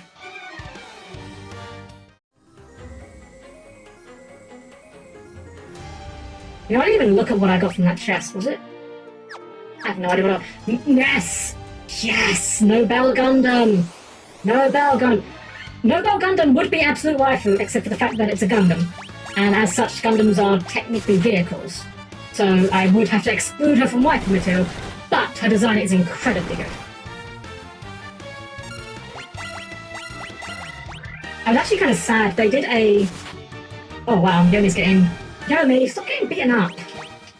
No one actually like it, but come on. Yeah, they actually did a, So, if you... well, actually, Yomi, I want to get inside a gym, you know that. I want a gym can. Broadsword! That's the best thing in Hero Quest. Actually, that's pretty good. Hey, look, we didn't buy a broadsword. Not punished. Excellent. But yeah, I was really sad because they did a series of Gundam called Gundam Build Fighters.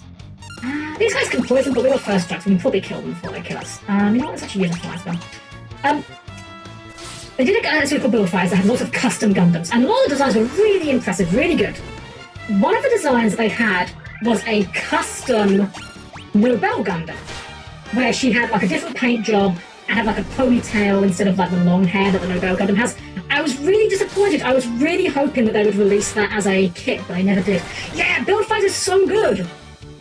The Wing Gundam Fenice versus the Star Build Strike is honestly up there as one of my favourite Gundam fights. Oh, that's an Ediomi. That's not good.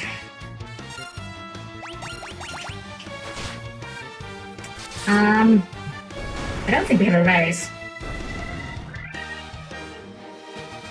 Well, you know, naming the Black Mage Yomi was more appropriate than... Yeah, we don't have a raise. See, this is what I was saying, guys. We're going to have to... We could push on, but if we push on, Yomi doesn't get any experience. Yeah, that's the thing. Black Mage is made of tissue paper. Okay, you know what? Better idea. What we will do... configuration. We're just going to go back to the title screen. Go back to the title screen, we'll load our save, and go on from there. We didn't lose too much progress there, it's fine.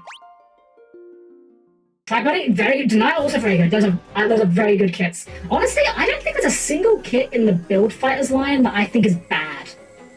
There's a couple that are a bit underwhelming, perhaps, but none of them are bad kits. Yes, I love G Gundam. G Gundam is... So I said earlier, Gundam 00 was my gateway Gundam. It was the first Gundam series I ever watched, and it's what I recommend to people as, hey, do you want to get into Gundam? You should try watching this. You might like it. However, G Gundam I recommend to everyone, because I say to them, you might think you don't like Gundam, but you still like G Gundam. Or you might think you like Gundam, but you still hate G Gundam. Like, I've met people on both sides of that spectrum. And for that reason, yeah, I always recommend G Gundam. It's dumb, it's fun, but it's basically Dragon Ball Z with mechs. Who doesn't love Dragon Ball Z with mechs? That's a bit annoying. Maybe I'm misremembering it. I thought maybe these guys don't poison, because they've hit me a few times. Exactly, yeah, it's more of a super robot show than it is a real robot show. And I can definitely understand that it is kind of an acquired taste. Yes, the Dark Gundam.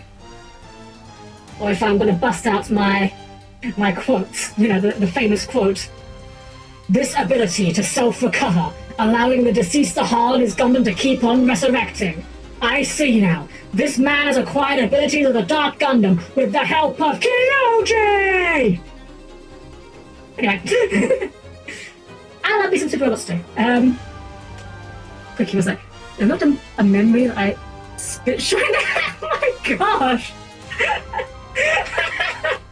I mean, fair play to the principal for being a good sport about it, I suppose. Ooh. Ooh. What's this? An entire party of undead? It'd be an awful shame if a white mage was to cast Dia. This might actually not kill all of them, but I should do it to a sizable chunk. Okay, never mind, I can just kill all of them. Definitely one of those spells where it's, oh daddy, no, keep away from it! It's an AoE! Just keep away from the area of effect and you'll be okay. Okay, scorpions. We learned our lesson on these guys before. Let's try to... Skip. You know what? No, we're not going to go skip. I'm pretty sure these guys do have a chance to poison, and we know they hit hard. Yeah, they're doing 23 to the fighter, and they poisoned him. Great. Great. I didn't buy any... I have one antidote. Okay. I think we sit on the antidote for now. It's going to be annoying because we get this going on. I do apologise for the flickery effect. There's nothing I can read it. Anyways, going okay.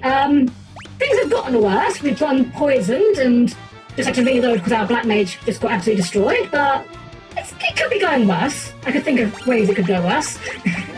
I hope you're doing well yourself.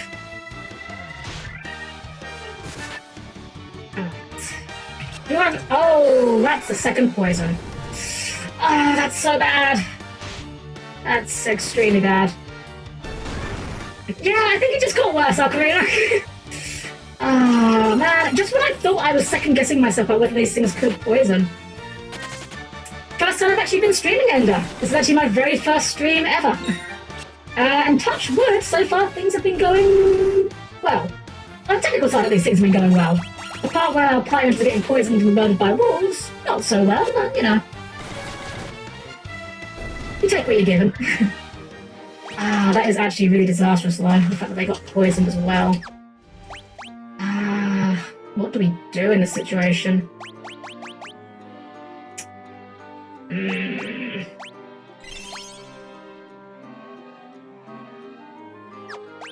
Okay. Gonna have to be antidote to chat because I've got like no HP. Oh yeah, thank you. See, it's nice when you can get like, yeah, I might actually have to return to town. Gargoyles, I think these guys are just got really bad if I don't get away from this. Yeah, I might have to return to town. On the plus side, we should have a good amount of gil, so we should be able to... It's not that much gil, but it's fine. Yeah, we're just gonna... I hate to do it. I was trying to avoid wasting time with backtracking, but unfortunately we're gonna have to pull the trigger on it, I think. Just gonna run from everything we can and try and get back to town in one piece.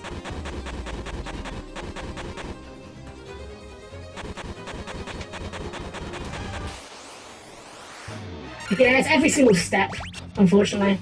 Oh yeah, I probably could have dealed these guys. On the plus side, we've got some spell charges, so we can use Cure to keep Asla topped up at least. Sorry about that flashing actually, that might be a bit uncomfortable for people. I'll try not to use that. Okay, you know, we got a preemptive strike, we can deal these guys, 100%. Let's just do that to get some cheeky. Yeah, it kind of is. It kind of is. The thing is, I know what the end of this dungeon is like, and I know we really are going to want our guys at pretty full strength because it's a very high difficulty spike coming up. This game has about 3 difficulty spikes, I'd argue. Tech does not move stats, does it? Nah. Alright, we'll just save. We'll save here and we'll just hobble our way back to town. Ooh, ID, what kind of pizza did you get? Did you... Oh, I can give you guys the voice now. The voice that Yomi loves to hear. Yomi's favourite voice that I do. Give me a second here. Hello and welcome to the place where you and I choose pizza. 1 slice of cheese pizza, please. I'm not doing any more of that. That's Yomi's favourite voice that I do. Cheese pizza. Not actually that hard, you just speak while inhaling instead of exhaling, but I do not recommend it, it's very bad for your throat.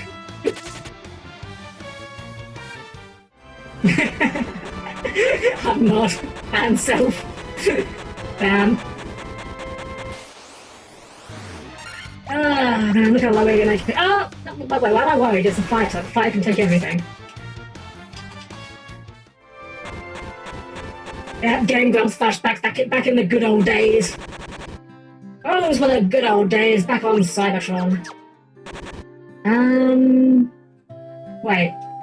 Where do I actually don't know if the in-remove stats. I'm hoping it does. Otherwise we'll have to actually buy a antidote.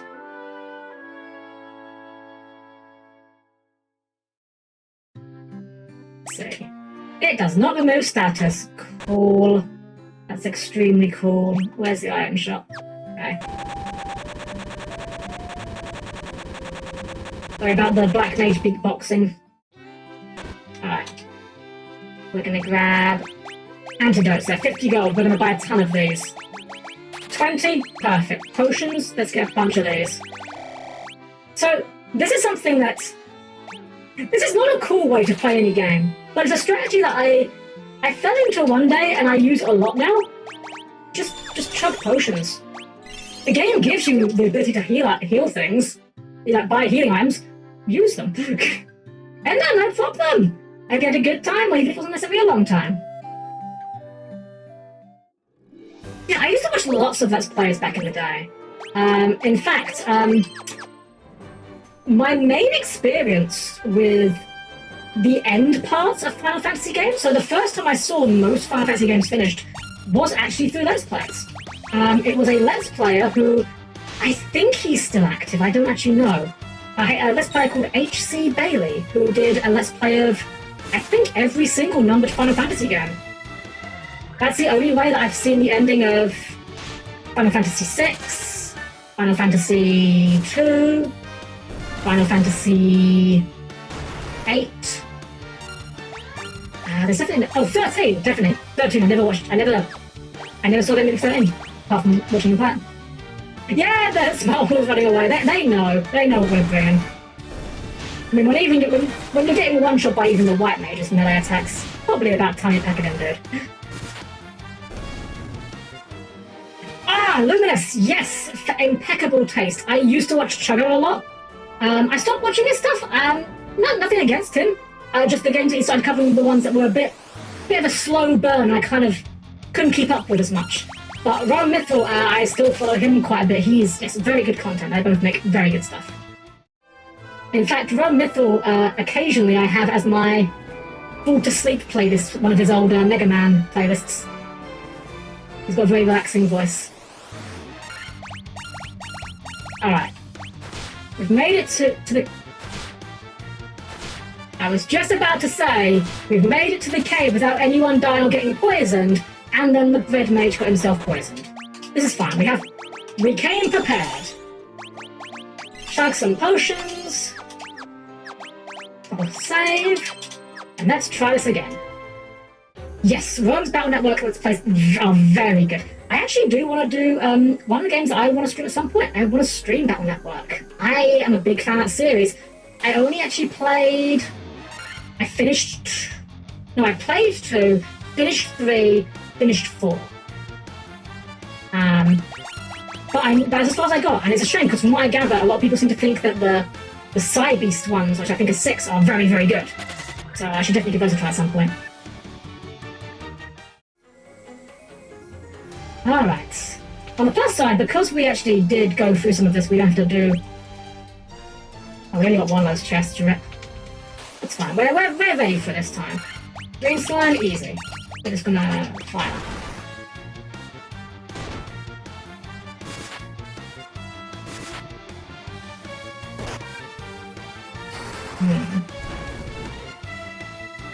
Okay, good. They are weaker. Yes, I actually have the Legacy Collection on PS. Well, I've got it on PS4, but I play it on PS5. But I would consider getting them again on PC for streaming purposes. If I do stream them, one thing I would love to do is try using chips I don't usually use. I know that the sword chips are very good, and I always avoided using them because I'm like, oh, I don't want to use the sword chips because I can't always use them. But I know they're very good. I know I'm not actually very good at the game, if I'm honest. Axel, welcome! How are you doing? I hope your evening's going well for you. Thank you for the follow! We are just going through the marsh cave right now, trying desperately not to get poisoned. I'm actually kind of... I don't need to go as far, I've done that one. I'm kind of greeding this a bit, if I'm entirely honest. I could be taking a more direct route. Yeah, Axel, it's funny that Yomi the Black Mage is the one that got killed earlier. Yomi just can't stop herself getting beaten up no matter where we go. Yeah, see, I'm the same, how do you address Keela? Is Keela okay? I'm the same, I barely use any swords. But when I went through Battle Network 1 again recently, I realised that, like, especially in that game, the chip selection is not particularly good. And a lot of the powerful chips are really hard to land, like the towers. Our second broadsword. And Red Mage use that? Oh, wait. Right, we got that before we loaded. Full shield. Post it is! I mean, we get a lot of preemptive strikes, that's pretty nice. Especially because these guys do poison us, they just apparently have a very low chance of it. They also have regen, but it's like 3 HP of regen, why even bother at that point? It's kind of like insulting to the poor wolves. Yeah, it's just a... Potion! Hey, that's fine, we'll definitely use that. I will never complain about finding a potion in this game. Yeti-sama, welcome! Hope you're having a good time tonight. We're just getting our way through the marsh cave here, and I should have cast a spell on this. It's fine. These guys are kind of like the unstoppable wall meets multiple object sort of situation where they don't do any damage, but they also don't take much damage, so kind of stare at each other a bit awkwardly. Which is what I'm having a lot of fun. I'm going okay so far. Could be better, could be worse, but we got a good team at least. Even if chat's HP is kind of depressing. Come on, chat, you're a red mage, you're a secondary combatant. If you were D&D to, you'd have at least D8 hit die. I did not realise that these guys poisoned. I should probably take it a bit more seriously.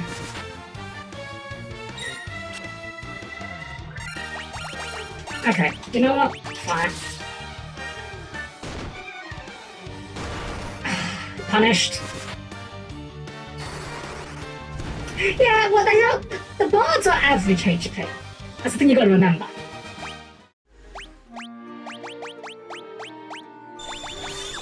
And the bards have D8 hit die, which is not bad. D8 is the same as your clerics.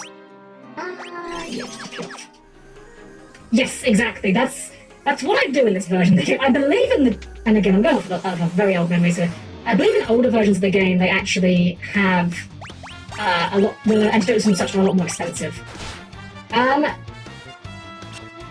actually, you might be right. I know in 3rd edition wizards were D4 hit die, so bards may have been D6s in that. It's been a very long time since I opened the 3rd edition book, though, admittedly.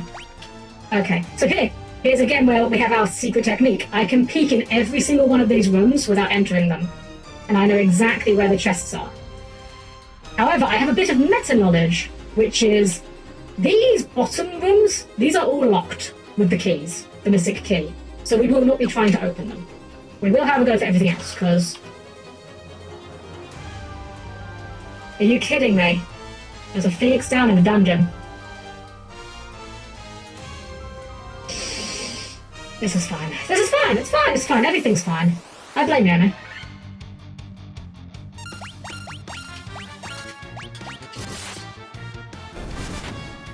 Look, I said I blame you, Yomi. I didn't say it was your fault. I'm just choosing to blame you. To be fair, if you weren't a black mage, this might not have happened. You had, like, more HP or more... Then again, if you were a black mage, you could be if you weren't a black mage, you could be a red mage and have 100 HP like chat, so maybe that wouldn't have been so good. So we will go to the end one. Do I want to fight this? Nah. I think we're probably okay to skip most of these encounters at this point. I think we're probably about where we need to be, maybe slightly over or under, but we're about alright. Do I speak binary? Not fluently, I'm afraid. I took a few courses for it on Duolingo, but I didn't really keep it up, unfortunately. It's also kind of scary with the owl menacing me every night. Gave me flew under these flashbacks.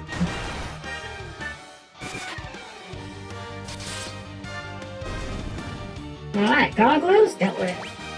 I heard there was a new gargoyle game coming out, like Disney's Gargoyles. That's pretty exciting.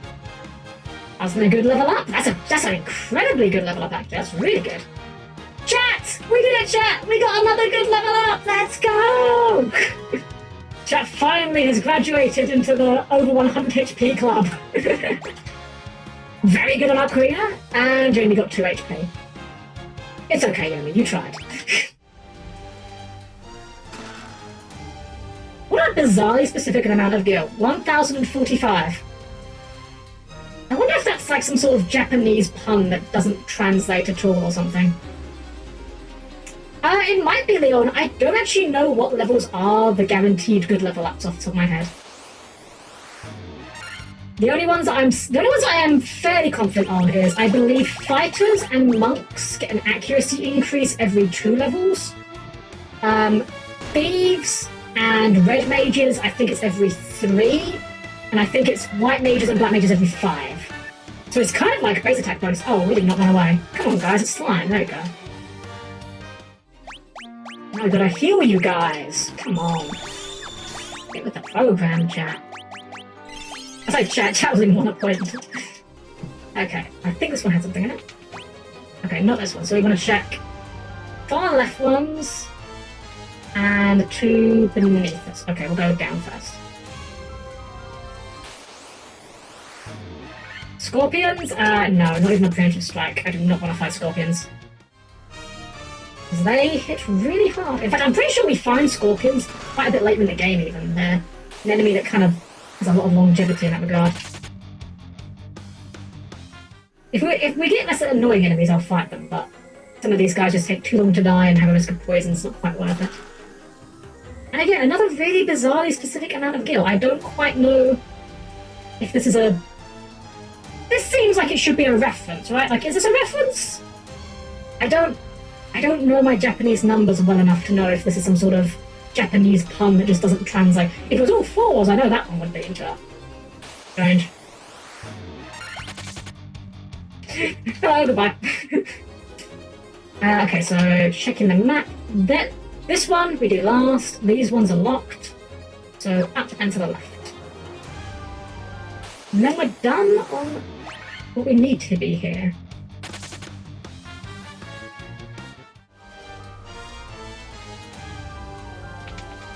Okay, here we go. Cottage! So cottage is basically an upgraded, it's an upgraded tent. Gives you more, I think it fully recovers your HP and MP as opposed to partially. Yes, exactly, yes, yeah. There are some puns that simply do not translate. There's a few of those I used to know if you off the top of my head that just didn't work at all. One of my favourite ones is the Yu-Gi-Oh card Totally Awesome. In Japanese, I believe it's called like Mochikaeru. And it's a pun, and it's a really good pun. Because it's mochi, as in like the food mochi, kaeru, which is frog, because it's a frog monster, and mochikaeru is a verb that means roughly to take home with or to bring along with. And it's so fitting because the monster's effect is it negates an enemy's card, and then you can set it on your field. So it literally brings it home with it. It's great. It's a fantastic pun. Unfortunately, the English name for it is just Totally Awesome, which is still a good pun, but it doesn't quite express the effect as well. Not quite as clever, unfortunately. Okay, we don't have a copper armlet. Don't need that. That's fine. If I was more prepared, I'd have remembered we could find that, but I'm not.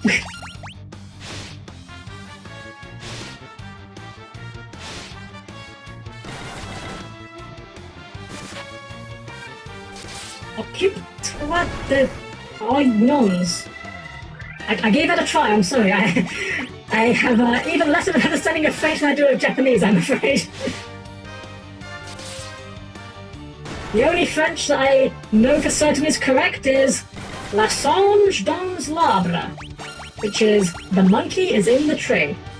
I have no idea what you'd ever need to use this sentence in an everyday conversation, but there you go. Oh, mind your onions, okay. That's pretty good. What like that? Let's just top off our HPs here. One more for you. Okay. We're actually going to fire a quick save here as well. Because there is a non-zero chance that we... when I fill up... So, I can't remember who it is. There is a British comedian that did a bit about learning other languages and how schools teach you the most useless sentences for learning other languages, such as La songe dans l'arbre.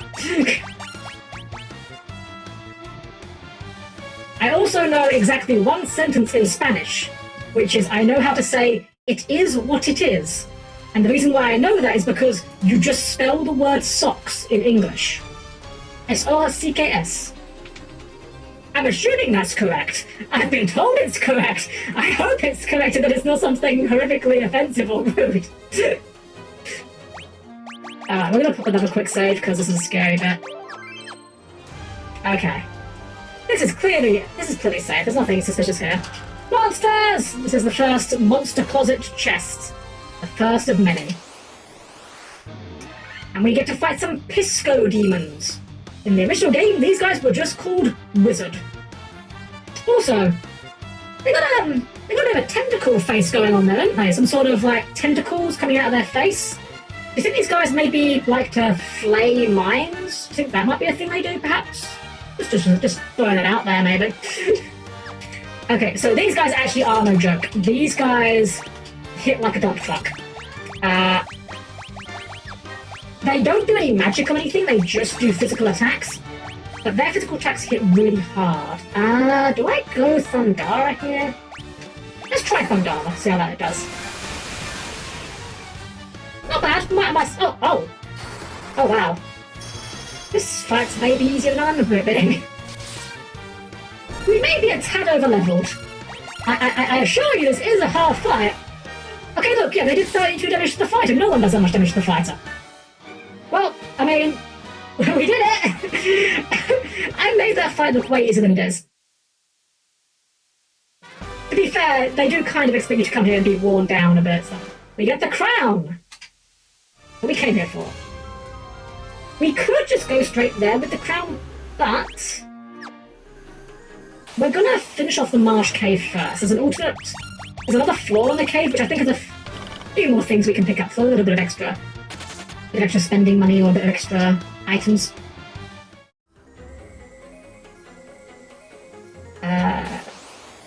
Why did I take the wrong path though? I have a literal mini-map. Oh, loot, exactly. Or as my favourite character in the now basically dead 2D MOBA Awesome Lords used to say, more swag! Does anyone in chat know or remember Awesome Lords? Besides Yomi, because I know Yomi does. If any of you guys in chat know Awesome Lords, you are kings. That game was incredible. I love that game so much.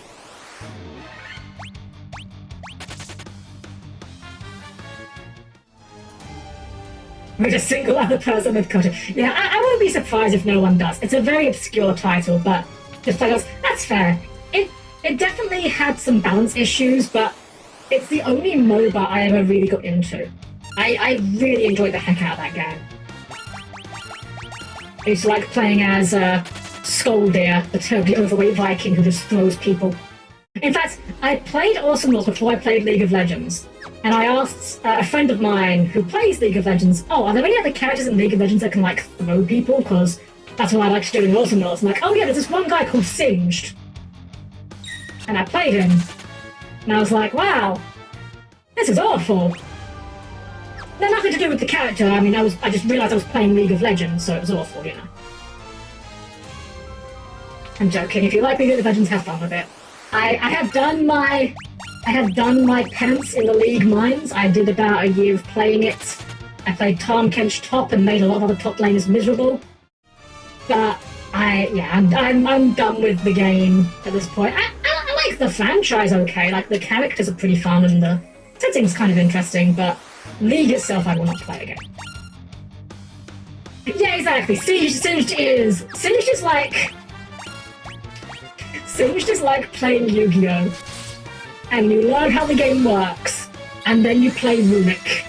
And it's like, you're technically abiding by the same rules, but it's like one guy sat down to play chess, and the other guy whips out the D&D dice. You're both kind of playing different games. I don't think that's actually. Hey.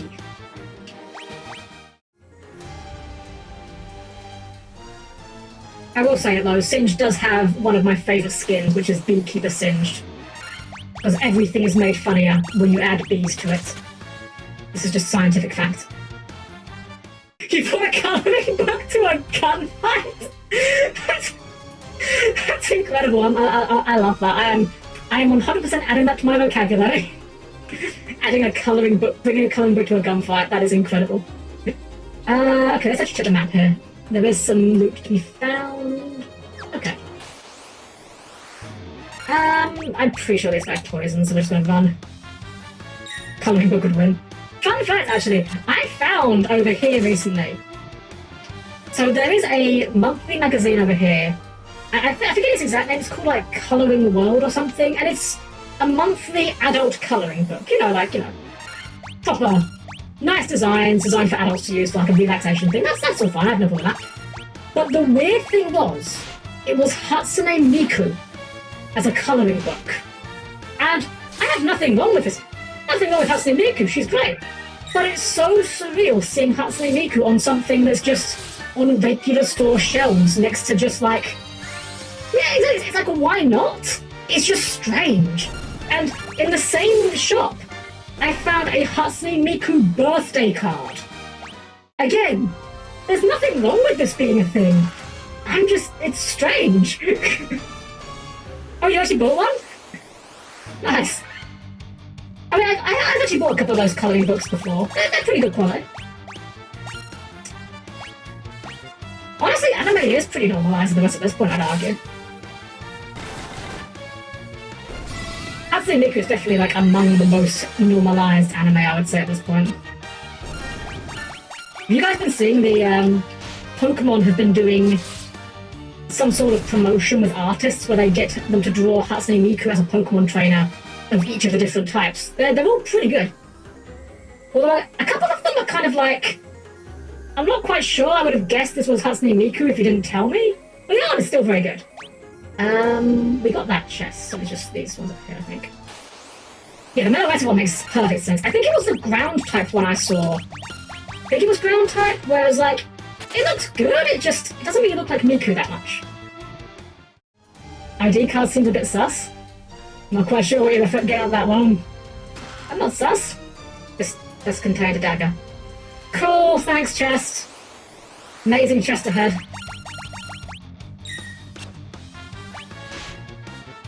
Oh, that I do, right. See, I kind of want to low part on these battles now. I should be paying a bit more attention, but this is part of why I like this game. It doesn't demand too much of your attention, which is why I thought it was quite a good game for my first stream. It gives me a chance to spend a lot of time, engaging with you guys and seeing what you guys have got to say. Because most of the random encounters in this game do just evolve into mash attack to win. Oh, thank you, Hill. Thank you. I'm just glad I can give good vibes to everyone. I'm glad everyone can have a good time. Oh, we got poisoned again. Womp womp. I mean, poison's not as big of a deal since we've got like 1 billion antidotes now. This is my strategy for any RPG these days. Whenever I get the option to, I just load up on as many healing items as I can and as many status healing items, and just chug them between battles, because why not? Okay, I'm pretty sure that's the last chest, so we are out of here. Let's give these guys the deer. Since we don't get cast that very often. Oh. Hey, why does the skeleton run away? Skeleton, you're meant to be immune to fear, you're undead. You're immune to mind affecting and fear effects. Why would you flee? Cookie, thank you very much. I'm trying my best. Trying my best, and the fact that you guys are enjoying yourselves, that just tells me that I'm obviously doing something right. I love the army emote as well.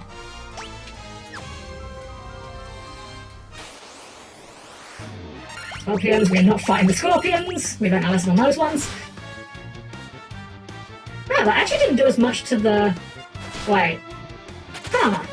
That did the same damage to Arcoina as it did to Asuna. Even though Arcoina has a lot less defense than Asuna, the scorpions just have a chance to ignore defense, and is that what it is? I don't remember. I think I will definitely do a little bit of homework between streams to remind myself some of these mechanics, because, as I said earlier, I have approximate knowledge of many mechanics. On the plus side, we're getting a ton of gil out of this. We've got 8,000 gil.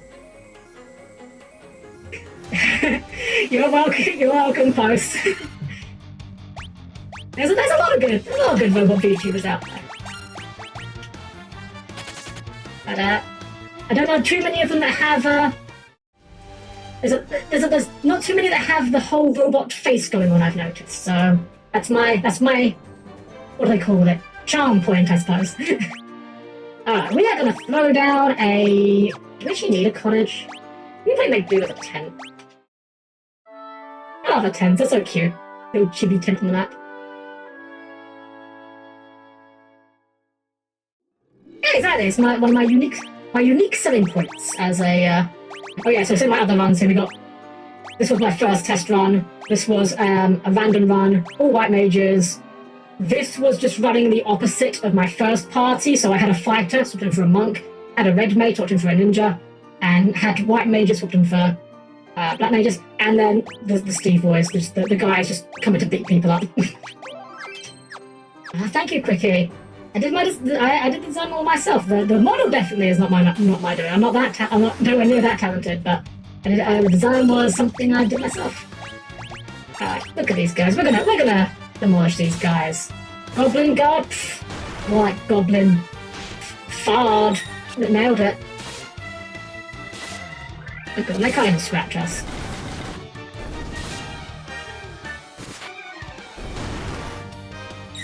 Oh wow, didn't actually get one shot by the White Mage. I do also like the animation when Yomi gets hit, how she like completely turns around like ack!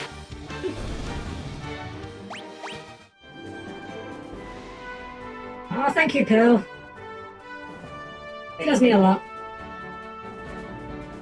Yeah, this way? Like around the mountain. Through the mountain. Oh, wolf. One slightly weird thing I've only just now realised with this version of the game is it's clearly not designed with this aspect ratio in mind, because you can see that the interface at the bottom does not extend all the way to the left. Minor gripe, but just an obvious limitation of how they've done it. Honestly, I can't complain. This version of the game runs fine. I've never had any crashes or major bugs or anything like that, so... Never had any crashes or major bugs, which is more than you can say about the AAA game industry these days, am I right? It's depressing how true that is.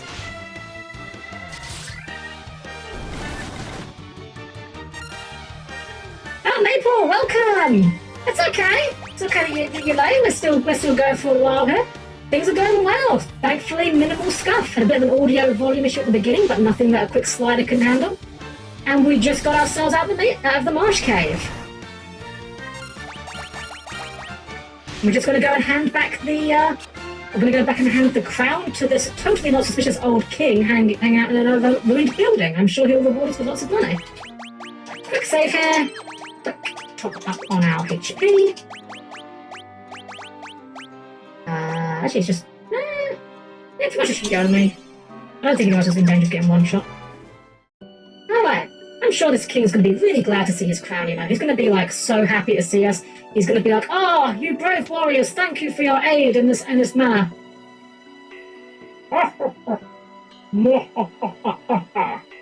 You fools fell right into my trap. I am Astos, king of the Dark Elves. What a twist. That is a very cool animation, though. That spy animation. This power, with the combined power of the crown you now hold and the crystal eye I already possess, I will become the true Elf King. It is useless to resist me. I can take what is mine by sheer force, He-Man. Oh, Chris, no problem. You have yourself a great dinner? Wait, dinner? I think it's very early where you are, I might be wrong, but either way, you have yourself a great time. Wait, ID, did they do that? They made Astos sexy? You can't make Astos sexy, that's not allowed. No, I know they made Vic kind of sexy, but like, well, not like sexy, but like kind of, what's the word I'm looking for here? Rugged, that's the word I'm looking for. I don't want to live in a world where Hot Astos exists. Let's remove Astos from this world. So we're going to do standard strategy. Hot Astos in your area! Oh no, I hate that. Oh my god. Astos has some sort of vibe. I'm not quite sure what his vibe is, but he has some sort of vibe. Yeah, we're just going to temper up on the fighter. Not really anything here. We'll just bonk. Let's try Thunder. Let's see how that does. Okay. Note how... sleep? That's annoying. So note how the fighter did 34 damage with their attack. Without any temper. We're actually going to use temper on the fighter. With the Black Mage. Ow. That's kind of painful. Okay, that time did 57. So here comes temper. Let's see how much it does after this. Because it will be significantly higher. You know what? Let's give you another temper. Or cure for Yomi, she doesn't die, and we'll get a Thunder instead at this point. Haste is very bad. Haste in this game just doubles the number of physical hits. 101, look at that damage. As temper is so OP in this game. Luminous, no problem, you get yourself some good sleep. I hope you had a great time. So, you know what, just to say everything, I'm going to just stack more tempers to see how high we can get these numbers. Oh, that's kind of bad. That's below his accuracy. The haste lightning doubles the number of hits, so it functionally gives you a huge damage. 150, and he is dead. And this is how we will be dealing with our bosses. Temper in this game is absurd, in the best possible way. Yep, he's just dead. We got 2 level ups out of that. Okay, baby HP level up. Baby HP level up. Wow, everyone's got baby HP level ups. Yeah, the shades. There is a mod that you can get to replace it with a kind of dark, smoky effect, but I like the shades. It's very silly. And we get the Crystal Eye, which you guys may remember from a while back now. That was what the witch needed. So now we play the Zelda Fetch Quest part of the game, where we give items to people that need them, so that they will give us items that we will give to people that need them. That's okay, Pill. Basically, Pill, the story in this game is paper thin. But what you need to know is there's a witch that has lost her eye, and she has a herb. And there's a prince who has fallen asleep. But if we give him the herb, he'll wake up. That's long and short of it. I actually don't know how much of what I just said the game tells us. But again, this game is not one that's about the story. Very simple. This is a very gameplay-oriented, light RPG. Which is why I like it. It's a very relaxing game for me. Okay, like these battle I just put on the auto attack and let them do their thing. You only just bonks a wolf to death with a stick, as you do.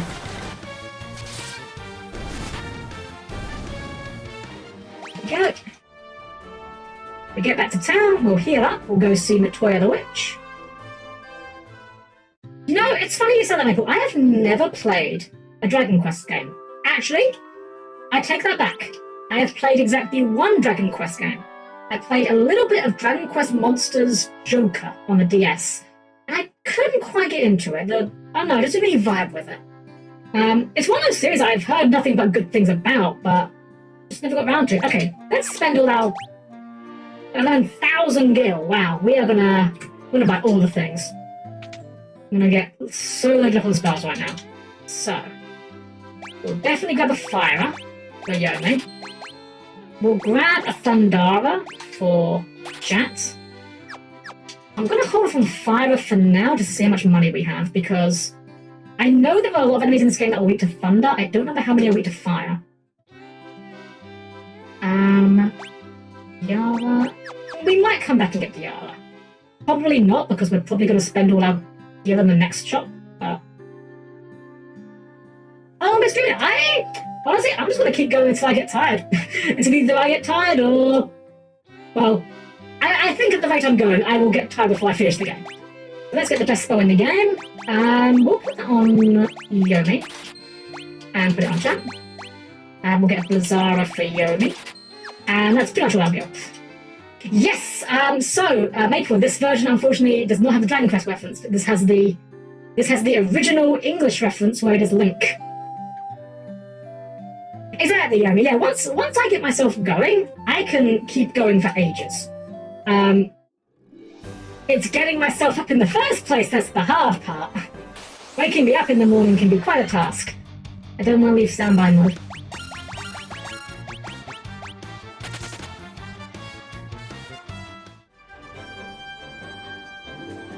So let's just go to our boat. I think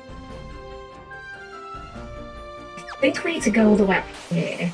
I think we need to go back to the town. Ooh, Buccaneers! Excellent. Let's put our Thundaras to use to crispify these guys. It is like a whole build-up process, exactly. And then sometimes, you know how it is, sometimes you don't shut down properly, and then you've got to reconstruct the database, and then you've got to make sure there's no errors, and run troubleshooting, and sometimes you wake up and find there's no updates you've got to install. Isn't that the worst, when you wake up in the morning and then find out you've got to install an update? It's really kind of harsh the whole day for me. Blue Magic is not in this one. The first game that Blue Magic was in, would have been Final Fantasy V. That was the first one that had the blue mage. There is a character in 6 that kind of does blue magic, but it's not really blue magic, it's more, well, they don't call it blue magic, they call it like mimic or something. Yeah, welcome! Aw, shucks, cutie. I don't know about that. Yeah, 4 doesn't have a blue mage as far as unless I'm forgetting something. I don't think there's a blue mage in 4. 4 introduced a lot of the very iconic job roles, though. You have your paladins, you have your dark... No, paladins and dark knights were in 3.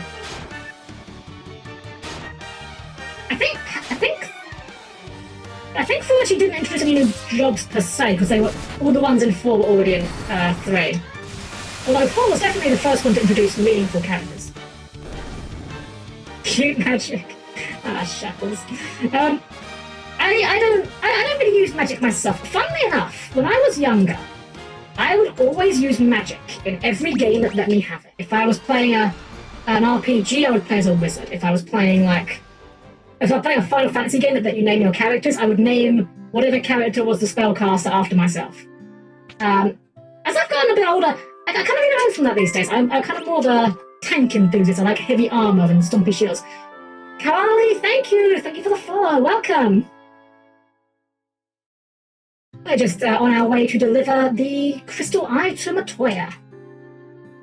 Not making a good pace if we were looking at a speed run, but this is just a casual run. I never promised anything else.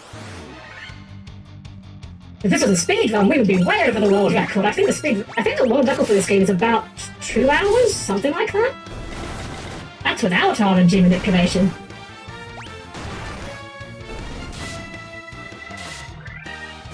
That's true, Amy. That's very true.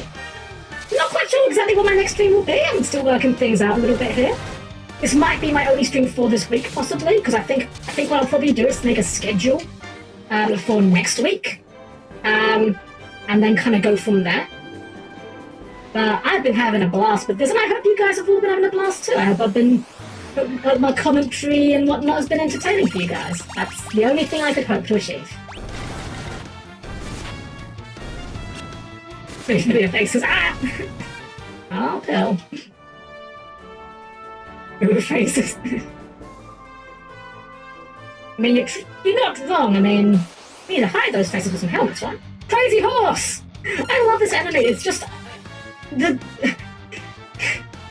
NES version for this monster's name. As I said earlier, they only had like 8 characters. This enemy is literally just called Mad Pony. Just Mad Pony. Yeah, exactly, Yomi. I don't know. I might do a proper debut at some point. I don't know. It's one of those things where the idea of that to me feels like, different strokes for different folks. It feels like I'd be putting a lot of pressure on myself to deliver a great experience, and I'd be worried about holding up to that. Alright, let's give our crystal eye back to Matoya. But first, moment of silence, because, one of the best tracks in the game. Okay, let's talk to her. Oh, what's this? My crystal eye? Get here. Don't worry, I have something to give you in exchange. Take this potion. It's the most amazing potion in my entire collection. Oh right, they changed it to a potion. It was originally a herb, but now it is the Jolt Tonic.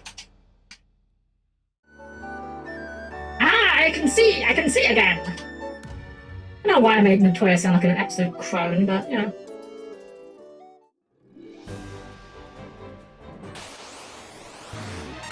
Oh yes, this is basically my first ever stream, so it's kind of a trial by fire of sorts.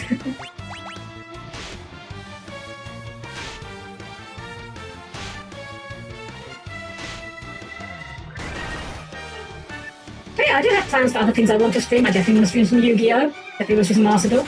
Definitely want to stream some Gundams. I mean, heck, that alone is quite a bit. Final Fantasy 14, I'd love to show you guys some stuff. Or Star Wars. You fool, I am the Great Leon! Yeah, Maple. Though, real talk, Matoya's Relict is a fantastic dungeon. One of the best dungeons in 14, I will say.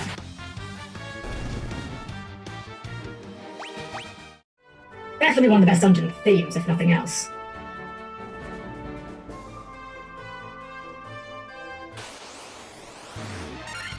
Go down to Floridian, hell yeah! I'm on the Balmung data center, so I don't know. I might open up I'm still spitballing a lot of ideas. So one thing I thought might be fun might be like a redeem for, oh, come and run a roulette with me or something like that. So obviously if I am going to do that, obviously people need to be in the same data center, but yeah, I'm always happy to nerd about Final Fantasy XIV. I have 10,000 hours in Final Fantasy XIV. That is over a year of actual playtime. So yeah, suffice it to say, I have a bit of an interest. Elton Zombie, welcome! Thank you for the follow. I hope you're having a good time tonight.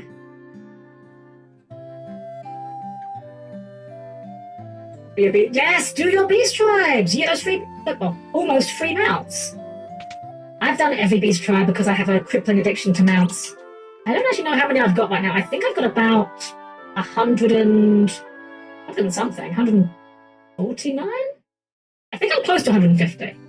I'm close to a new page, so it's got to be divided by 25, I know that much.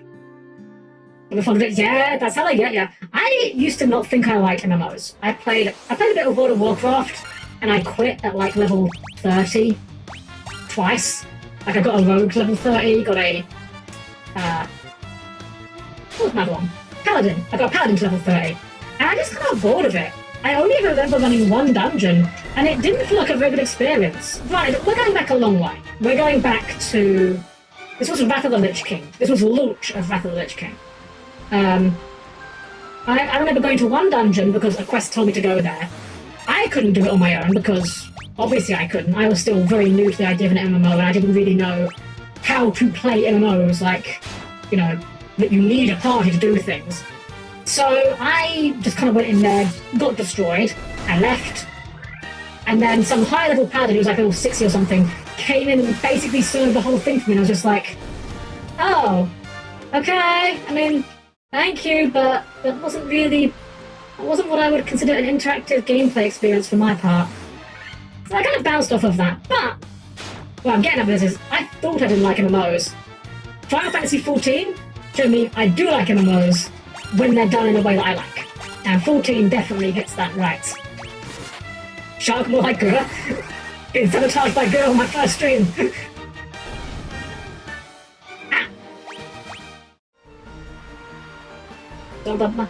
So, yeah, the beast tribes are a bit real mixed bag. I'm trying to remember which one's which now. Stormblood, you have the snakes and... What are the other ones in Stormblood? The snake ladies, I know that one. What do we have? Snakes, tails, and... Oh, right! Yes! Namazu. Yeah, they were okay. Tails was a bit of a damp squib in my opinion, but honestly, not every tribal quest is going to be a winner. Big hug. Oh, thank you. I will always accept hugs. I'm definitely not averse to hugs. Yes, the Namazus. Namazu were great. There is a quest. I think it might actually be the unlock quest for the Namazu Beast tribes, where you find a Namazu on the floor. It's like, so, for context, for anyone that doesn't know, Namazu are like little humanoid catfish creatures. They're, in the universe, they're depicted as being kind of annoying. It's deliberate. You find a Namazu flopping about on the floor, kind of like a Magikarp, and you have like a dialogue option, and one of them is just pretend you didn't see anything and walk away. The quest progresses in the same way regardless, but I love that they just give you that option. Alright. North Star, welcome! Thank you for the follow, I hope you're having a great evening. We are just about to give the Jolt Tonic to the Elven Prince and wake him up. This Jolt Tonic may be just what we need to break the curse and awaken the Prince. I will try it at once. Oh my, wait, Kel, really? Are you serious? Wait, really? Did I just reach 100 followers? Oh my goodness. Oh my goodness. You guys, wow. Thank you. Dang, whew. I could never have expected that many followers, but... Whew, wow. Thank you guys all so much. This has been a great experience, and I'm having a blast with it. Thank you for that 100th follow then, Master. No tears. Unfortunately, I cannot cry. I do not have tear ducts. I have no tears, but I must cry. No, seriously, you guys have all been wonderful. Double it next time. I mean, I won't argue, but I'm not going to be setting unrealistic expectations for myself. Right, the prince. I was having a terrible nightmare, and I... Still dreaming? You're legendary warriors. Something tells me I'm not dreaming. I shall heed the legend as it was told to me by my forefathers. Time for me to pass on the mystic key to its rightful owners has come at last. Ah, yes, I will never I will never, ever complain about a pun. If there is one thing I love, it's terrible jokes. If there's one thing I love more than terrible jokes, it's terrible jokes that have really long setups for terrible payoffs. That is one of my favorite things. So, guys, we just got the Mystic Key. And you know what that means? It's time for backtracking. Starblind! Thank you for the raid! Thank you so much. I know you're here early. I hope your stream went well. What were you doing on your stream, Starblind? I'm curious. We're just on our way to unlock some boxes. Metal boxes. One hell of a strong start. Thankfully, though, although there is some backtracking in this game, this game is actually not too bad with backtracking. This is the only major time backtracking. Amnesia! Oh, nice. I am not one for horror games. I will be entirely honest. I am a complete wimp when it comes to horror games, but I hope you haven't fun with it. At least I'm assuming that's a horror game. Like, I'm assuming that's the same series as Dark Descent, is it? I don't even know the names. That's how I know horror games. But oh, I see. One of those, I hate the game, but I'm going to torture myself with it. I get you. That'll be me if Chat ever does convince me to do a solo White Mage run. Honestly, I don't think I would do a solo White Mage run just because I think it would be kind of boring. I can't imagine it wouldn't require a ton of grinding. Spiders! Yeah, suffer for the stream's entertainment.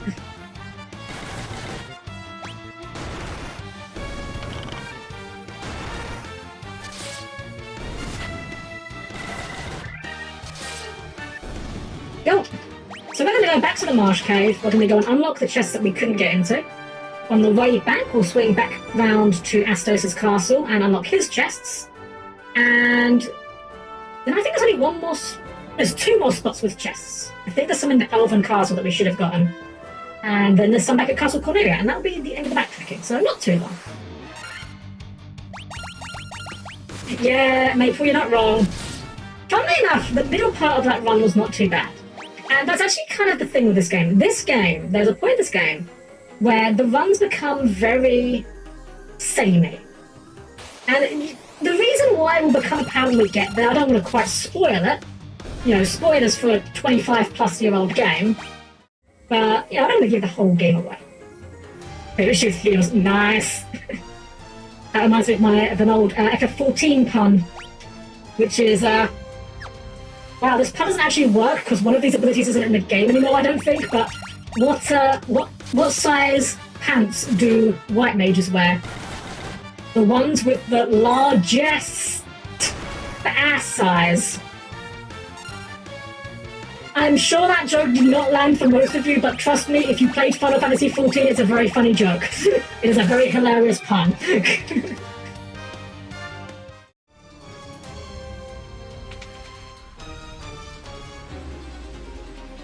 I do love me some puns. Hey, Yomi! Hey! Hey, Yomi! Yomi! Yomi, are you there still? You still there, Yomi? Yomi, did you hear about the fire at the circus? Did you hear about it? The fire that happened at the circus? It was intense.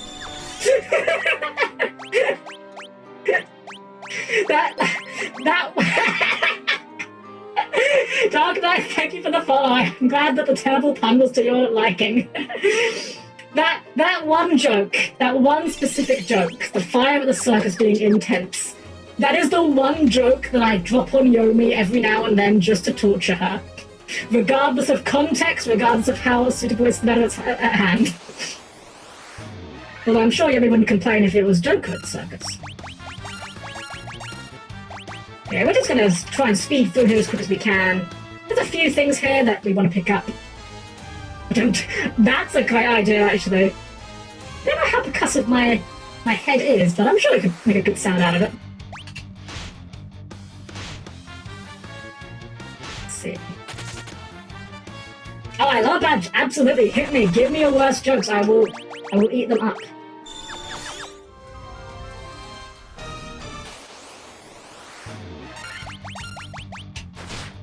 Don't poison. Don't poison. Thank you. I actually have... Oh, they did poison! We ran away before we got a chance of animation. So, I actually... Okay. Yeah, so I was in the store the other day and had the worst customer service ever. Well, this guy's just here. I think this is another piston. That's what I get for using self-service, yep. That's pretty good. That's pretty good. I'm still waiting for X to give it to me. X said he was going to give it to me. I'm still waiting. Terrible customer service. I think this guy's a Pisco Dim, so we're just going to ignore him, because he's not in our way. We just stick around him.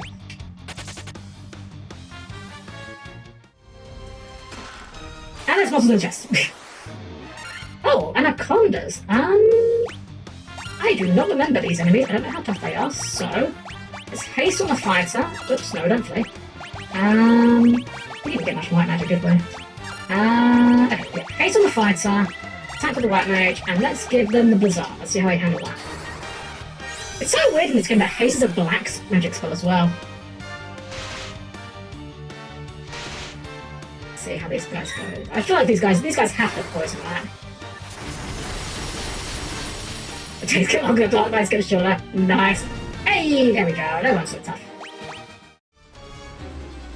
Silver armor, that's an... Okay, I knew there was some good stuff here. Silver armor is new gear for our cast. Look at this! Look! Aquina has the same defense as chat now. In fact, you know what, chat? I'm sorry, chat. You are getting put in the back row. Aquina is a better tank than you now, chat. I'm sorry. Oh my god. That is a fantastic pun rotation there, Maple. I love it. Here's one that's... this is a very old one. Very old joke. The only context you need to know about this... You need to understand for this joke. Because it's a Final Fantasy XIV joke. The only context you need to know is that there is a Dark Knight weapon called No Thumb. Okay? That's the only joke in the joke. It's just No Thumb is the name of it. So one day there was a Dark Knight, and the Dark Knight got this new weapon. He was very proud of it, but he was worried that people might steal it. So he went and hired a bunch of adventurers. He got a bunch of really huge guys in like armor, very intimidating looking dudes, gave them sunglasses, and basically just had them stand around as security guards for his weapon whenever he wasn't using it. One day one of his friends saw his security guards guarding his weapon, and they said, "Who are those guys?" To which the Dark Knight replied, "No thumb personnel, kid." Such a bad joke, but I love it. As I said, the longer the setup, the longer the setup and the worse the payoff, the better. that's my one. Yeah, Yomi's been dying a lot today, actually. Yomi, you gotta knock off this whole dying thing. What did I just say, Yomi? Yomi, you had one job. I literally gave you one job. It's fine. We have a Phoenix down at least. As long as we don't die. On the plus side, I feel vindicated. I told you these guys were tough. I feel vindicated. I told you guys were tough, and they're just showing it off now. So I feel like I'm not insane. Barbarians are bad. I like barbarians. I like barbarians as being meat tanks. It's like, yeah, my armor class is terrible. You're gonna hit me. But I've got like 1 billion HP, so I don't care. Okay, that's, this is what I would consider to be rather suboptimal. We're just gonna dump 2 cures and hope for the best. Okay, they didn't hit. They didn't hit us now. We're good, we're chilling. Okay, you can kill them. Okay, we should be fine, You know what? I'm gonna greed this by having chat throw the Phoenix down in battle. Never punished. Okay, we didn't get our We didn't get a level up. I'll Yomi up last time. Pill, no problem, Pill. I hope you had a good time. You have yourself a good lurk and have yourself a good night's sleep. Thank you for coming along. I appreciate everyone here. Alright, we're gonna just pop up Yomi with Phoenix down, and we're actually a bit low on potions. Might need to stock up a bit. But we got some cure spells, so we'll just pop a few of those, maybe a heal here. And we'll use some chat's cures to pop that one off. That should go. I think there's one more chest. I don't remember if this chest is trapped or not, so... Yeah, we ain't playing you guys. You guys can go away, you smell. No, Starboy, that's absolutely fair. Absolutely fair. As Yomi always says, like, you've had your stream, you're tired. I understand it. You get yourself some good night's sleep. Thank you for coming along, thank you for your support, and thank you for bringing your community with you. Okay. Yeah, you just... I completely understand. She doesn't have anything in it. I'm gonna go in this room. Yeah, Yomi always says that it's okay if the raid is dead. You haven't got to stay here just to spite Yomi, sir. If you want to stay, let me dissuade you, but you know, don't stay on anyone's account. Stay because you want to stay. If you're tired, get some sleep. This looks like it's going to have a monster encounter. Correct. More Pisco Deep. Okay. Alright, we're going to go a Temper. You know what? Try Blizzard. Let me move Temper or Haste spell. We'll go Haste first, and then we'll go Blizzard. Look at that. Aquila taking those hits like a champ. Chat couldn't do that. Oh. I jinxed it. Never punished, chat. Never punished. Well, good thing we did that quick save. We may need it. We might be okay. Let's just spam out AoEs and hope for the best. The best way to win a fight is to start a fight. Your enemy can't kill you if they're dead first. I think, yeah, we're fine. Ocarina's lost a bit of experience, but that's fine. That was only 10-20 gil. Lame. Okay, so we are going to actually kind of save scum a little bit. I'm going to quick save here because if we have a tough encounter here, we're going to be in trouble. Unfortunately, there is a warp spell in this game that gets you out of dungeons, but it's fairly late game, so we've got to do it the old-fashioned way. Fair. That's a good way of putting it, Maple. Excellent fire starter, but a horrid fuel. To be fair, though, it didn't stop me from completing Final Fantasy XVI out of pure spite. I will go off on a rant about Final Fantasy XVI one day, and my many problems with that game. I don't want to kill the vibes on tonight's stream. Tonight's been nice, tonight's going well, apart from the part where our career is dead. So I don't wanna go into a rant. I'll probably do a Final Fantasy tier list at some point. That sounds like a fun idea. And then I can really tear into Final Fantasy 16. You liked Final Fantasy 16, that's fine. I will just strongly disagree with you. Why am I going in the wrong places? I literally pointed out how good the map was earlier and how I should be using it in every opportunity. Ooh, bit of a accusation. Ooh, good question, Maple. I would definitely do all the main lines.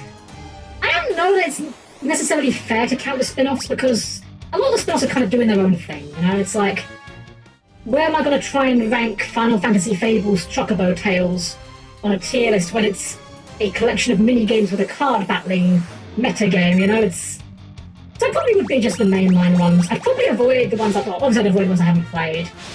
To be fair, there's not that many of those, so...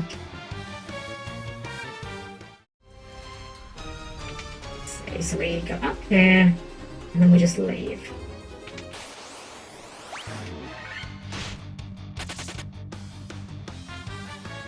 We're gonna just try and run from everything. Oh, do we get poisoned? Ah. A little low HP, but we can use a cottage when we get out of here to pop up, so that should be fine. But I just realised it still lets us use Ocarina as the character on the map, even though she's dead. Let's go to... Go Nathan then. Go for chat. Alright, we're out of here. cottage. Unfortunately, I'm pretty sure this does not bring back the dead characters. We'll see. No, still dead. Right. We'll save. And we'll go. So we got.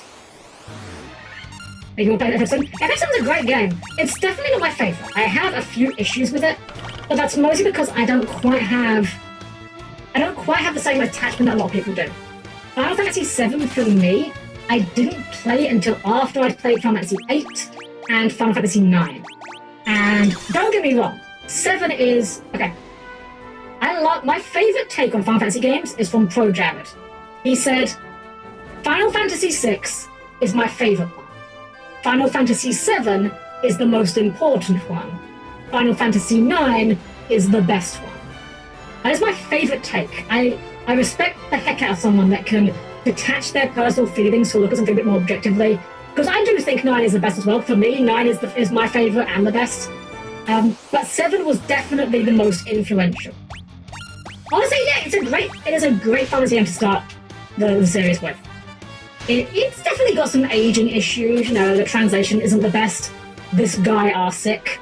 And obviously you've got the part where everyone looks like Lego minifigures on the world map.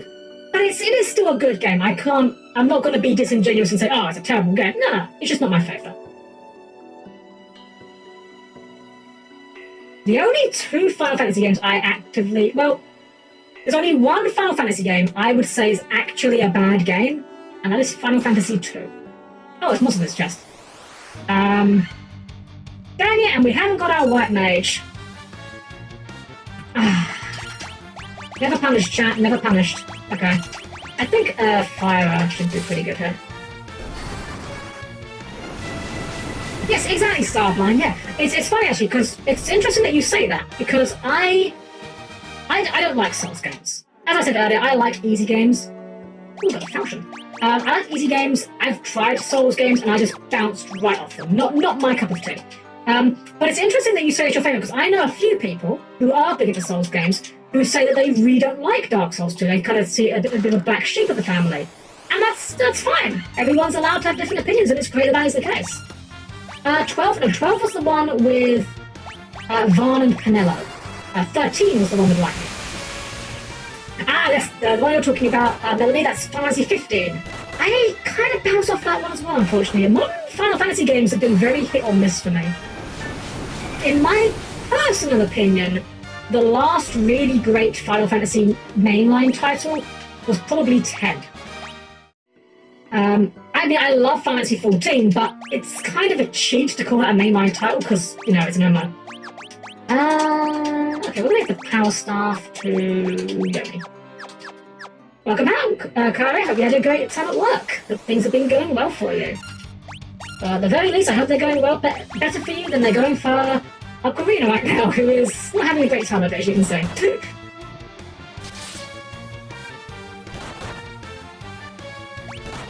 Speed through these mummies, these guys aren't dangerous. That's fair, 10 is definitely very different. The aesthetic is a bit strange, and there's definitely a few parts in it that don't quite land as well. I love 10's battle system. The battle system in 10 I think is one of the best in the series. Actually, one of my big Final Fantasy hot takes is I actually really like Final Fantasy X too because of the battle system. The rest of the game is a bit hit or miss, the story's a bit crap, the characters aren't amazing, and trying to 100% that game is an actual literal nightmare. But the battle system, like 10-2, has probably the best battle system. 4th times loves, yeah. I see what you say. The Souls games are necessarily hard, and I say that very loosely because difficulty is subjective. But I think what made it so much fun for me in Dark Souls 2 was the spellcasting was very free. At 1, the spell will store items and item sets, unlike 3 having a mana bar and 1 not having any restores. I see. Yeah, I don't think I played Dark Souls. I played a bit of Demon Souls, and I played a bit of Bloodborne. And I just kind of bounced off them. The part that got me with Bloodborne, and you know I'm outing myself as being bad at video games here. That's fine. I am bad at video games.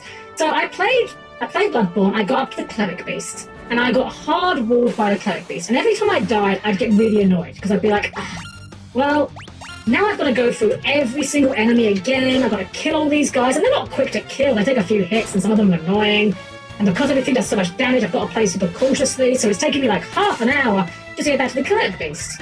So I go on to like GameFAQs to have a look and see what the advice is. I think to myself, maybe I've missed a secret pathway or a shortcut or a bonfire or something. And the advice that I read there was, oh, just run past them. Run past all the non-essential enemies. I'm just like, so you're telling me the genuine advice that people give people about this game is ignore everything that isn't a boss fight and just run past it.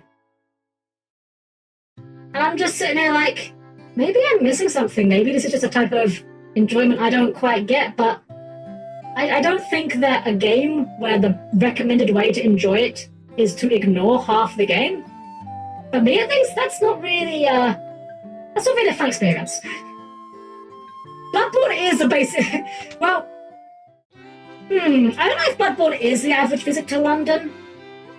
I don't think there's enough knife crime in Bloodborne for it to be accurate for it to be a visit to London. Anyway, we're going to go ahead and just buy some spells. I think we missed some White Mage spells that we wanted. But yeah, at the end of the day, if you like the Souls games, do not let me tell you to stop playing them or that you shouldn't enjoy them. Have fun with them. This wasn't my particular cup of tea. We were missing some. We missed Cure. That's important. We should have bought that. Let's see. Well, cleavers do slashing damage. So, whereas according to Pathfinder, knives only do piercing damage. So that's the difference, I think.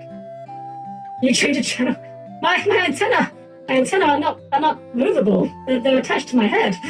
They do rotate, but they don't get signals. Not TV signals. Wait a second. Who's using a TV in current year? Anyway.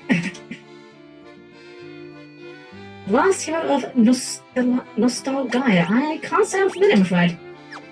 Okay, we're gonna get Poisoner for our White Mage clothes. And yeah, we'll get that. We'll get it for the Death Mage as well.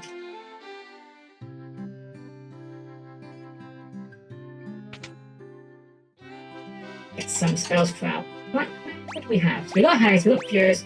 Actually, we basically just need Bazaar for the chat. There we go. We're pretty much perfect gear-wise right now. We can't buy anything significantly better. We're just going to go and loot some more boxes and be on our way. Bloodborne is much better after the second optional boss. Yeah, I mean, that's the weird thing, isn't it? Where it's like, there are definitely games that have, it gets better, you know? Where it's like, oh, this game is really good. You just need to play the first hour or two or whatever. And it's something where it's like, I'm sure that there are games that like that. Heck, I would argue that Final Fantasy XIV... That's not how you get there. Wrong path. I would argue Final Fantasy XIV is a game that starts a bit rough and definitely gets better. And it's definitely a hard sell for some people. And it is for me even as well. Like, I don't play that many games these days as I used to. So, for me, a game that gets better is a bit of a hard sell for me.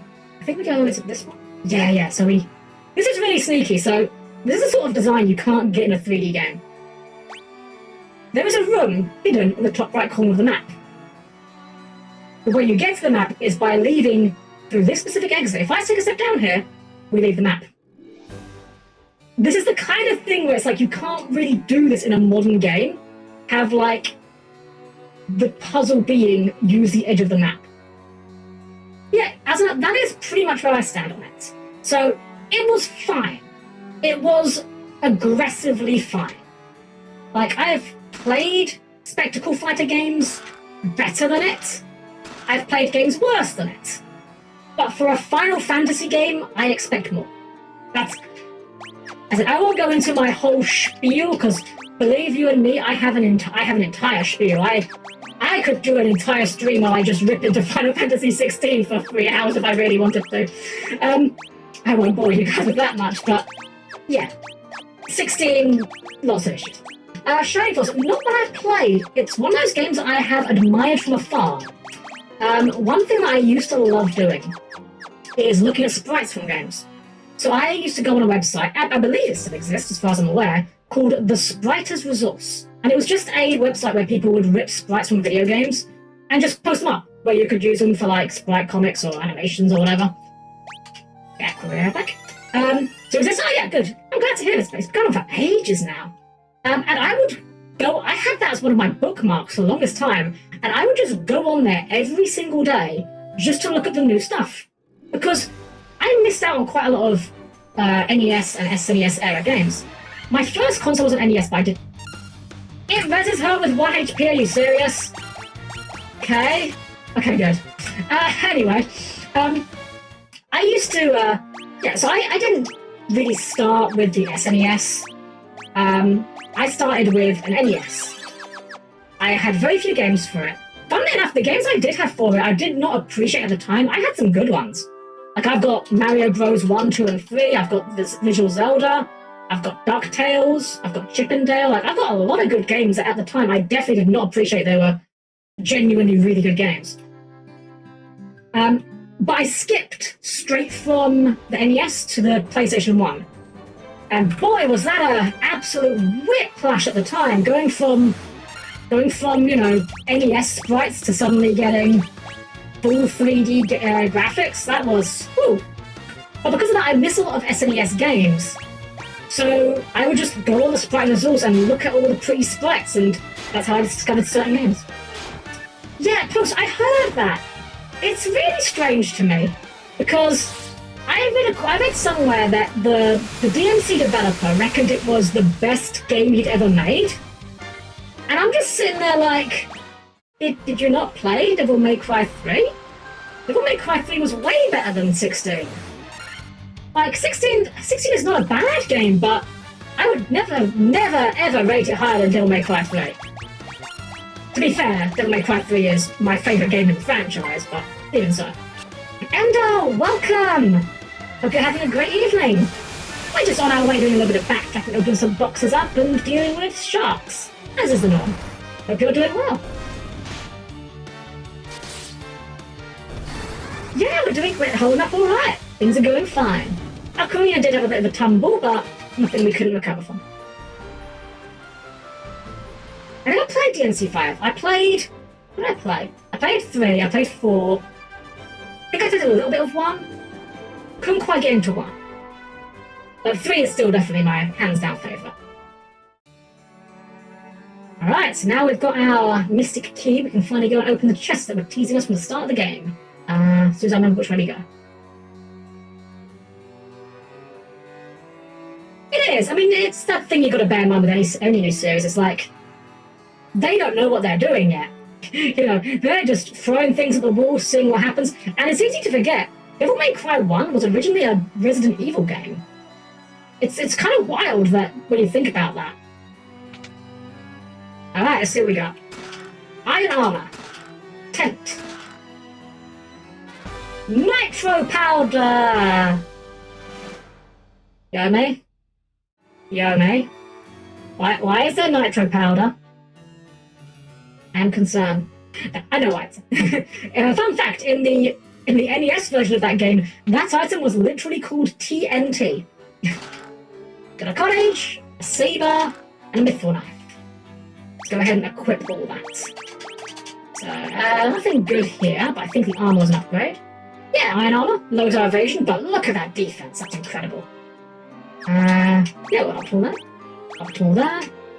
Chainmail on you. And optimal. Really? The power staff is better than mithril? Okay.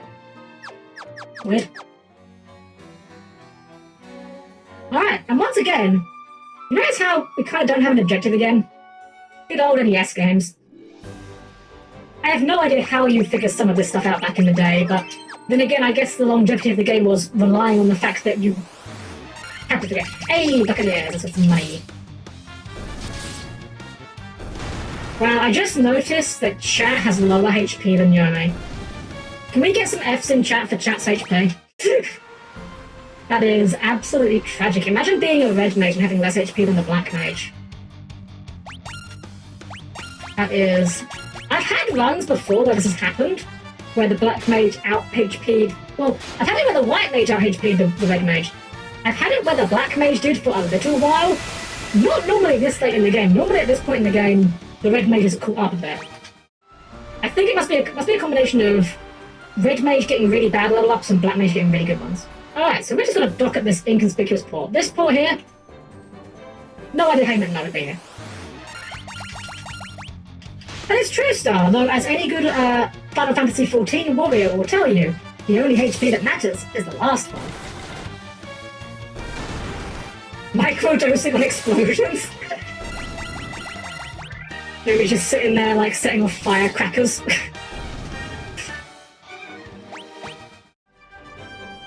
Now where do we go here? I vaguely know where we're going here. I think it's down.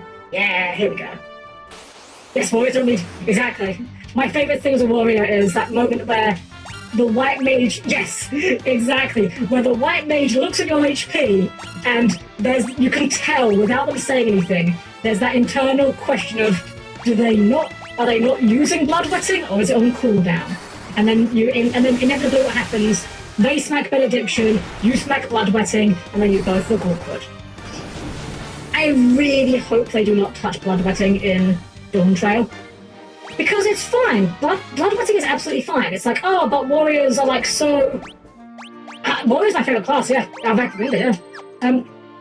So like, the thing is like people are moaning that, oh, warrior is so HP, so OP, they could like fully heal themselves in dungeons. And I'm just like, you're not wrong. But at the same time, dungeons are the most casual, easy content. And I don't mean that disparagingly. It is deliberately meant to be easy content, casual content. It doesn't really matter if you can do those easily, they're already easy. Well, we are here at Mount Dwarga. Which, hey, Dwarga. That sounds familiar. That's what they call the deep dwarves in D&D and Pathfinder. These guys are just regular dwarves, so they say lally ho and do a little spin. Where crystal eye even the blind can see. I hear the dark elf Astos nicked the one belonging to Matoya. I apologise to Scottish people everywhere. Gil, get some Gil. Well, I mean, if you can't survive the hardest hitting moves, you need to throw your cooldowns out. That's what they're there for. The earth has started to rot. It began in the west and knew that the case spreads. If only I could have some of that legendary metal adamantite, I'd be able to craft such a magical sword. Remember that, it'll probably be useful later. There's one specific dwarf we need to speak to in here, though. Is it this guy? Aliho! No, he just says Aliho. I'm looking for some leatherstone. It's supposed to be an amazing material that makes things float in the air. Soon? Aye, that's Neddick. He's smashing rocks in the back of the cave. Access 10 out of 10. I'm glad one of us thinks so. Here we go, this is the guy we're looking for. Nitro powder! The explosive force in this powder will hem a canal open in no time flat. Hello, ya bands!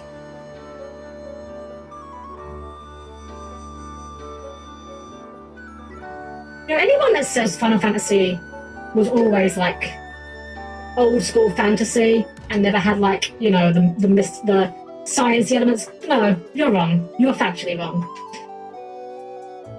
Accidentally speak point. I haven't thought a couple silly voices I could do as point of days potentially. Yes, Maple, I love it. Yeah, it's so great. It's so great. So for anyone that doesn't play 14 or hasn't played in a while, bloodwetting is a warrior ability. It's a very short cooldown. It's about 15-20 seconds cooldown. Oh, also we just blew a hole in the continent. No big deal.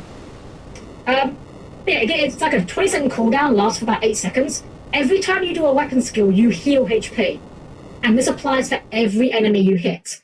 So you just pull a huge room, do AoEs, and you basically cannot die. It's wonderful. I love how they give this guy his own little victory jingle. I cannot wait to see what lies out there beyond the canal. I feel like you had some loot for us as well. Did you have loot for us? You did have loot for us, huh? Greytown!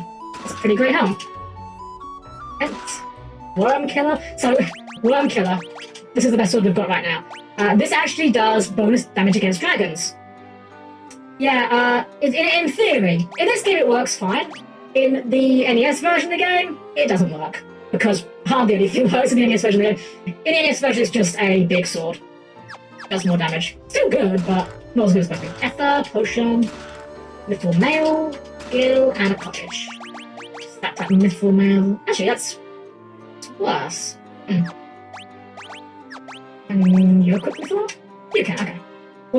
Well, I mean, strictly speaking, depending on your... Hey, boyo.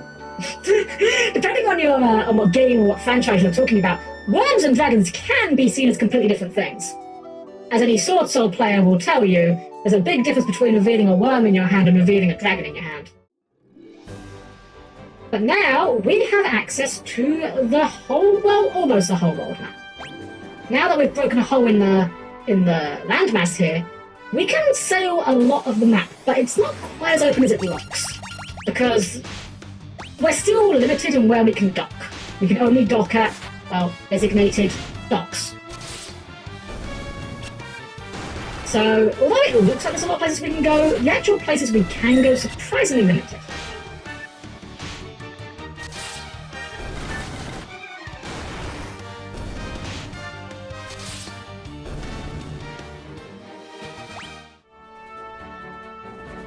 Now the first place we're going to go is directly to the west. That nice hole we made.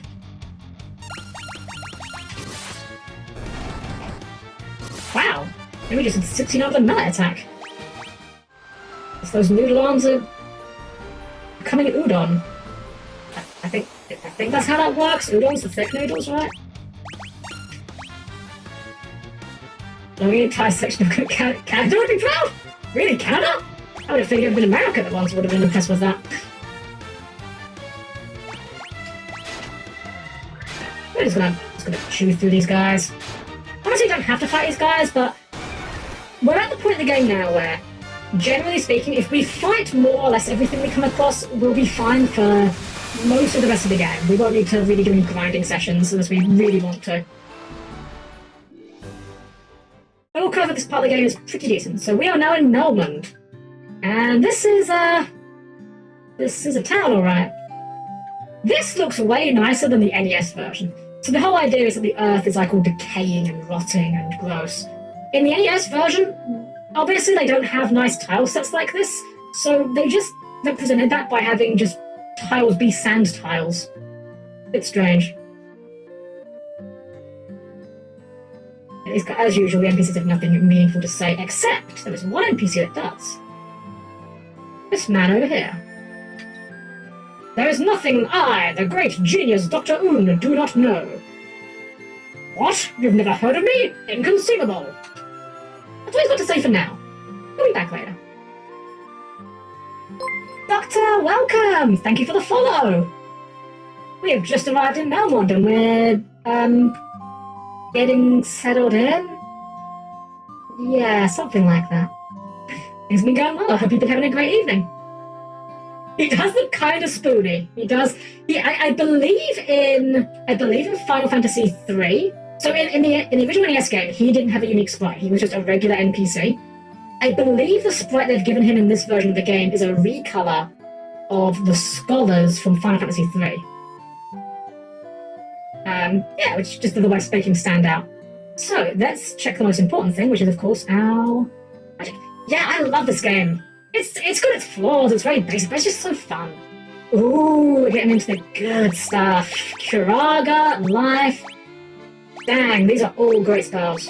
I kind of want them all, but I can't get them all. What's the black magic like in this town? Let's look at that before we commit. We've only got enough for one spell right now. Firaga, Scourged, ooh, Teleport could be good.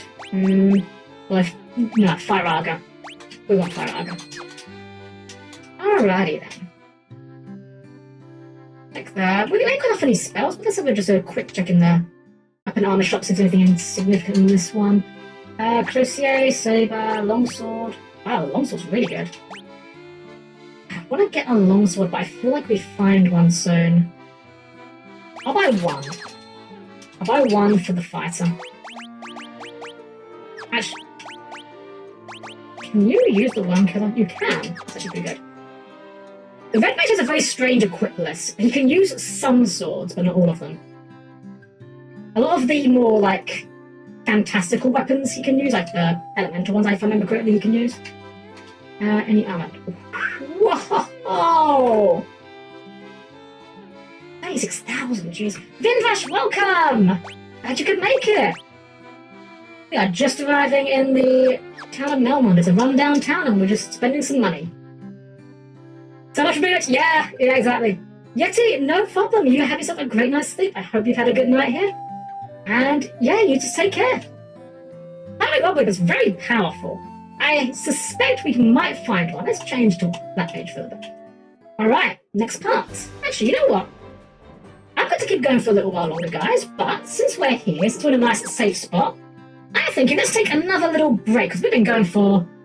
Oh my goodness, we've been going for 4.5 hours. It did not feel like that. Yeah, I'm just going to take a quick little break, quick little refreshment, so if you need to get a drink or anything, then go right ahead and do that. Have a quick bathroom break, snack, whatever you might need. I'll be back in 5 minutes if you... Yeah, quick engine oil, quick filter clean, you know how it is. No, you don't change the batteries, only they're rechargeable. If your battery needs changing, you need to seek better help than that. Anyway, we're going to take a quick little break. You guys get whatever you need, snacks, drinks, whatever. I'll be back in 5 minutes, if even. Please mind your hands as the doors close.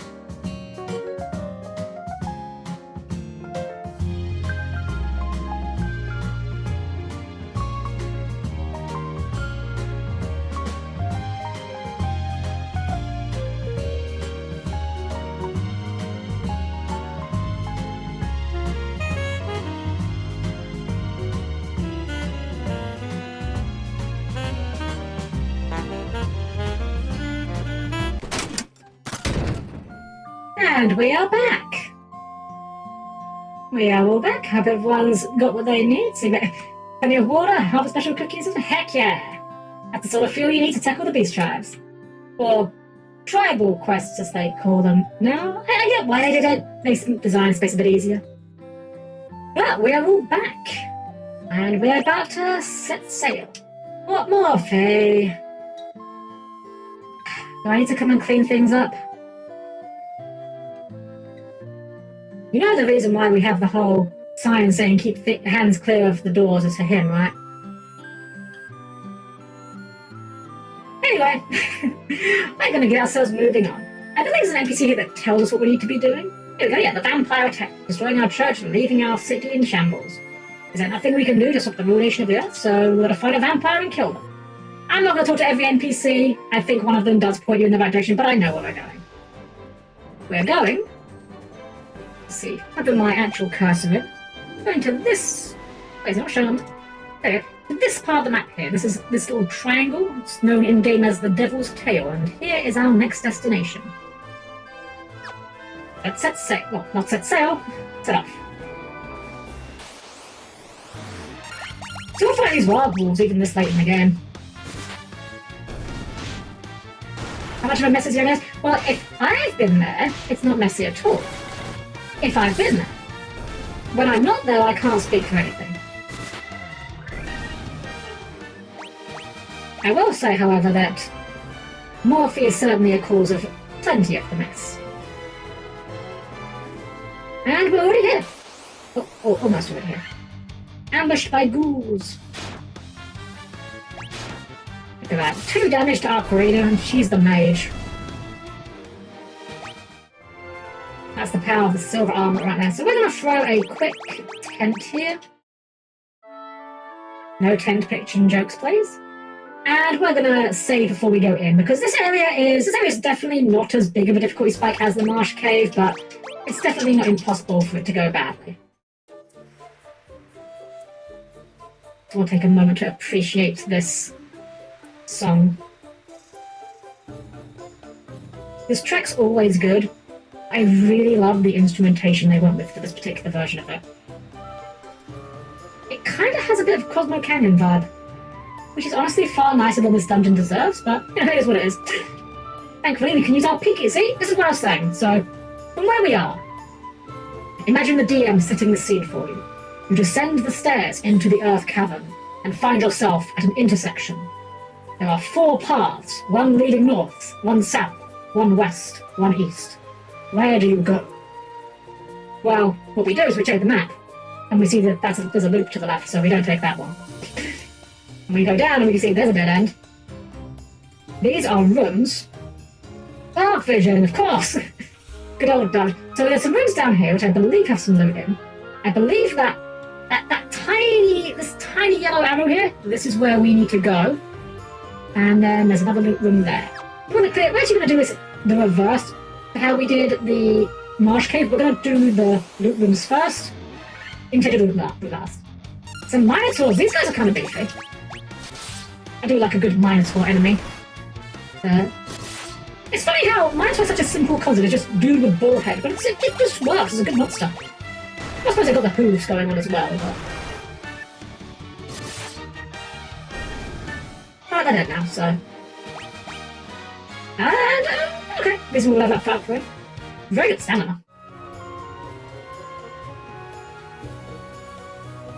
Yeah, they're one of those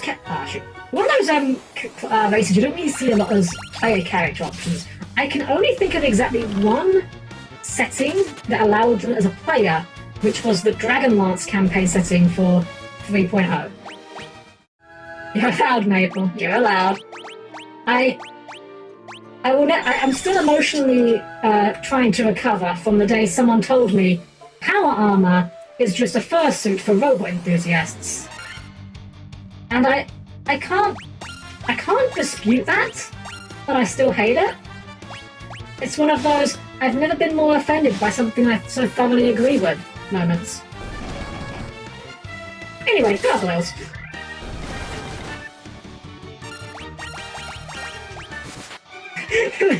Literal beefcake? I mean, yeah, I suppose when you put it that yeah? Alright, good level up for Asna. Yay! Good level up for chat. The Minotaurs must have been rubbing off on you guys. We finally got another good level up. Let's go. Still lower HP than Ocarina, but at least we've got... At least chat has overtaken Yomi in HP now. Now, here's what I do have a good memory. If I recall correctly, one or both of these chests will contain an Earth Elemental. Yeah, but that will contain Gil. Monsters! Is this the Earth Elemental? It is the Earth Elemental, okay. It's weird how I have a bit of a stronger memory for this part of the game than the start of it. I think we can just... So here's what I like. One thing that I like about spell charges, right? These low-level spells, especially like these two, Fire and Thunder, because we're going to use Temple on bosses. We can just be a bit more... What's the word? The opposite of frugal. Reckless, I suppose. We can be a bit more reckless with it. It's like, oh, yeah, this will do more damage than a regular attack. Just use it, why not? Yeah, 68, that's more than you'd have done with a melee attack. And that's one thing I like with spell charges. If you had MP to consider, then it's like, well, oh, if I cast that fire spell for 5 MP, I might not have enough to cast a Fire Arga later. Because of spell charges, they're separate, so you're never in that situation. Good level up. Any level up that involves intellect for Yomi is a good level up. And we get a potion. Okay. You know, that is one thing we did forget to do. We forgot to buy potions. So what I'm going to do, we're going to finish this floor. Just this floor. We're going to get the loot on this floor, and then we'll go back to the town. Stock up on potions, because, yeah, we definitely want some potions for this dungeon. A pretty lengthy one. Oh, that actually didn't do much damage. Huh. Did that not do much damage because you have a low intellect, or because they resist thunder? Let's see how Yogi's version does. Oh, maybe they resist thunder. Might be more of a firer type of mob. That's fine. A Minotaur, we know we can just pummel this guy. Something pounding Minotaurs, make your own dirty jerks.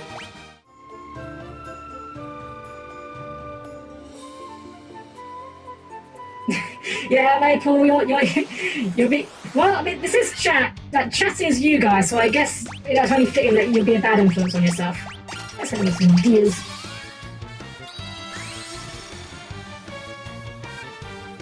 Oh, I actually didn't do as much as I was thinking it would do. That's fine.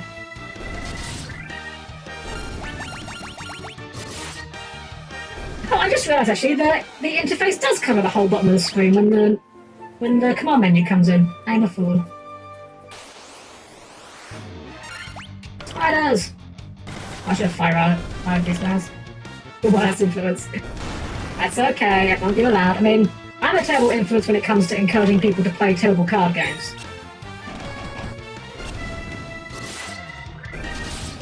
I mean, I successfully gaslit Yomi into playing Yu-Gi-Oh!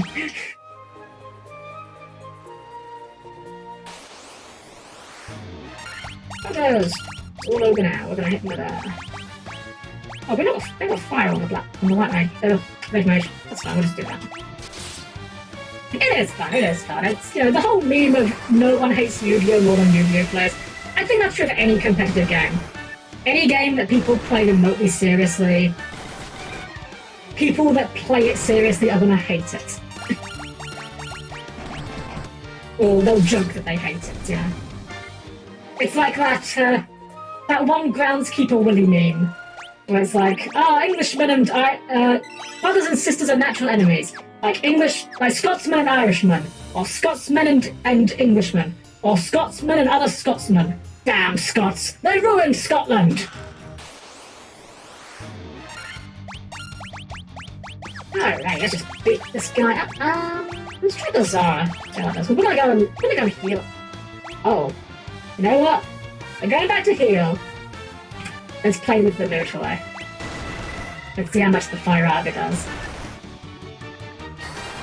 Let's go. Huh, that was actually kind of underwhelming. Maybe it was just really play Tears. No! Tears, no. Don't play Tears.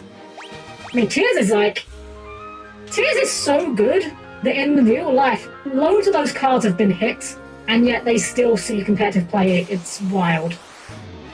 The whole archetype was a mistake. I will say, though, there is one thing I will give Tears credit for. They are very cute. I will give them that much. What's bizarre?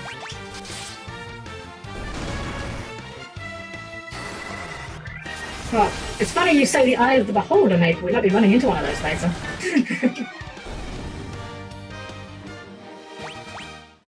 Definitely the dark side, considering that Telements are all aqua dark monsters. Alright, we're gonna go back to the inn, spend our gil, buy some potions, and then we'll come and clear this area out. Ghoul.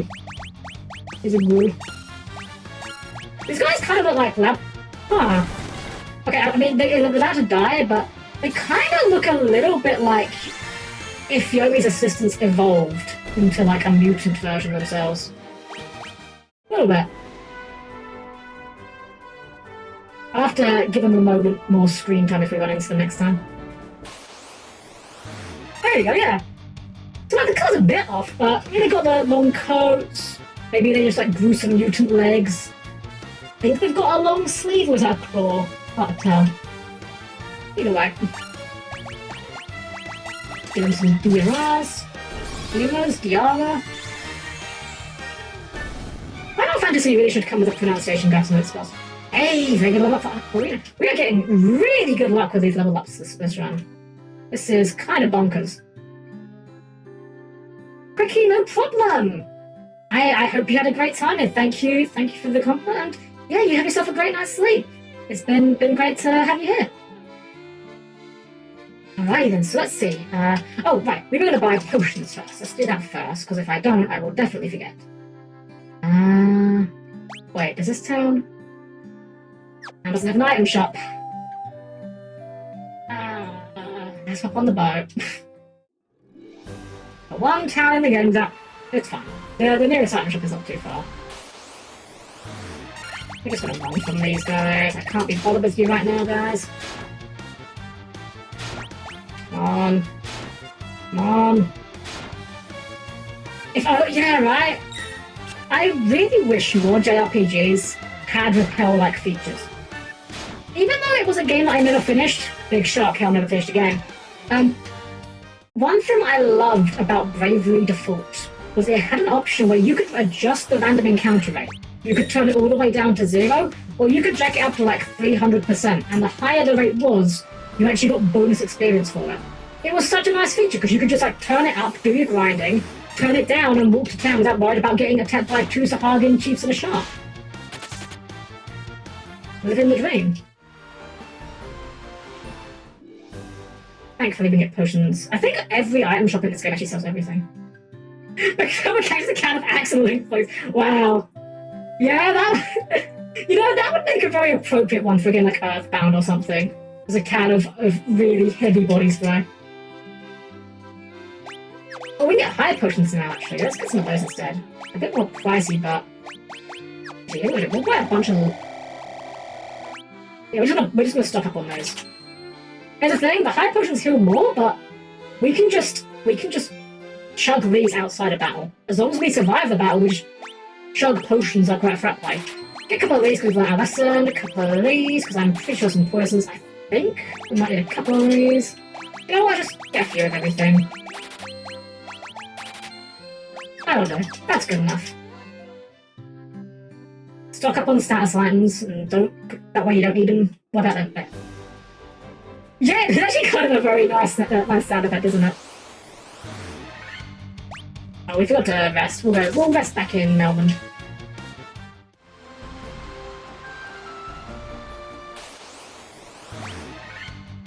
Ambush. We have to sit for a whole enemy turn of them doing like 2 damage. There we go. Oh, I should actually check. We gave some new armor to Chat. Has Chat got better defense now? He has. Okay, we'll put Chat back. Alright, Chat, you can... Yeah, Ocarina, you had some incredible HP rolls. And at one point, you actually had the same defense as Chat, so I put you up front. But Chat has slightly more defense than you now, even if he's got less HP, so... We're gonna give Chat a second chance at being second fiddle. You know what? Screw it. These guys really want to fight, we'll fight them. You asked for this. We were just sailing by, minding our own business, and you guys thought we're having a bit of that. Oh, I guess I shouldn't be surprised that Fire Railgun doesn't do much on water enemies. Alright, let's get our rest and then get our progress. I was about to say, please tell me this town has an inn. But it does, thank you. It's kind of nice, isn't it? Look at this, they actually like... This town is kind of run down and shabby, and they even made the inn look a bit shabby. They 100% did not need to do this, but what a nice little touch.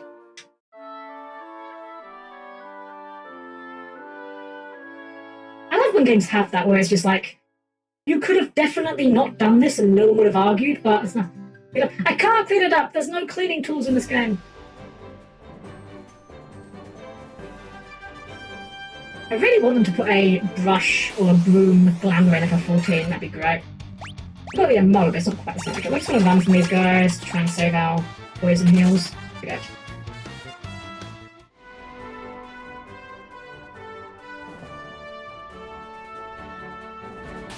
Alright. Run away. Guaranteed strikes, it's basically guaranteed. There we go.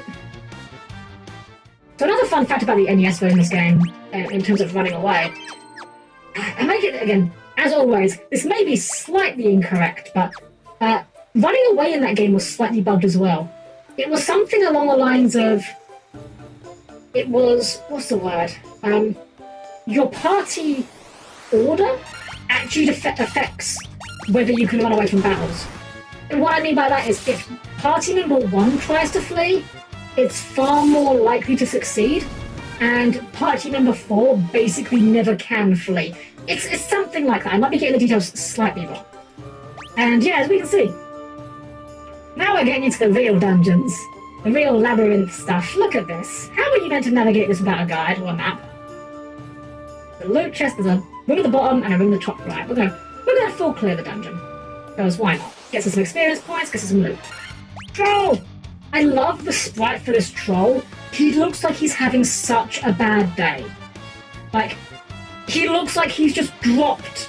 He's just pulled a nice, fresh, what's the word, tray of cookies or like a lasagna out of the oven, and then someone startled him and he's dropped it, and he's just like, no, the lasagna! Like, I feel like we're doing this man a favor by putting him out of his misery, to be honest.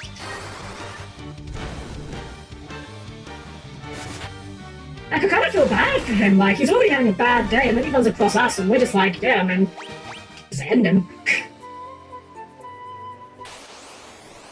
Who's left him up?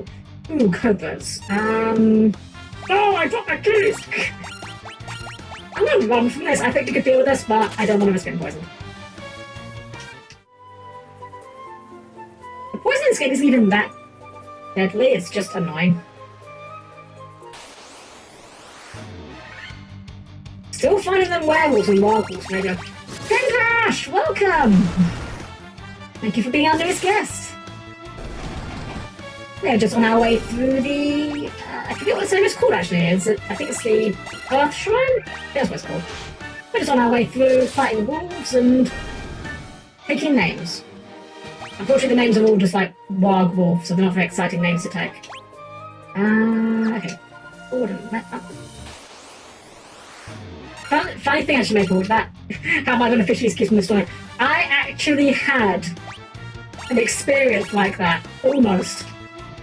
I had a set of car keys at one point, and they had a small plushie of a dolphin on them. And it was just there as kind of I say a small plushie, it was decent size, probably about, what's a good comparison? I don't know why I'm looking around trying to find something like maybe a comparison. About the size of a Yu-Gi-Oh card, give or take. Anyway, I got out the car, dropped my keys, they fell into a drain, but the plushie was perpendicular to the gaps in the drain and caught them. I have never been more relieved about something in my entire life. It was such a, like, oh my gosh, I'm going to be screwed moment. Yeah, it was, and as I'm bending down to pick them up, I pick them up so carefully because I'm like, this plushie is a bit thicker than the gaps in the drain, but not that much thicker. Like, there's a universe in which this could slide through the gaps if I'm not careful. Yeah, oh, absolutely, yeah, totally. We've got a coral sword, which we're going to put on to... Actually, it's worse. We'll keep it for now. It's actually kind of worse for us right now. It's effectively it's aquatic enemy, so we'll... If we remember, we'll put it on when we get on the boat. Which is a pretty wise grab at the last moment. No! Something else from to get cancelled for stealing my car keys. Okay, we didn't get poisoned. Good. This is what used to pass with dungeon design. It's kind of wild. Oh, I have to go on turn. I need to go left to get the loot.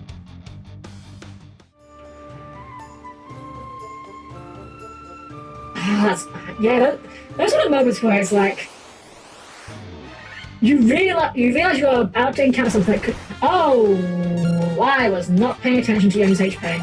That's fine. We bought a couple of Phoenix Downs. Actually, no, we don't have the life spell yet. We have Phoenix Downs though. It's just you know what? Doing a bit of magic. Thunder. Don't blame me, yo, mate. You enjoy it, you know it. There we go. Another bad chat level up, man! Poor chat. Alright, we did buy a couple things now. Only two. That's okay. There'd be more. Let's juggle with. We got 99 potions and an elixir ain't one of them. Let's get chugging. You know what, let me, since you died, we're gonna break the fire for a bit.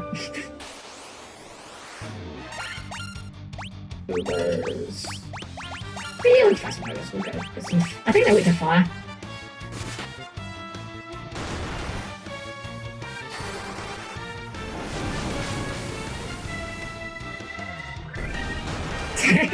Yes, Yomi, I am outing you. I'm sorry, I know this is such a well-kept secret among the community. I know you will never emotionally recover from this. Oh, I thought for a moment I could go around describing he's actually blocking the door.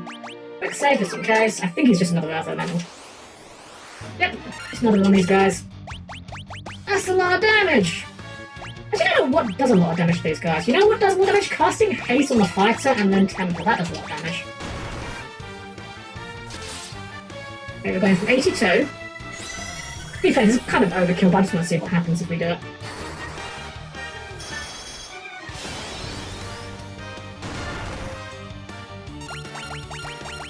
How much damage do we get? 2 from Yomi, very impressive. 2 from Aqua, very impressive. 70. 298! This is what I was saying. Haste and Temper in this game are just the win button. That's just how you deal with any of your problems. I wish I could deal with all my problems with Haste and Temper. Oh yes, the Kojin Blue Press. It's funny how the Kojin have that weird... There's a colour thing with the Kojin that doesn't make sense. I forget what it is. It's something like the blue Kojin are actually green or something. Golden Sun. Yes, I love Golden Sun. Golden Sun is my favourite. One of my favourite Game Boy Advance game, actually, now I think about it. Yeah, it's a fantastic game. I have actually beaten the first 2 games. I beat the first one, and then I transferred my password and beat the second one. Yeah, Maple, I believe the reason for that, and I may be getting this wrong, like much of what I've been saying today, but I think it's something to do with the fact that in certain languages, blue and green aren't actually different colours. There's some weird linguistical thing to it where they're considered different shades of the same colour or something. Again, do your own research because I'm probably getting half of this wrong, but it's something to do with that, I believe. I think I saw a Vsauce video or something about it once.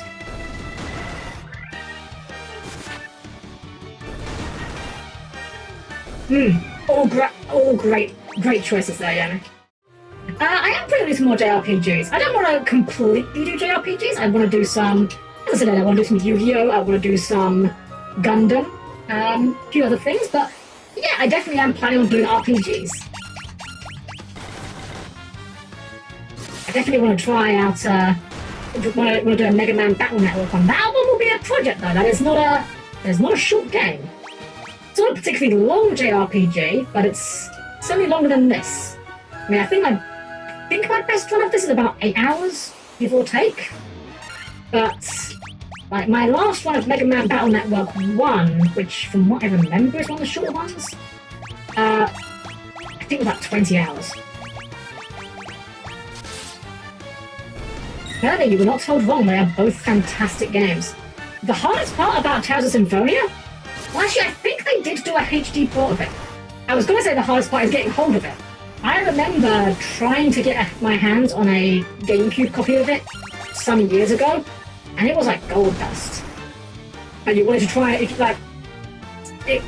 trying to find it used, you were looking at like 60 pounds or something, and even then it wasn't in particularly great condition.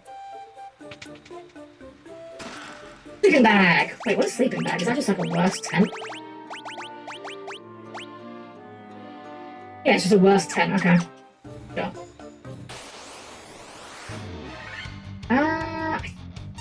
Oka Jenny's another one of those weird monsters that I think have like really high defense or something, so we're just gonna not do them.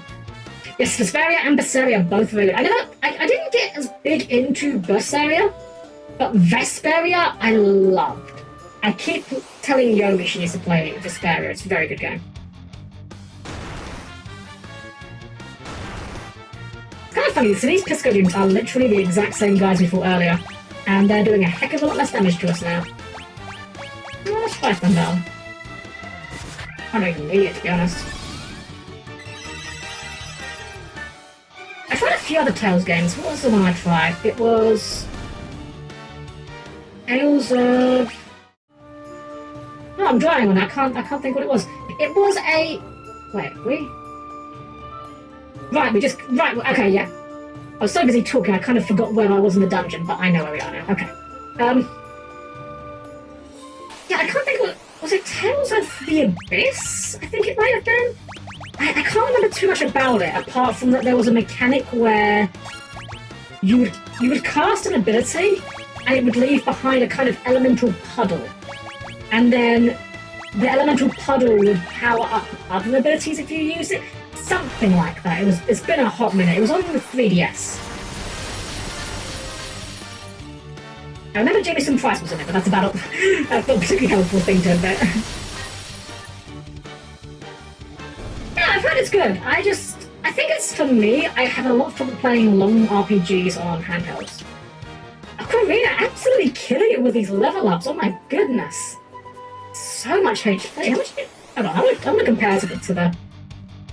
Yeah, almost as much as the Warrior. Jeez. No, I don't think we need to go to hammer these guys. I think they're a lot more manageable now.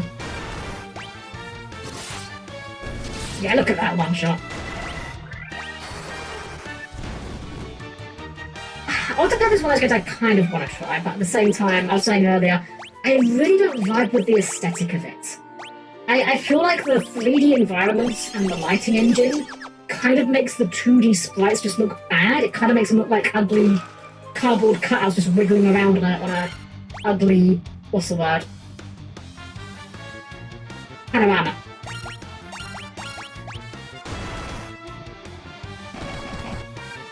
Yeah, that's fair. I mean, I think there's definitely... They are all a bit different.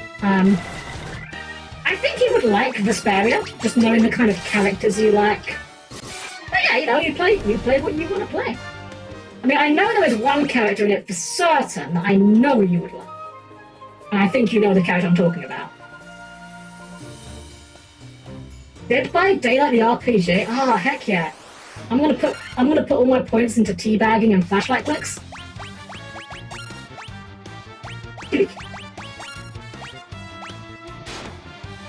Funny enough, there actually is a Dead by Daylight, not RPG, there's a Dead by Daylight board game.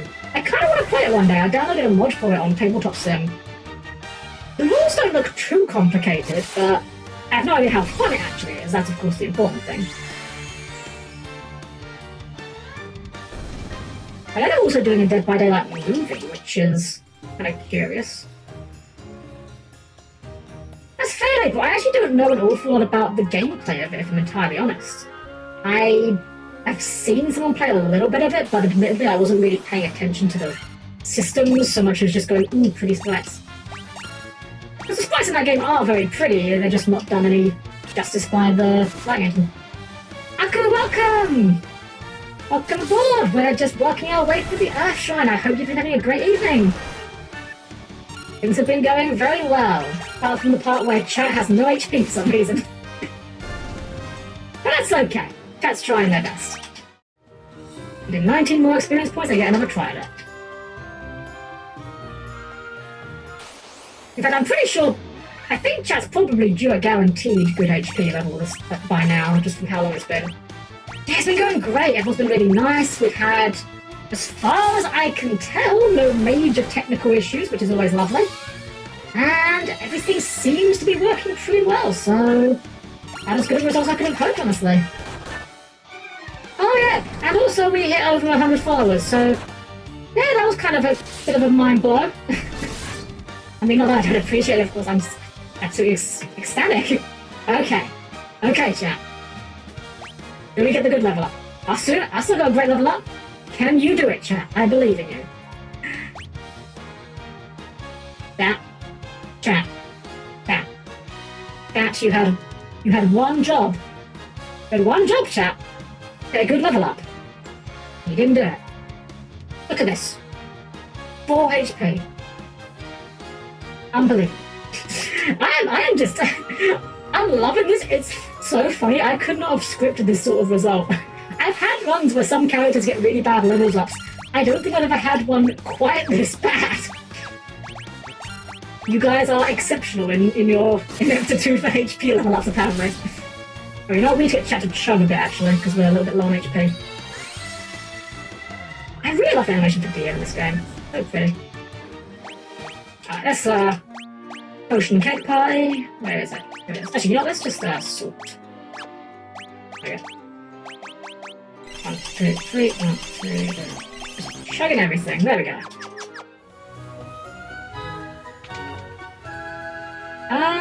Wait, you're not guarding anything. I don't need to fight you. Have a nice day.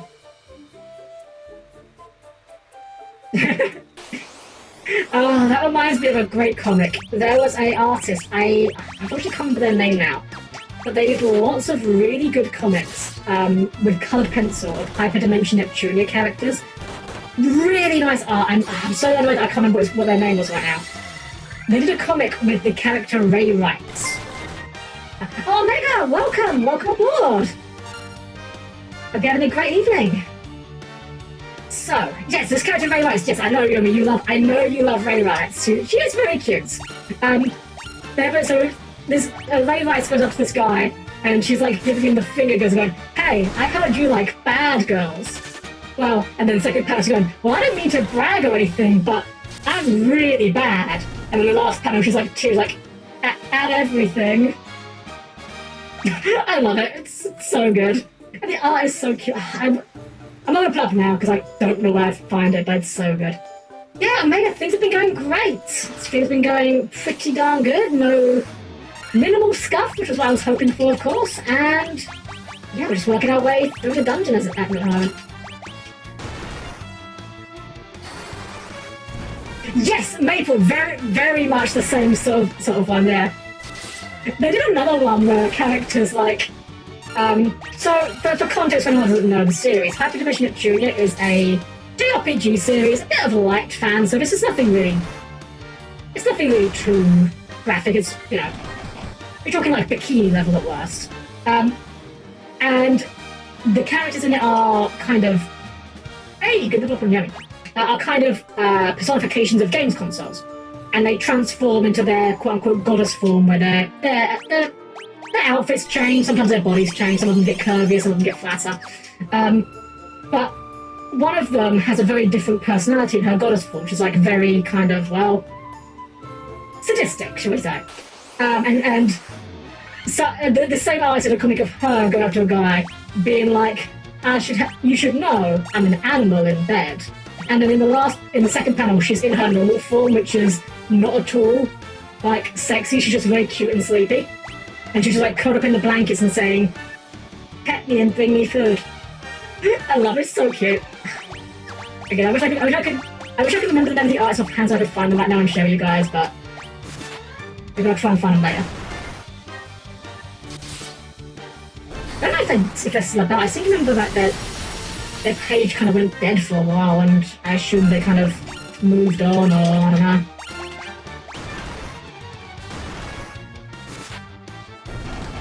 Exactly, yeah! Exactly, because someone will treat you right like you deserve. Okay. Quick save here. Chug some potions, because we were in the town and we were told that there was a vampire menacing the town. Well, that's a bat, and we all know what bats mean.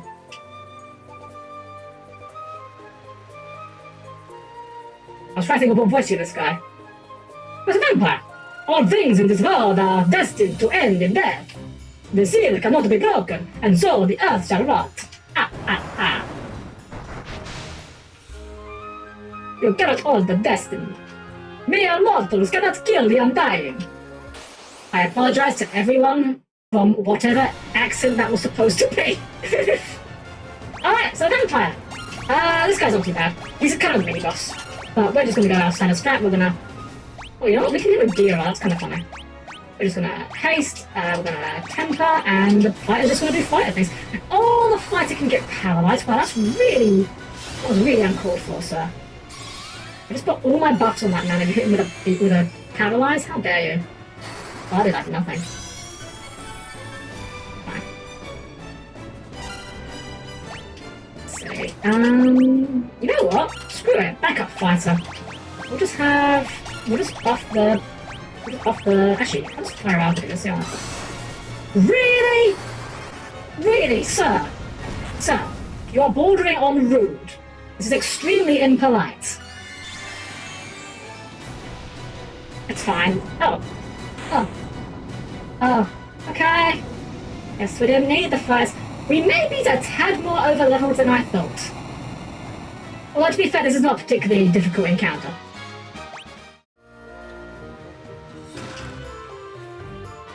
You obtain the Star Ruby, which is the knockoff Star Platinum. Actually, I think a Star Ruby may be an actual thing, because I know in Final Fantasy XIV you can craft Star Gems, like Star Rubies, Star Sapphires. Let's just smack these guys about a bit. We can kind of go a bit more ham now. I was only really saving the resources for the vampire. Let's do a little bit. There we go. And that... Wow, Ocarina with every single level. Okay, this is the worst part of the game, in my opinion. A stone slab is set within the floor. An evil force seems to emanate from within. We needed to kill the vampire to get the Star Ruby, but we can't go any further. We now need to backtrack out of this entire dungeon. And then, we're going to go back through the dungeon, back to where we are now. I said this game doesn't have much backtracking. This is one of the most shameless versions of it. Oh, interesting, so it's to do with the cover, interesting. I guess that makes sense, yeah, Star, yeah. Checks out. So we just need to get out of here now, that's why I wanted to clear everything on the first trip here. So when we come back for the second trip, we've just got a straight shot through the dungeon. And of course, we're gonna have a ton of gil by the time it goes. Right. Not playing DVD. Quick, get flashlight at him, I'll give it him. Ding, ding. Ooh, how do you tune it? It could be. The only thing I've had to mention of tuning it is, as much as I love the series, it's not very... The gameplays are very basic. It's very simple, very straightforward. A lot of the fun in that game comes from the moment-to-moment character dialogue, and I don't know how well that would come across as a stream game, because I'd be kind of being quiet a lot to the talking go, so... I'm not sure. Zekworks, yeah, absolutely. What is your question? Well, I'm happy to answer whatever questions you may have. Unless the question is activate runic fountain response, in which case the answer is no.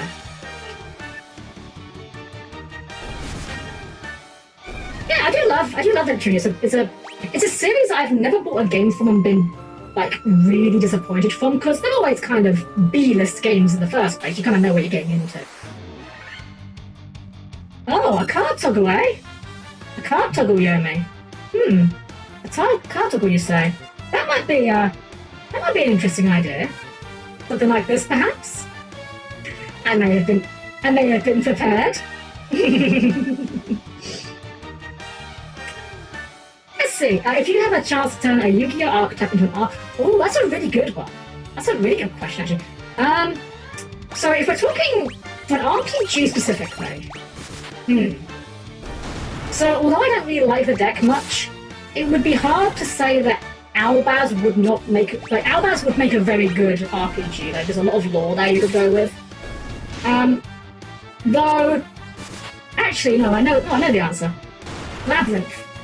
I would want a Labyrinth RPG where you play as Lady Labyrinth, setting all of the traps in the dungeon to try and catch the knights. But I know there is a game like that actually. It's called something like Deception. It's a bit raunchy, a bit more gory, and a bit more like not full-on lewd, but a bit more suggestive. But something like that with Labyrinth could be really fun. If I can change the scope of the question a little bit, however, to instead maybe have like an anime or a manga instead, I would love to have a live twin, evil twin anime, kind of going between the two lives they have as live streamers and jewel thieves. I think that could be a lot of fun. Or even just have an anime where they do a different archetype each episode, like one episode is evil twins, one episode is Albaz, one episode is Dragon Maids.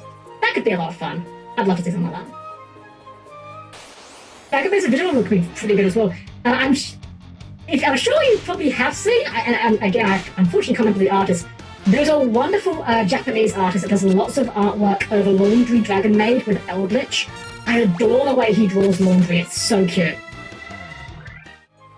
There's actually a really fun one where Laundry's getting jealous because Labyrinth and Shio have bigger horns than her, but then she gets all smug when she realises she's got a bigger tail than Labyrinth. It's very cute.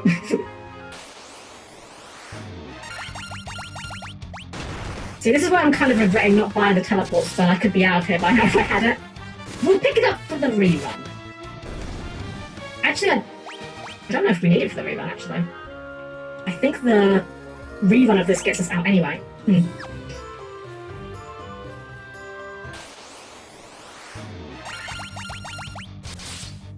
Funny you should say that, Zekrox. I actually ran a Pathfinder game for a little while. I kind of... oh, Maple, no problem, Maple. I hope you had a good time. You have yourself a good night. Rise, welcome. Thank you for the raid. That's coming along. Hope you're having a great night. So what was I saying? Yeah, so Monarchs as villains. I ran a Pathfinder campaign a little while ago. Unfortunately, I had to cancel it because I was suffering major DM burnout. It was very unhealthy for me. I needed to stop it for my own health. But the setup for it was a little bit Kingdom Hearts-ish, where I was sending the players to different planets. But rather than being Disney planets, they were based on, well, I'm just going to say it, whatever media I happened to be consuming at the time. For example, the first planet I sent them to was literally the Traptrix Forest. Funnily enough, this was before they got their new support, so I feel like I somehow memed support into the existence of Traptrix. But the last session that I ran, I sent it to a very gloomy planet, and the long and short of it is, the final boss was Caius. And there was some other shenanigans on it. It was a very light-hearted game on the whole, and I was very clear about that. I was very silly. Like, Pegasus showed up and started summoning stuff and throwing Raigeki at them. Silly stuff like that.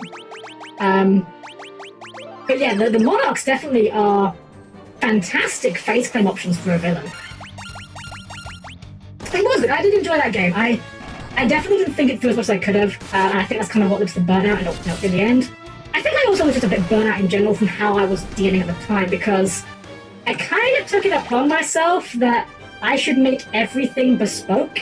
It was this weird sort of pride thing I had where I'm like, I don't want to use anyone else's art assets. I don't want to take art from anything else. I want to redraw everything I use, even if I'm using the design from somewhere else. And I was like, why am I doing this? I mean, some of the results were very nice, and I'm sure that the players enjoyed it, but yeah, it was a bit rough. The main monarchs, I respect it. The monarchs are great. When I got back into Yu-Gi-Oh! Last year, I wanted to play monarchs because I knew they were a thing. And I'm a big sucker for give me cool knights with cool armor. That's me. That's one of my favorite aesthetics. I mean, Ether, the Heavenly Monarch, was probably my first Yu-Gi-Oh! Waifu. You know, find yourself a waifu that contributes summon herself on your opponent's turn. Oh, well, we got a ton of money now. We are rolling it. Let's go. Let's go. Unfortunately... Okay, you can use Q now. Yeah, monarchs are very cool. I really wish they were a bit stronger, but, you know, power creep being power creep. You can still domain lock people, though. That's pretty fun. Alright, yeah, we're just gonna buy all the things. But you can't learn... Huh? Oh, right, so... We can't learn teleport. Good thing I didn't buy it. So, yeah, teleport is a level 5 spell. But it's not learnable by the black mage or the red mage. But the black mage is the best spellcaster in the game, right? Weird. I'm not gonna buy Scourge. In the original version of the game, this was just called Kill, which I just find funny. And Slower, this is... You know what? I'm gonna buy a Slower. I want to put on both these guys. And... I will be astonished if we can get this to stick to any enemy, because I have never gotten Slower to stick. Come on, can't draw because someone's got... That's perfectly reasonable. They're very different skills. I used to do... Gosh, I say modelling clay. It was not very good, the results I did. I was technically part of a... It was officially called a pottery group. But it wasn't really pottery. It was more just kind of making things out of clay. And it was fun. I had a good time there. It was actually one of my first summer jobs. I went to the group so long as kind of a student that I eventually just kind of applied as a not instructor, but like assistant. It's a counter for haste. I believe they do counter and dispel each other. So if you are under the effect of haste, slow will just remove the haste and will then slow you. In theory, it's a good spell. The problem is, I just can never seem to get status spells to stick to enemies in this game. I don't know if the success rate is just very low or... I think the problem is that the enemies you would want to use it on are enemies that have very high defenses or something like that. I don't know. Yeah, so I went to this pottery place, as I was saying, and I used to... I had a good time there. And making things out of clay, very different skill to drawing. I consider myself an okay artist. I'm not no illusions. I know there are definitely far better out there than me, but I can put together a picture that will get a concept across pretty decently, I think. But my clay stuff? Oh no, it was terrible. My clay stuff was absolutely awful. I still have a little bit of it. Because I just don't throw things away. But yeah, I can definitely... Exactly, yeah. 3D and 2D, completely different skills. Oh, Yomi with the baby HP again. It's fine, it's Yomi. She doesn't need HP. So, just to remind you guys of how we got here. We went to Melman. They said, there's a vampire. We went into the Earth Cave, killed the vampire, found a plate on the floor, and got a Star Ruby. Now, we need the Star Ruby before we come here. Because of this big chungus over here. Well, no, these aren't chunguses. These aren't even medium-sized chunguses. I want the big chungus. There we go. Okay. This big chungus. You have Star Ruby. Give me Star Ruby and I let you pass. Oh, these cutscenes.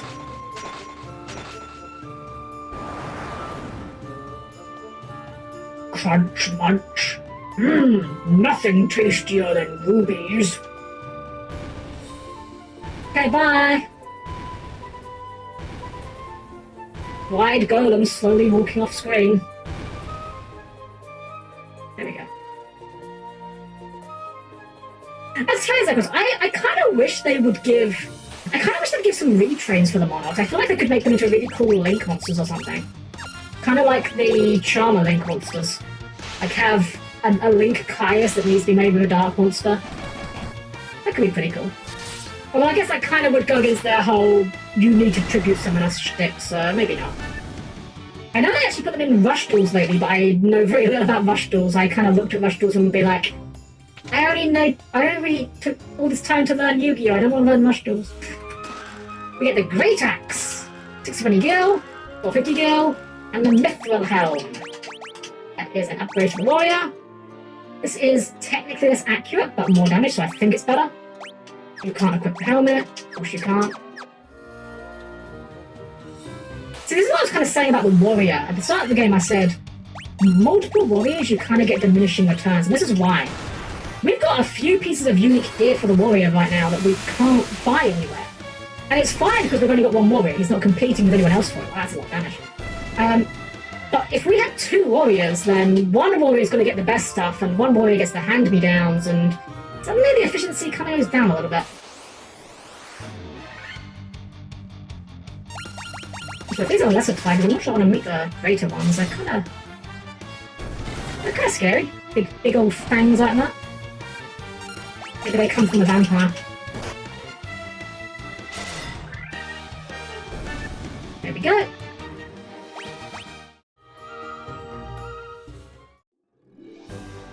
And we need all of that just to go down here. Oops. Oh, wait, transfers. One minor complaint that I have about this particular port, I don't think there is a single button flay. I think this as well. I don't think there's a single button that flees. Like I don't think the shoulder buttons. Maybe I do?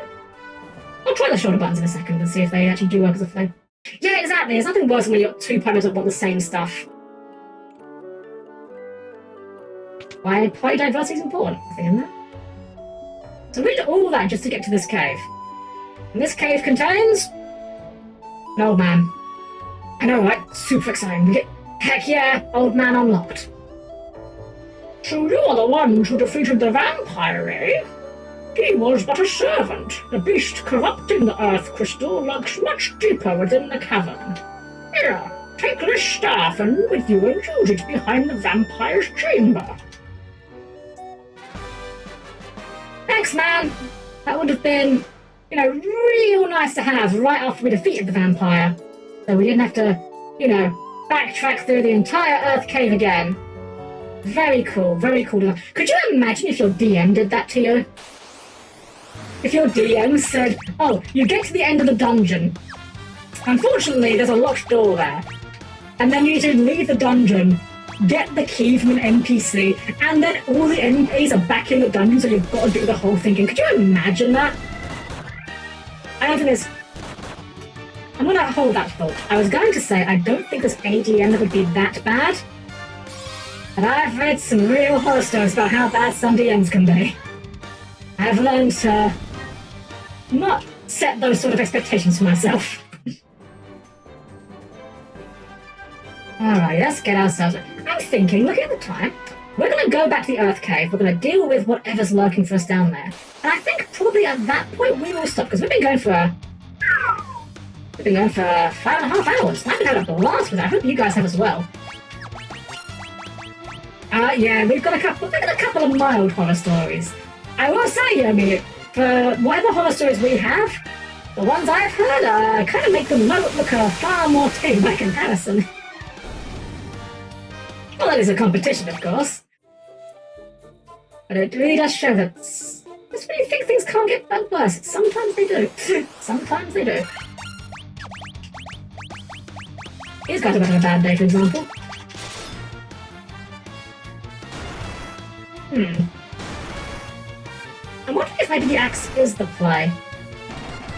He hit 3 times there. If he had a sword, he probably would have hit 4 and might have done extra hit. We'll stick with it.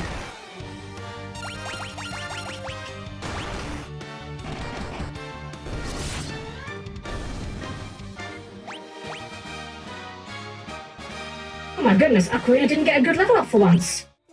Maybe chat is siphoning it off of her. Seriously, this HP is...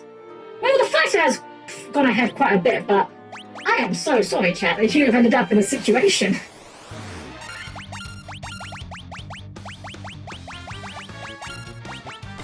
Also, I just want to point out that the Tier 2 heal spell is called Heal Armor. Oh, Yummy's in trouble. That's fine, we've got a billion spells, we'll just pick her up. Yeah, we're fine. Alright, let's put Heal Armor to use. Okay, he was a good chunk. Actually, I healed everyone apart from you. Maybe she was a punish... could be. I feel like for me, the bigger punishment would be giving me max C. Hitting me with the maximum C. Fun fact! Fun Yu-Gi-Oh! Fact! Max C is the most busted card in Yu-Gi-Oh! It is a level 2 Earth Insect with the effect that you can discard it on either player's turn. And for the rest of that turn, every time your opponent special summons a monster, you get to draw a card. This means that most of the time, your opponent will choose to either not play into it, and so you win the game, or they will play into it, you draw half your deck, and therefore you win the game.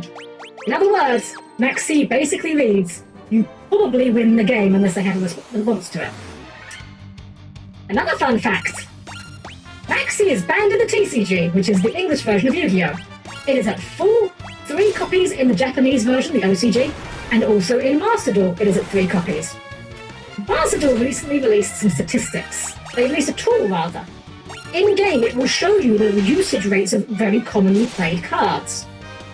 Max C, at one point, had a 92% use rate. Sorry, a 93% use rate. According to official statistics released by the government, 92% of Americans can read. That means there are more if we assume that transfers to Master Duel, more percentage of Americans know to play Earth Insect than know how to read. And yet they still won't ban it. Fun fact, actually, little surprise I will have for you guys later. I like writing song parodies. I am not a good singer. I am not particularly musical, but I like writing them. I have written, here's me threatening you with a good time, I have written an entire song parody of Under the Sea from A Little Mermaid, except it's under Max C. I'm not going to elaborate any further on that. I'll inflict it upon you one day. Please look forward to it.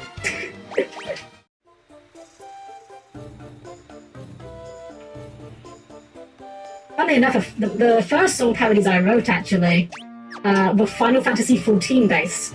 And due to the nature of that game, they don't really work anymore because they all reference abilities and things that are no longer relevant in the game, like spells that have been removed or abilities that have been changed. You are right to be concerned. Izzy, welcome back! You get a good little nap for yourself? What was a nap you were having, I think? Maybe? I can't remember. I'm sorry. Either way, I'm glad you're back, and I hope you're still doing well for yourself. We're just on our way through the Earth Cave for the second time, because this game makes you run this entire dungeon twice because it hates you. This is the most egregious backtracking. The backtracking for going and opening the chests with the Mystic Key, that's not too bad, because at least with the Mystic Key, that was for loot that you could choose to not get. The only one you needed was the Nitro Powder, and that's in the castle, so it's a safe area. Good, I'm glad. I really wish I had the ability to nap. I am physically incapable of it. Not because I'm a robot. Maybe it's because I'm a robot. I never considered that. But if I decide I want to go down and sleep, either I will not sleep, or I will sleep for at least 8 hours. There is no middle ground. Unless I set like 4 alarms. But then it's just sleep with extra steps, kind of. It's just, here we go. That'll do. That'll do. We're just trying to speed through this area, because this area is kind of dull. And we've already seen these floors anyways.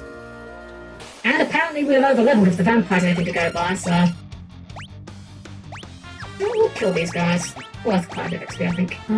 Yeah. Look at that. Look at that. These guys used to be scary. That is one thing that I do love with JRPGs. Just goes to sleep in industry mode. technically speaking, isn't any amount of sleep a full day of sleep if you declare it such? I think it was Aristotle or Archimedes, one of those, like, smart... No, it was Leonardo da Vinci, I think it was. One of those smart guys. Had a weird schedule where he would sleep 5 minutes every hour. That sounds insane, don't do that. Please don't do it.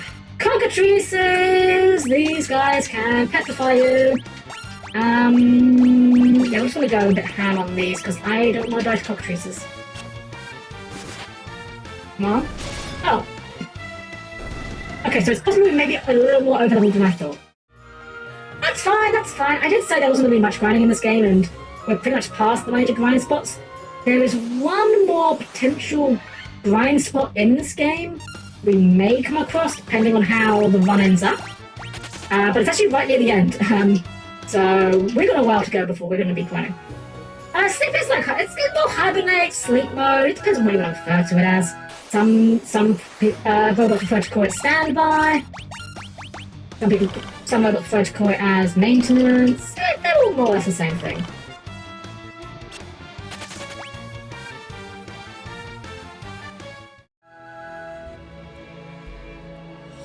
Alright, we're nearly back to where we were. In fact, we are back to where we are. OKJs, I can't be bothered to fight you guys. We're just gonna run away. There we go. Okay, so we're finally back to where we were. Finally got back through the entire dungeon. Oh, let's go here. Wait, when I'm not looking? You do? I mean, I'm largely fine with this, but I mean, you could have just asked. A little bit personal. But you're not looking at doing anything else funny when I'm not looking, are you? You're gonna be worried now.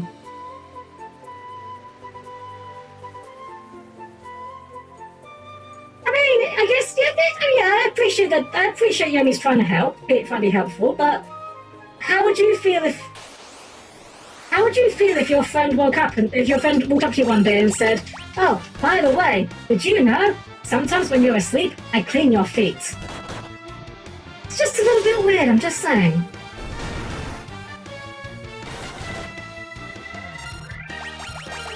No, we're just beating up rights now. This is now a DVD stream, we're just bullying rights. We've got the brand new part. Running Metal Man, I think Metal Man's good right now. I actually don't play Dead by Daylight. It's one of those games that I enjoy much more as a spectator than as a player. Yeah, see, I mean, it's fine, it's fine. I understand, as someone that's not a robot, you wouldn't look at it these ways. It's like... yeah, it's just a little bit awkward is all. It's not bad, per se. It's like, I respect the intention, and intentions do matter. It's just a bit strange.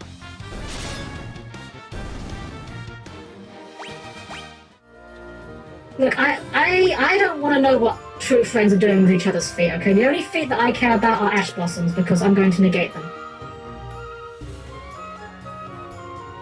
Well, check it out. Well, I certainly have no intentions of doing so. I'm here to serve humanity.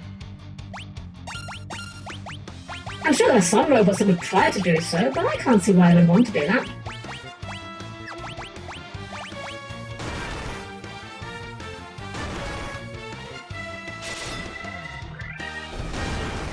There's cursed stuff to keep you away. I don't need a friend to do that. I can do that to myself. Except it's not cursed stuff, it's ideas for things. I'll be lying in bed just minding my own business, and then suddenly I'll just be like, oh, you know what if I did this? And then I'll realise, I can't do that. That requires my computer to be on and for me to be in front of it. And my computer's off. Also, I'm trying to go to bed. Can we not come up with these ideas at the early hours of the morning next time? Anyway, good luck off on us now. We did it, chat! We broke the 200 barrier, let's go! 200 HP for chat, finally. Wait, what did I say? What did I say? I wasn't... Genuinely, I don't remember what I said. What did I say, Yomi? Don't be concerned. But anyways, 200 HP chat, let's go. We did it! Chat finally beat Yomi! That finally beat Yomi for HP again. That being said, Yomi is like one good level up away from beating Chat again, so we'll see if we can maintain that lead. There's an item down here. Oh, Danny, yes. Yes. Just yes. 100%. I was just trying to power down, and then accidentally, whoops, turned out you opened the files containing all those cringe memories. Imagine using HP to gauge net worth. I think, though, there is something to be said for it. That being said, RIP Final Fantasy XIV Warriors. So, for context, anyone doesn't know, in Final Fantasy XIV, the warrior class used to have a very unique tank stance. Their tank stance didn't make them take less damage, it just gave them more HP, and made them get more HP from healing. So functionally, it's kind of the same as taking less damage, but it's different. My favourite obsession used to be getting that HP as high as I could. Because I had that ability, they had Thrill of Battle, which also raised their maximum HP, and then Hard Content would give you a buff called the Echo, which also raised your maximum HP. And I think the Bard had a buff that also raised your maximum HP. With all the stacking buffs, I have a screenshot somewhere on my hard drive, somewhere, of this was at the end of Stormblood, I think, something like that. Yeah, as you remember, I have a screenshot from back before whatever I think it was the end of Stormblood or the end of Shadowbringers, whichever expansion was the last one before they crunched the stats. I got my HP to, if I remember correctly, I think it was 324,000. Granted, this was with a lot of buffs that you would not normally get in regular gameplay, including things like vitality potions, but it is to this day one of my favourite achievements I've ever done. Unfortunately, with the stat squish, it's a lot harder. I only just got my HP back to 100,000 last month, I think. You remember, yeah, I was so determined to get like the hugest HP number I could get. We're not taking the cockatoos on. I do kind of miss the days when Defiance was just more HP rather than damage reduction, but I'm not too beat up about it. The tank changes overall when they remove the DPS stances for the tanks were definitely a good thing. Because if you were a bad tank, you were stance dancing poorly and getting people killed. If you were a good tank, you basically just put your tank stance on for the pull and then just switch to DPS stance for the whole fight. So it wasn't like it was some super exciting gameplay thing where it's like, stance dancing all the time. It's just, yeah. Oh, jeez. Well, I hope that it all goes well for you. I hope it's nothing. Obviously, surgery is always a bit scary, whatever it is, but I hope it's nothing too serious for you. Started to beatbox in hospital bed. That's kind of funny. I remember ending up in hospital once, and I ended up. Cleric stance. Okay. I miss cleric stance. I really do. But at the same time, although I miss it, I can acknowledge that its removal was good for the game.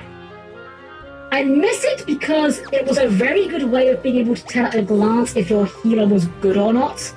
And so if you had a healer you weren't sure if they were good or not, you might pull a bit smaller or, just take things a bit easier. And obviously without cleric stance, that's one less thing to gauge that on, but yeah, cleric stance's removal was probably for the best. I'm still wondering why Summoner still has Physic. Summoner has their own version of Physic, and it is actually a completely unique ability to them. So, the Scholar gets Physic, but their Physic gets upgraded.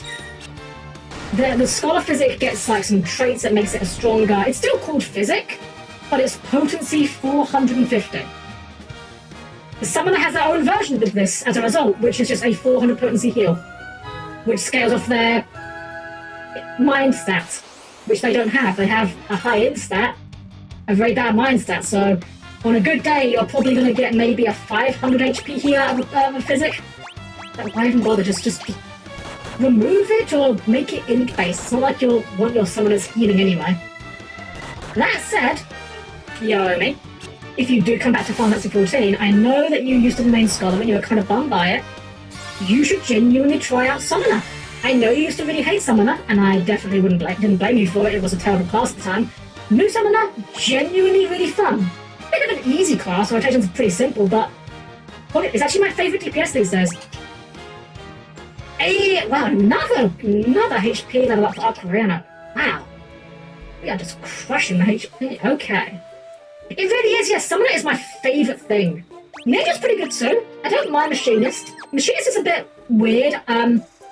So I'm based in Europe, and I play on the North American data center because it works with my time zone, how my shifts and such work. Machinist for me is a bit rough because even the slightest ping makes it a little bit hard to play. But I like the aesthetic, and the Automaton Queen is gorgeous. 10 out of 10 with waifu. Alright. Quick save here. Because we've found an orb. Yes, I'm on Balmung. Alright, we have found the orb. Let us ponder the orb. Who speaks to me?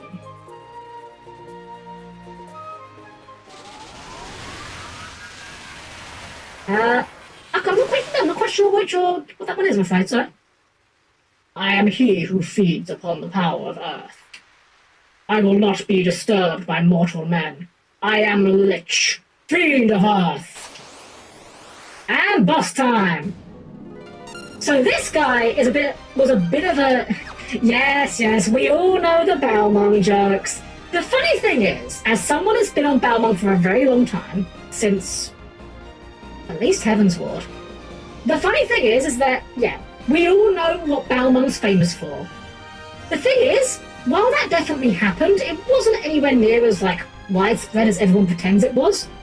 The problem came when the data center travel happened, because suddenly you had all these people coming to Balmung for you-know-what. And so because they were all there, it became self-fulfilling prophecy. Also, yeah, Balmung honestly has some very good players. These days servers don't matter as much because data center travel and all that. But yeah, Balmung, unfortunately, has kind of become the parody that it's become. That's fair. I used to raid on Balmung, which is Crystal, I think. I always get the names wrong.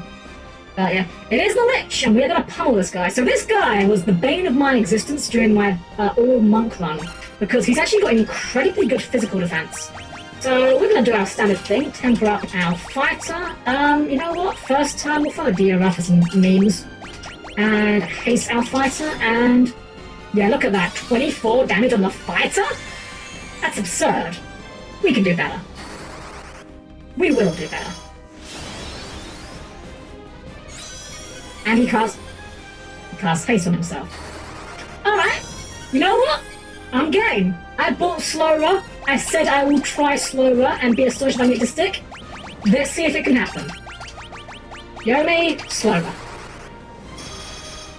We'll just keep stacking tempo on us now with chat. Miss! Yeah.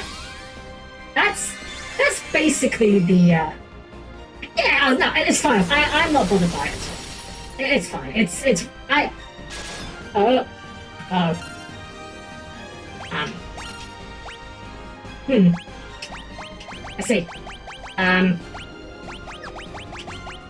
Okay. Let's, buy one of these. Oh, thank goodness that went off first. There's no guarantee. Of course, actually that's fine. It's up on every player that I didn't want. Yeah, that's up on everyone that didn't matter. That's fine. Okay, I think we're okay. I think we're covering. Yeah, so in this game, the turn order is very random. There is no guarantee that any given character is going to go before anyone else. So it can be bad. I had it commissioned. Same artist as Yomi's.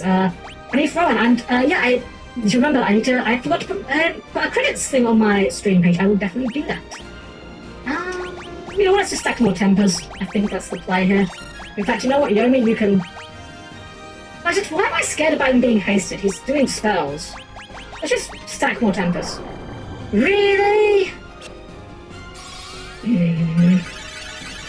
Guys, getting on my nerves.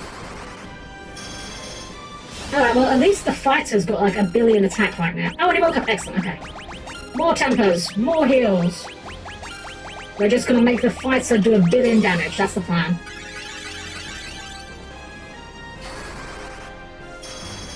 We're about to hit for like 800 damage, I'm calling it. Okay, maybe not quite much. 5 is real.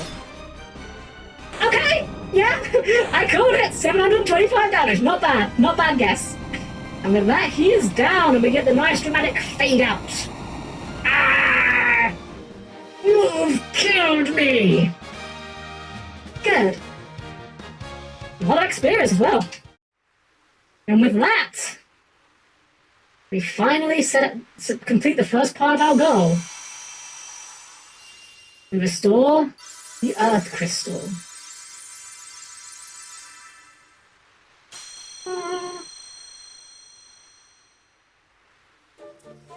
And with that, we even see in the menu. It's a little hard to tell on the Earth Crystal because it's, well, the colour is, but yeah, it's got a nice little glow in it now. And thankfully, this time we get a warp out. I don't remember what versions of the game this was added in. I am 90% certain it wasn't in the base in Yeski, but I could be wrong. Okay, yeah, go for it! Give it a try! I know Magic's got a pretty decent client itself these days. I've got a friend that plays it and he's showed me a bit of the Magic client and yeah, it seems pretty cool. I know he showed me a rat deck where you just play a... There's like a special rule where you're allowed to play as many copies of Swarm of Rats as possible.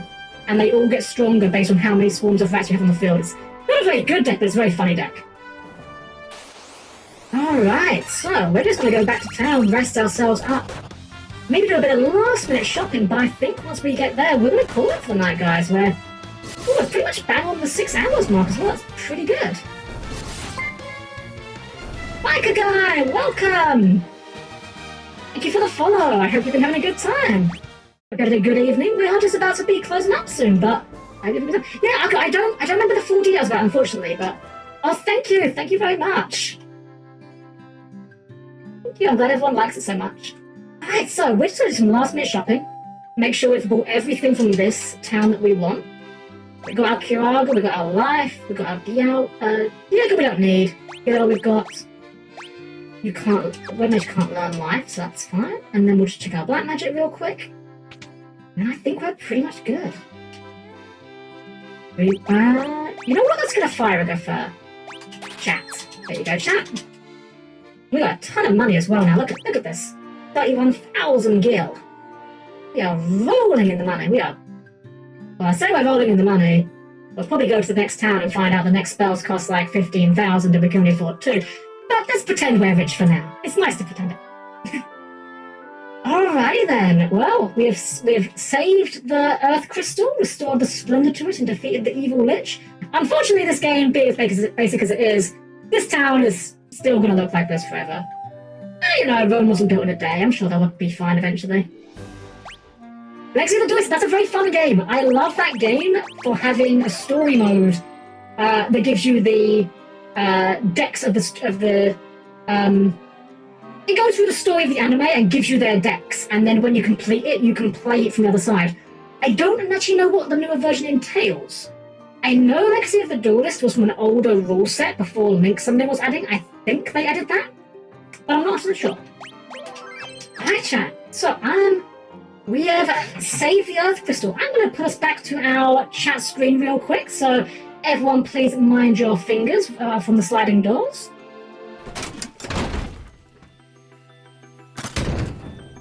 There we are. Alright, guys.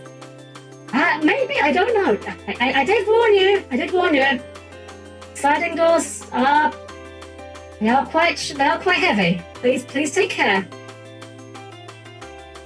Well, I do hope everyone had a great time tonight. I have had a blast. This has been an absolute delight. You guys have all been so supportive. I can't thank you all enough for everyone that's shown up to follow or even just say hello and just vibe, you know? Even just lurk. I'm sure there's plenty of lurkers in there. It's just been, I feel so welcomed. It's been wonderful. This is my first ever stream, and I can definitely say it won't be my last. I'm not quite sure exactly what will be next. I'm obviously going to be finishing this run. We're not going to just leave things unfinished. We've only got one of the crystals saved. Oh, thank you, Yomi. That means a lot, especially coming from you. You've been absolutely killing it. Yeah, so I don't know exactly what's going to be next. I'm thinking what I'm probably going to do is I'm going to take the rest of the week to just kind of let it all sink in a little bit and plan a schedule for next week. I'm going to plan a schedule for next week. I'll post that up on my Twitter, or my X rather, since that's now what it's called apparently. So I'll post it up on my Twitter probably over the weekend or something, probably Saturday, Sunday. I don't want to commit to a hard time right now. I'm still kind of riding the high, as it were. But I'll come up with some sort of schedule of sorts and post it there, and yeah, maybe next week we'll start regular service. It's been an absolute blast. I'm not going to be doing a raid for this one just because I want to fill things out, and I don't want to push myself to it. I don't know who's going right now. I've got a lot of windows. I'm still learning to jump them all, and I don't want to overwhelm myself a little bit more. So I hope you guys will understand there won't be a raid tonight, but I will try to do my best for whatever comes next week. But really, guys, I can't thank you all enough for your support, being here for me. It's been wonderful. I hope I've been entertaining. I hope you've been enjoying Final Fantasy I. I know it's not the most high-octane, flashy game out there, but I hope some of my passion for this game has come across a bit and that you guys have been enjoying the journey, even if your HP stat is a little bit low. I'm so glad. Just if I had one person here and they had a good time, that's all I could ask for. Seeing all you guys saying had a great time, that is just wonderful to me. Well, guys, I'm gonna sign myself off for now. I'm gonna head off. I'm gonna decompress and rest. But thank you all. Thank you all in general. Thank you for being you. Thank you for being here. I will see you all hopefully next week. And if you're not following me on Twitter or X, whatever you want to call it, feel free to follow me, because when I do post my schedule, it will be going up there. So that'll be the best way to find out about when the next one is. Alright, everyone? Well, this is going to be me signing out for the night. You guys all have a wonderful night. It's been a pleasure serving you.